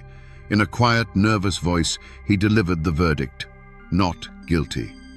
The shooting of Wilson Howard was ruled an act of self-defense. A low murmur went through the room. Tom Baker stood, nodded once to the jury, and walked out of the courthouse a free man, his legal innocence now as much a part of his legend as his marksmanship. The Howards were left with nothing but rage. The law had failed them. Their patriarch was dead, and his killer had walked away without consequence. They knew then that if they wanted justice, they would have to get it themselves, not with indictments, but with bullets. Every story eventually ends in the same place. I'm standing in a quiet cemetery on a hillside just outside Manchester. The wind whispers through the cedar trees, and the old tombstones lean at odd angles, their inscriptions softened and blurred by a century of rain and sun. This is where the old names of Clay County come to rest. The names of farmers, merchants, mothers, children, and the names of feuding warriors. Over here, beneath a thick, respectable slab of granite, lies Wilson Howard. The stone is weathered, but it was clearly expensive for its time, a final statement of his status as the patriarch of a powerful clan. It speaks of a man of substance, a leader of the community. There's an air of tragic dignity to it, the resting place of a man whose death was never truly avenged by the law. And then, if you walk just 50 yards down the slope, you'll find another stone. It's simpler, more rugged, cut from local stone. The name carved into it is clear and deep: Thomas Baker, 1845 to 1899. Seeing them here so close together is a profound and bitter irony. They lie just 100 yards apart now, these mortal enemies, closer in death than they ever were in life. They fought a war for control of these hills, and in the end, they each got a small, quiet piece of them forever. But standing here, looking at Tom Baker's grave, a critical question hangs in the air. The trial for Wilson Howard's death was years before 1899. He walked out of that courthouse a free man, legally untouchable. So why is this his final resting place? What happened in those intervening years that drove the Howards' hatred to a point where a courtroom acquittal meant nothing, and the only verdict they would accept was one delivered from the barrel of a gun? Tom Baker walked out of that courthouse a free man, but he wasn't free. The verdict was just a piece of paper. The real sentence had been passed in the hearts of the Howard family. For them, the trial wasn't an acquittal. It was a final, bitter confirmation that the law of the state was useless.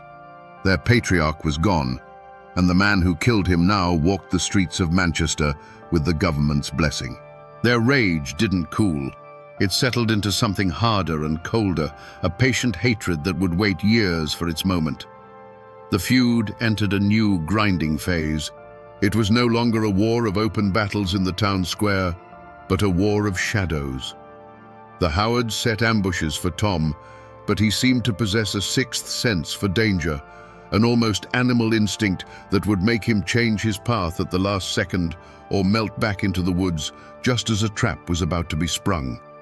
His legend grew even larger. They said he was protected by something unnatural, that he had made a pact with the devil. But the truth was likely simpler. He was a man who had survived a war, and he knew how to live as if death was always a single step behind him. But even the most vigilant man can be worn down by time. The years passed. The open violence subsided into a tense, watchful peace. Tom Baker was still the most feared man in Clay County, but he was also a man trying to live a life. He had a home, he had a family, he was getting older. The constant threat became a part of the background noise of his life, a danger so familiar that it almost ceased to feel like danger at all. Perhaps he began to believe the worst was over, that the Howards, having failed so many times, had finally accepted that he was untouchable. He started to fall into routines, the small, daily habits that make up a normal life. And one of those routines was to walk down the familiar path from his cabin each morning to the creek, to wash the sleep from his eyes in the cool, clear water. It was a small act of peace in a life defined by violence. It was this routine, this small piece of normal life he reclaimed for himself, that would ultimately be his undoing. The Howards were watching, and they were patient. Even now, more than a century after the last shot was fired, the story of this feud is a living thing in Clay County. And like any living thing, it changes depending on the light you see it in. If you bring up the name Bad Tom Baker today, the answer you get depends entirely on who you ask. The war may be over, but the battle for the story continues. To the Baker family and their sympathizers, Tom is a figure of tragic frontier honor. He is the Union veteran who came home and refused to bow to the old powers of the county. He was a man who defended his wife's honor, who killed Wilson Howard in self-defense during a chaotic firefight, and who was ultimately the victim of a coward's ambush, shot down when he was unarmed and vulnerable. In their story, he is a folk hero, a testament to the mountain spirit of defiance. But if you talk to those whose families were allied with the Howards, you hear a much darker tale. In that version, Tom Baker wasn't a hero, he was a menace. A cold-blooded killer with ice in his veins and a hair-trigger temper who used his reputation to intimidate the whole county. They believe he murdered Abner Eversole over a card game, assassinated their leader in a calculated shot, and then used fear to cheat the law. To them, the final act at the creek wasn't a murder. It was an execution, the only form of justice left to them when the courts had failed. It was the necessary, brutal act of putting down a mad dog to bring peace to the community. So which story is the truth?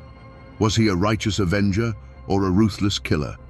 A protector of his family or a predator who terrorized his rivals?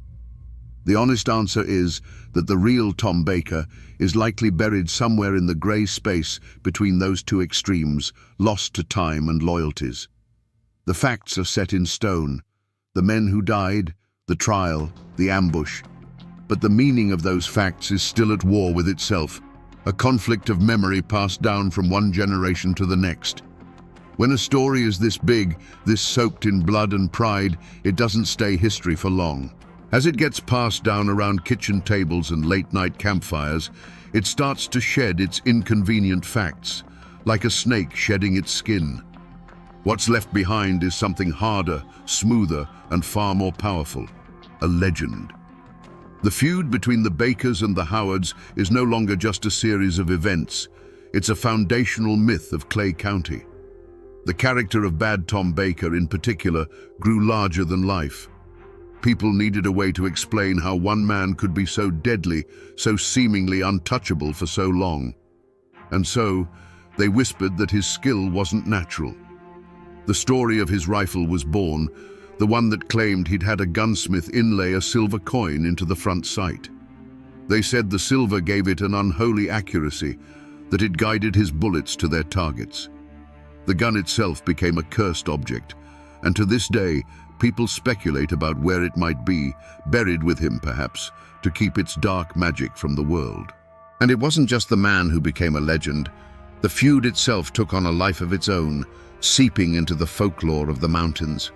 A dark superstition took root in the community, a whisper that before every killing, a hoot owl would cry near the victim's cabin the night before. People claimed it was a death omen, the voice of the mountains themselves passing judgment. It was the community's way of processing the relentless, unpredictable violence by turning it into a supernatural force, a dark fate that could be read in the signs and sounds of the night. These tales are how a community makes sense of a trauma it can't forget. They are the final stage of a story's life, the moment it dissolves from hard history into the misty realm of legend. They serve as a warning, a ghost story to tell children about the price of pride and the darkness that can rise up between neighbors. The facts may fade, but the legend of Bad Tom Baker, his silver-sighted rifle, and the crying owl of death still haunts these hills. And so, we find ourselves back where we started, on the banks of this quiet creek. The water still murmurs over these smooth grey stones, just as it did on that morning in 1899. But the silence here feels different now. It's heavier. We came here hearing only the faint echo of a rifle volley, but we've followed that sound back through time, through courthouse shootouts and smoky bunkhouses, through conflicting memories and whispered legends. This spot is no longer just a peaceful place in the woods. It's the final page of a brutal chapter in this county's history. It's a testament to a world where a man's honor was worth more than his life, and a reminder that when people feel the law has abandoned them, they will make their own with fire and lead. The story of Tom Baker shows us that history is never a simple matter of heroes and villains. He was a man forged by a hard land and a violent time, and the truth of his life lies somewhere in the shadows between the legend and the reality. So the next time you pass a forgotten ruin on a lonely road, or a simple weathered tombstone on a quiet hillside, remember this place. Remember that it's not just a collection of stones or a patch of earth. It's a library filled with stories of love, loss, and the terrible choices that can define a generation. You just have to be willing to stop and to listen to the whispers. The people are gone, the guns are silent, but the story remains.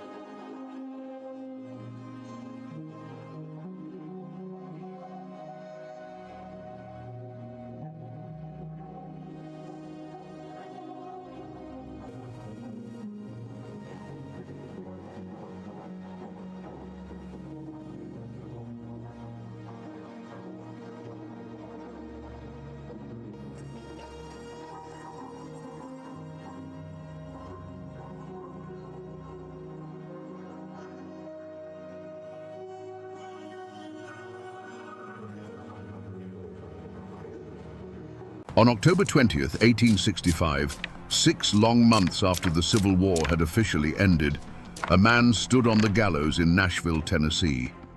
The great armies were silent, the soldiers paroled and sent home to rebuild their shattered lives. But for this man, there would be no peace. He wasn't being hanged for treason. He was charged with 53 counts of murder. He was a supposed Confederate soldier, yet he was being treated like a common criminal, a monster beyond pardon. What did this man do that was so terrible, even by the brutal standards of war, that forgiveness was impossible? To understand the blood that was spilled, you must first understand the land that soaked it up. The Cumberland Mountains, straddling the border of Kentucky and Tennessee, were a world unto themselves in 1861. This wasn't a land of grand plantations or bustling cities. It was a rugged, isolated quilt of misty hollows, dense forests, and winding rivers, a place where the mountains themselves dictated the terms of life. The people here were as tough and unyielding as the rock beneath their feet, forged by hardship and bound by codes older than the nation itself. Their loyalties were not to distant governments in Washington or Richmond. They were to family, to kin, to the neighbor who helped you raise a barn, or the one you shared a long, simmering feud with over a property line. Here, personal honor was everything, and a grudge could be passed down through generations like a family heirloom. It was a place of deep faith and fierce independence, where the law was often just a suggestion and real justice was handled face to face. When the Civil War came, it didn't arrive like a disciplined army marching in formation. It seeped into these hollows like a poison, turning the very fabric of this society against itself. The conflict wasn't about slavery for most of these mountain folk. It was about loyalty, and it split communities with a surgical cruelty. Friend turned against friend, cousin took up arms against cousin. A dispute over a stray hog from 10 years prior could now be settled with a rifle, all under the banner of Union or Confederacy. Into this cauldron of simmering hate stepped 2 men who would become the living symbols of this brutal, personal war. One was Samuel Champ Ferguson, a man with a temper as sharp as his knife, who would side with the Confederacy. The other was David Tinker Dave Beatty, a staunch Unionist, as rugged and determined as his rival. They weren't generals or politicians. They were neighbors, products of the same mountains, who would soon become mortal enemies. This, then, was the world that was lost. It was a hard world, a violent world, but it had its own order. The people of the Cumberland Plateau stood to lose more than just a war. They stood to lose their homes, their families, and the unwritten laws that had governed their lives for a century. They were about to become the victims of a war fought not on battlefields, but in their own backyards, by their own people. There was no single crime scene, cordoned off with yellow tape. In the borderlands of 1861, the crime scene was an entire mountain range. The first shots of Champ Ferguson's personal war weren't fired on a battlefield, but in a secluded clearing, witnessed only by the silent, ancient trees. The first report of the crime didn't come from a sheriff, but from the whispers that snaked through the hollows, carried on the wind like a bad omen. The most verifiable story begins with a capture. A group of local Unionists, led by a man named William Frog, cornered Ferguson and his friend Preston Smith. This was not a formal military arrest. It was a kidnapping, an act of personal power in a land where badges and uniforms meant less than the name your family carried. They were dragged to a makeshift camp, a place where the only law was the will of the man holding the gun. There was no trial, no charge read, just the cold, hard glint of hatred in Frog's eyes. The scene that unfolded was one of stark, summary brutality. Frog, acting as judge, jury, and executioner, declared Preston Smith an enemy. Before anyone could process what was happening, he raised his pistol. A single shot echoed through the hollow, and Smith fell dead to the ground. In that instant, Champ Ferguson, bound and helpless, watched his friend be murdered not for a cause, but for a conviction. He saw the grim satisfaction on Frog's face and understood that the rules of civilization no longer applied here. The only evidence left at the scene was a fresh grave, if they even bothered to dig one, and the memory of the man who got away. In a desperate surge of adrenaline, Ferguson broke free. He scrambled into the dense woods as bullets tore through the bark around him, a ghost in motion, fueled by pure terror and a dawning, white-hot rage. The tracks he left were not of a soldier retreating, but of an animal escaping a trap, an animal that would soon learn to become the hunter. This singular, brutal event was immediately tangled with other, even darker whispers. Stories began to circulate about a different kind of crime scene at Ferguson's own cabin. People said that Unionist home guards had come for him while he was away, finding his wife and young daughter sick in their beds. The tale, told in hushed tones, claimed the men forced the ailing women out into the freezing cold, an act of such profound cruelty that they soon died. Was it true? Or was it a legend that grew from the seed of Preston Smith's murder? The wilderness offered no easy answers, only a multitude of unsettling questions that all pointed to one terrifying certainty. A reckoning was coming. When the storm of violence finally broke, it wasn't a random tempest. It was a targeted lightning strike. The first suspects in Ferguson's war, the first men he hunted, were not strangers in blue uniforms from a distant northern state. They were his neighbors.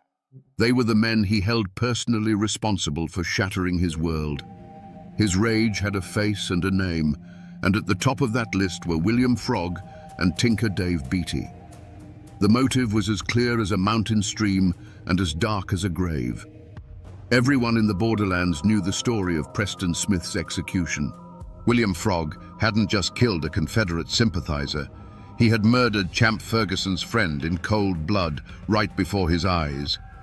The image of his friend falling, the puff of gun smoke in the cold air, the casual cruelty of the act, it was a wound that could only be cauterized with blood. This was a debt of honor, and in the mountains, such debts are always paid in full. Layered over this undeniable act was the even more potent legend of his wife and daughter. Whether the story of the Unionist home guards forcing them from their sickbeds was entirely true, or a tale that grew larger in the telling, doesn't matter. Ferguson believed it. He carried that story in his heart like a burning coal, a narrative of unimaginable cruelty that justified any atrocity in return. He saw Tinker Dave Beatty's men not as soldiers, but as monsters who had preyed upon the helpless and desecrated the sanctity of his home. The whispers that followed Ferguson as he slipped back into the mountains were not of strategy or politics. They were of a vow.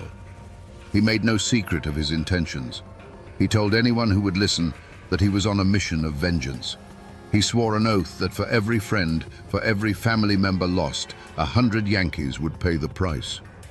The initial evidence of his coming rampage was his own chilling declaration of a war of extermination, a promise to hunt down and kill every last man he held accountable, giving no quarter and taking no prisoners. The borderlands were no longer a battleground, they were his personal hunting ground. But Ferguson's rage, as potent as it was, did not burn in a vacuum.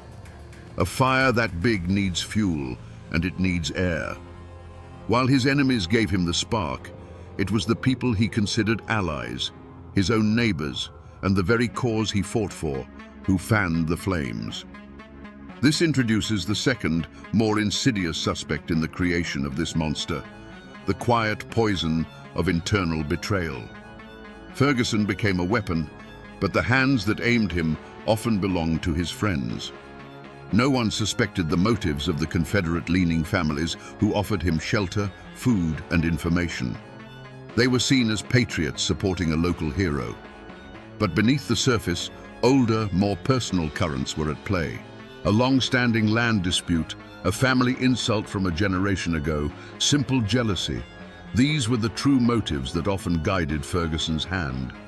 A farmer would ride to his camp, not with news of troop movements, but with a whisper that his Unionist neighbor, the one who owned the fertile bottomland he'd always coveted, was a dangerous bushwhacker. When re-examined, the pattern of his killings suggests a darker truth. Why was Elam Huddleston, a sickly old man, a priority for execution? Because someone in the community declared him a very bad man. Ferguson, consumed by his own mission of vengeance, was the perfect tool. He didn't need much proof. A pointed finger from a supposed ally was enough.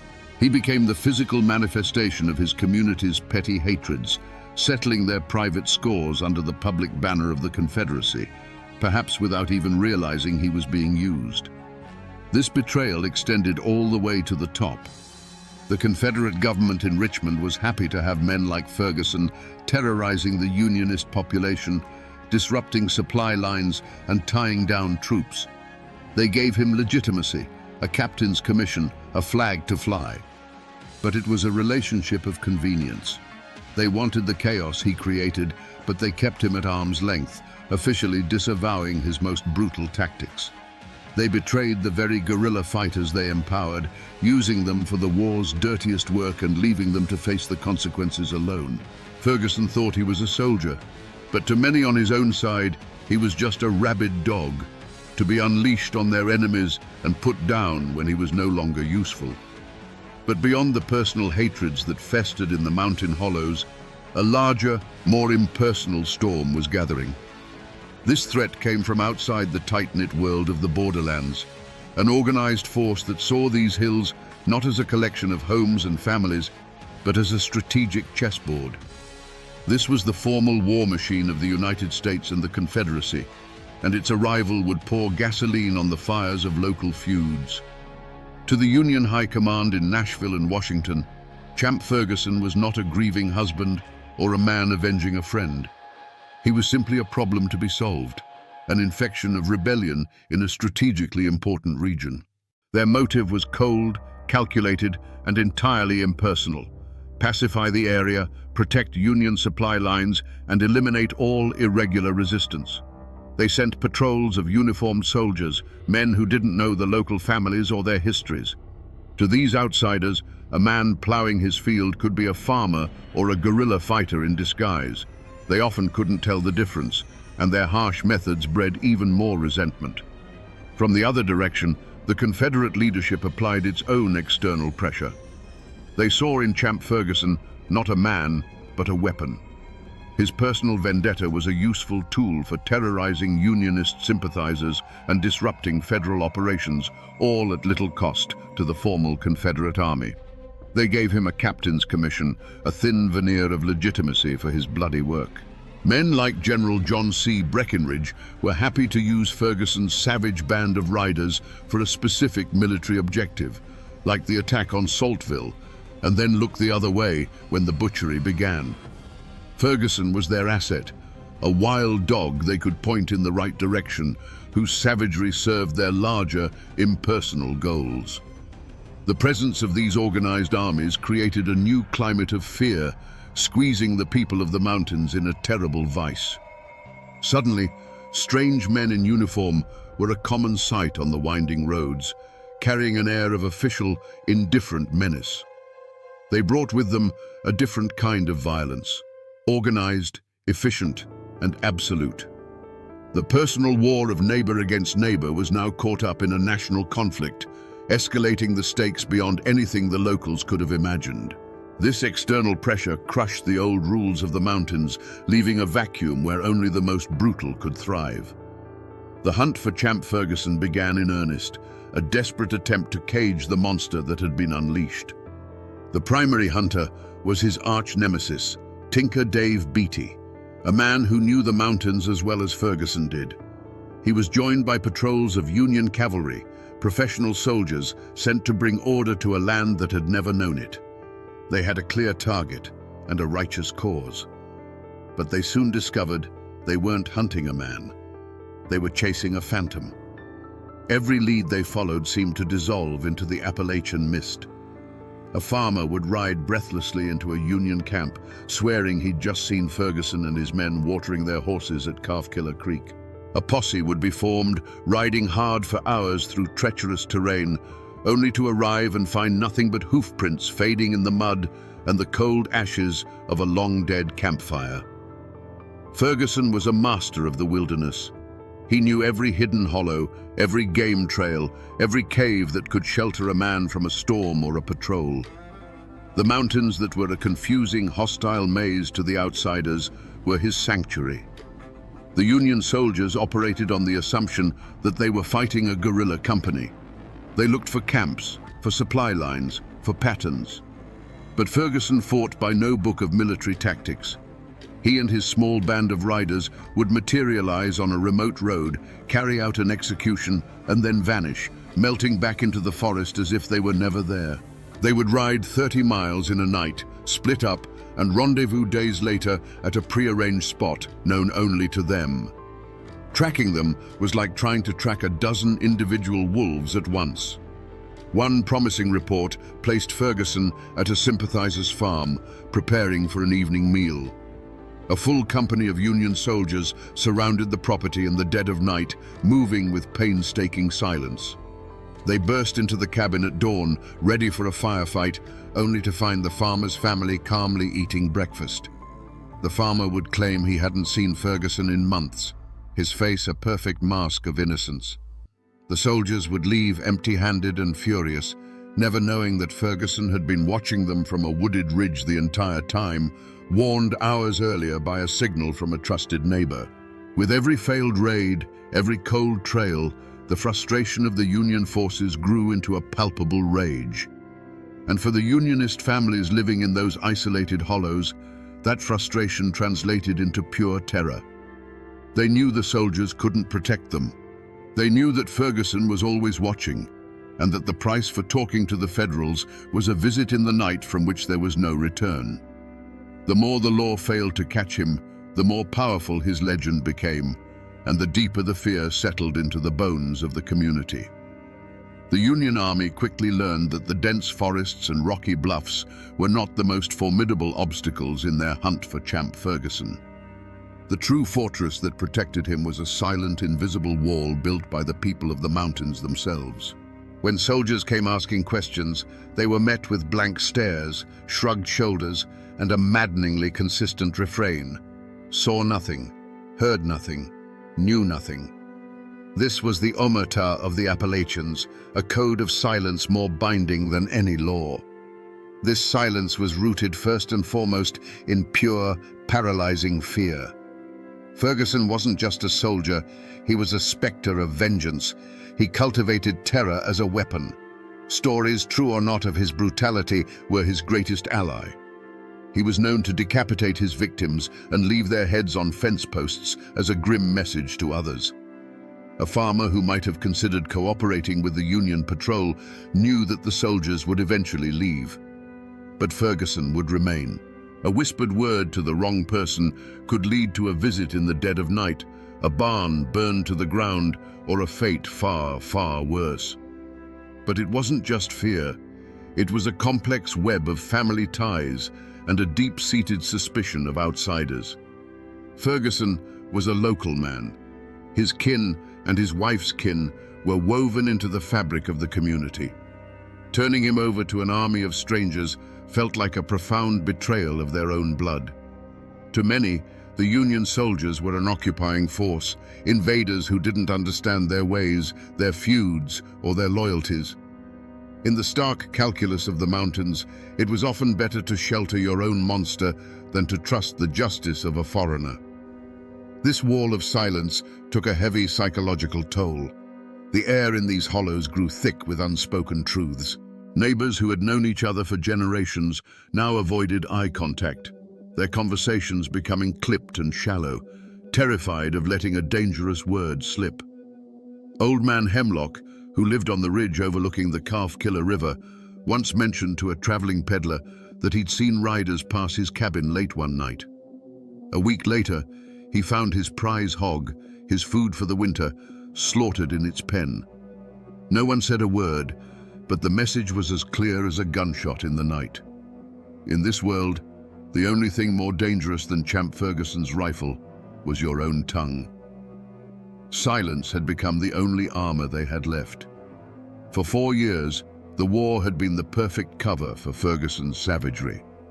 But in April of 1865, a piece of information more powerful than any army trickled into the Cumberland Mountains. It wasn't a secret whispered in a cabin or a clue found on a body. It was the news of General Lee's surrender at Appomattox. The Civil War was over, and with that single undeniable fact, the entire world shifted under Champ Ferguson's feet. The overlooked detail, the forgotten clue that broke the case wide open, was his own identity. For years, he had operated under the belief that he was a soldier, a commissioned captain in the Confederate Army. His killings, in his own mind, were acts of war. But the surrender stripped away that justification.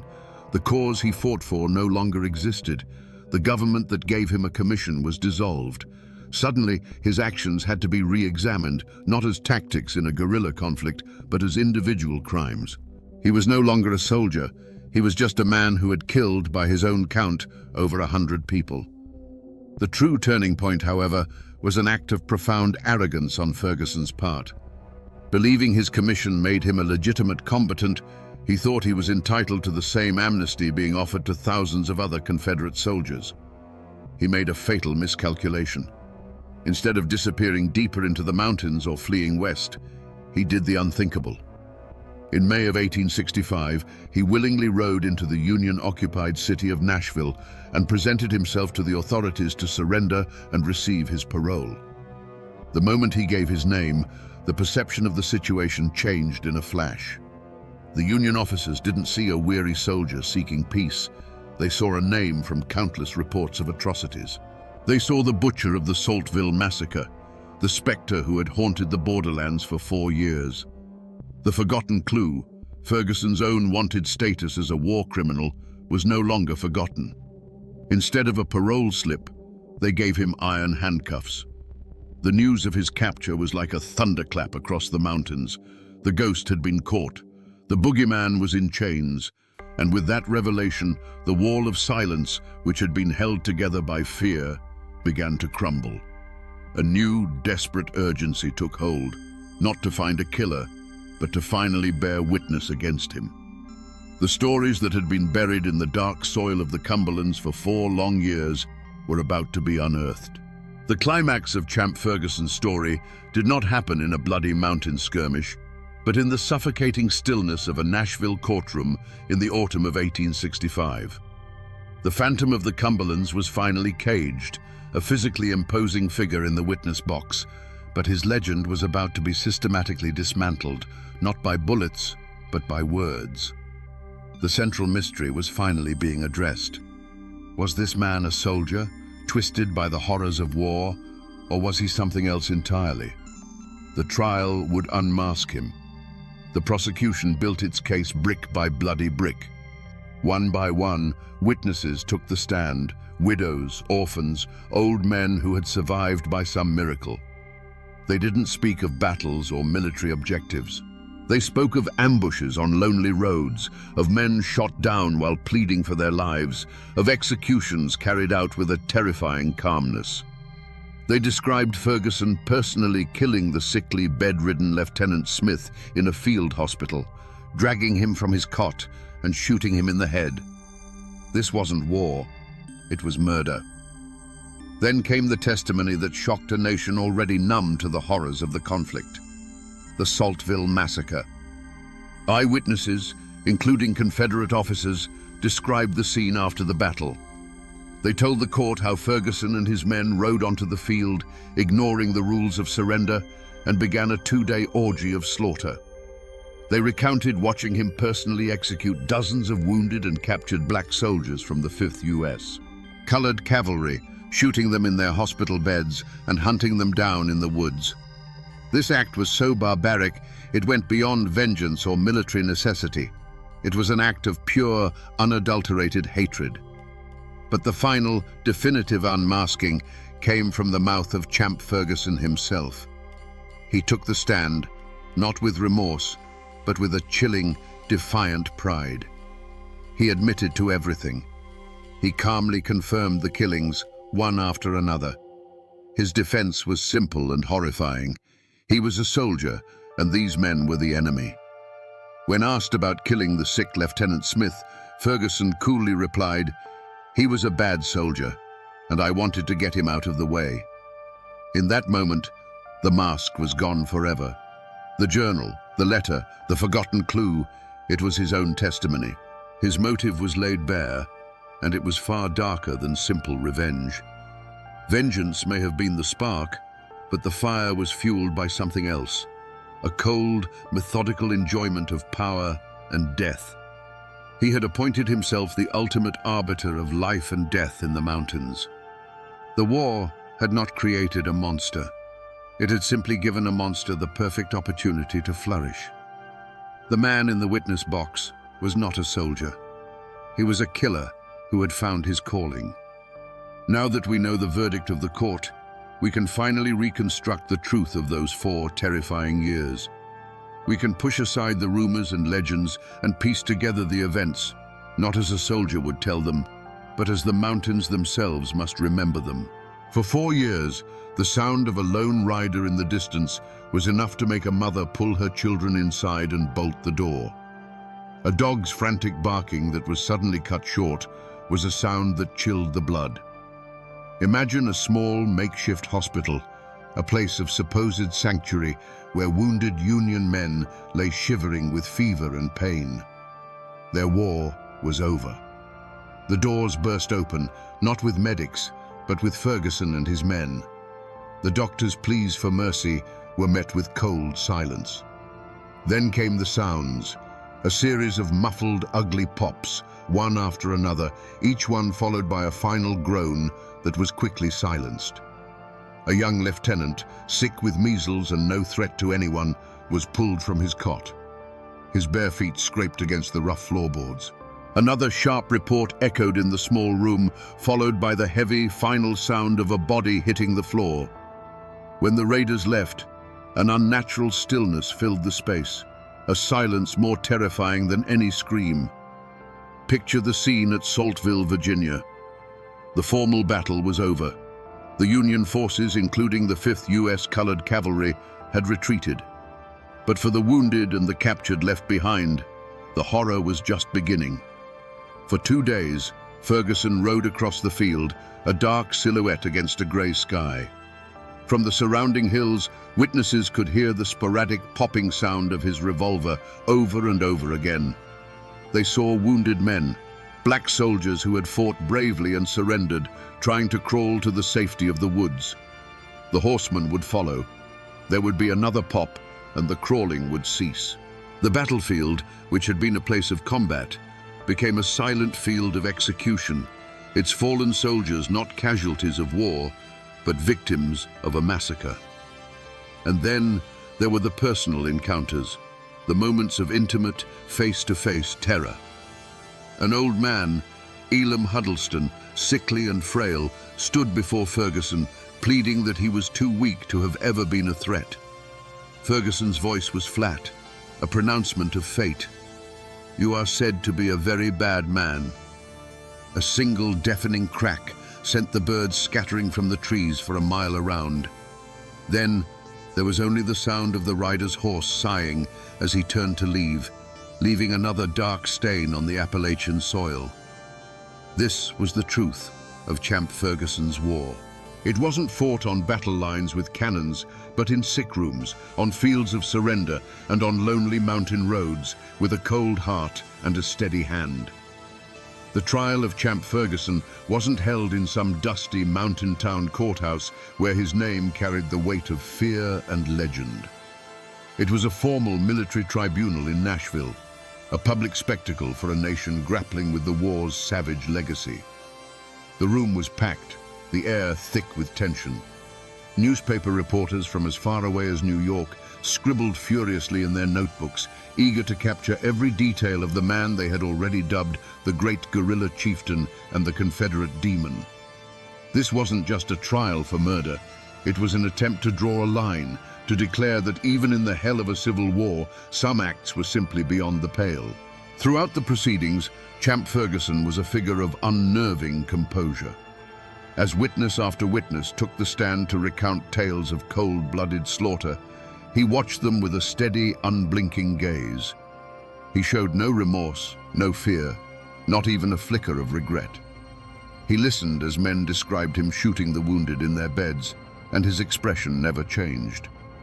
When it was his turn to speak, his defense was as simple as it was shocking. He claimed he was a soldier, a commissioned officer of the Confederacy. Every man he killed, he argued, was an enemy combatant in a war where the official policy on both sides of the border conflict was no quarter. In his mind, he was not a murderer. He was a patriot who had simply fought the war with more conviction than most. But the military commission was not swayed.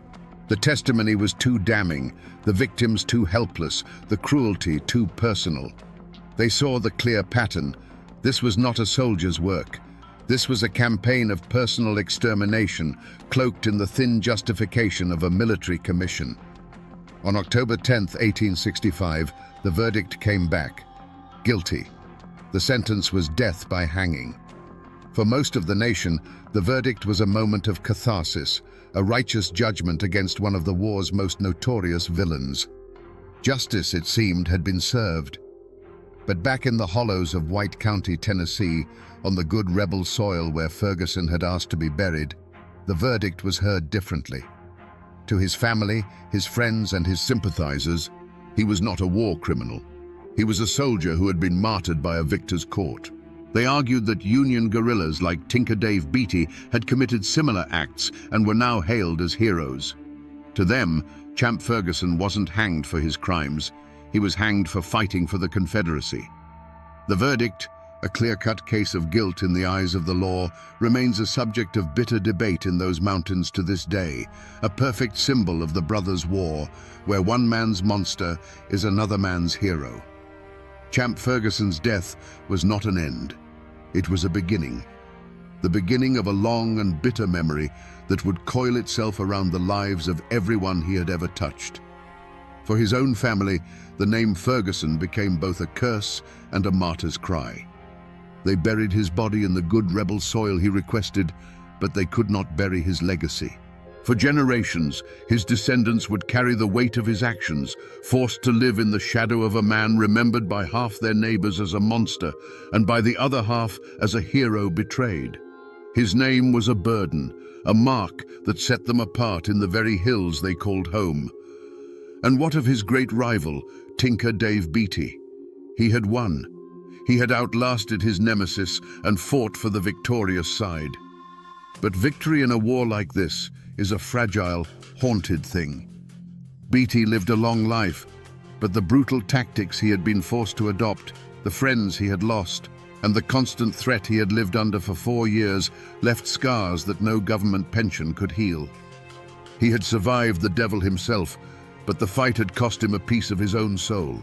Peace in the mountains was a quiet, uneasy thing, and for a man like Beatty, the silence was likely filled with the ghosts of the war he had fought and won.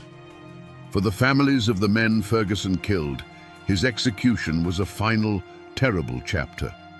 It was justice, but it was not restoration.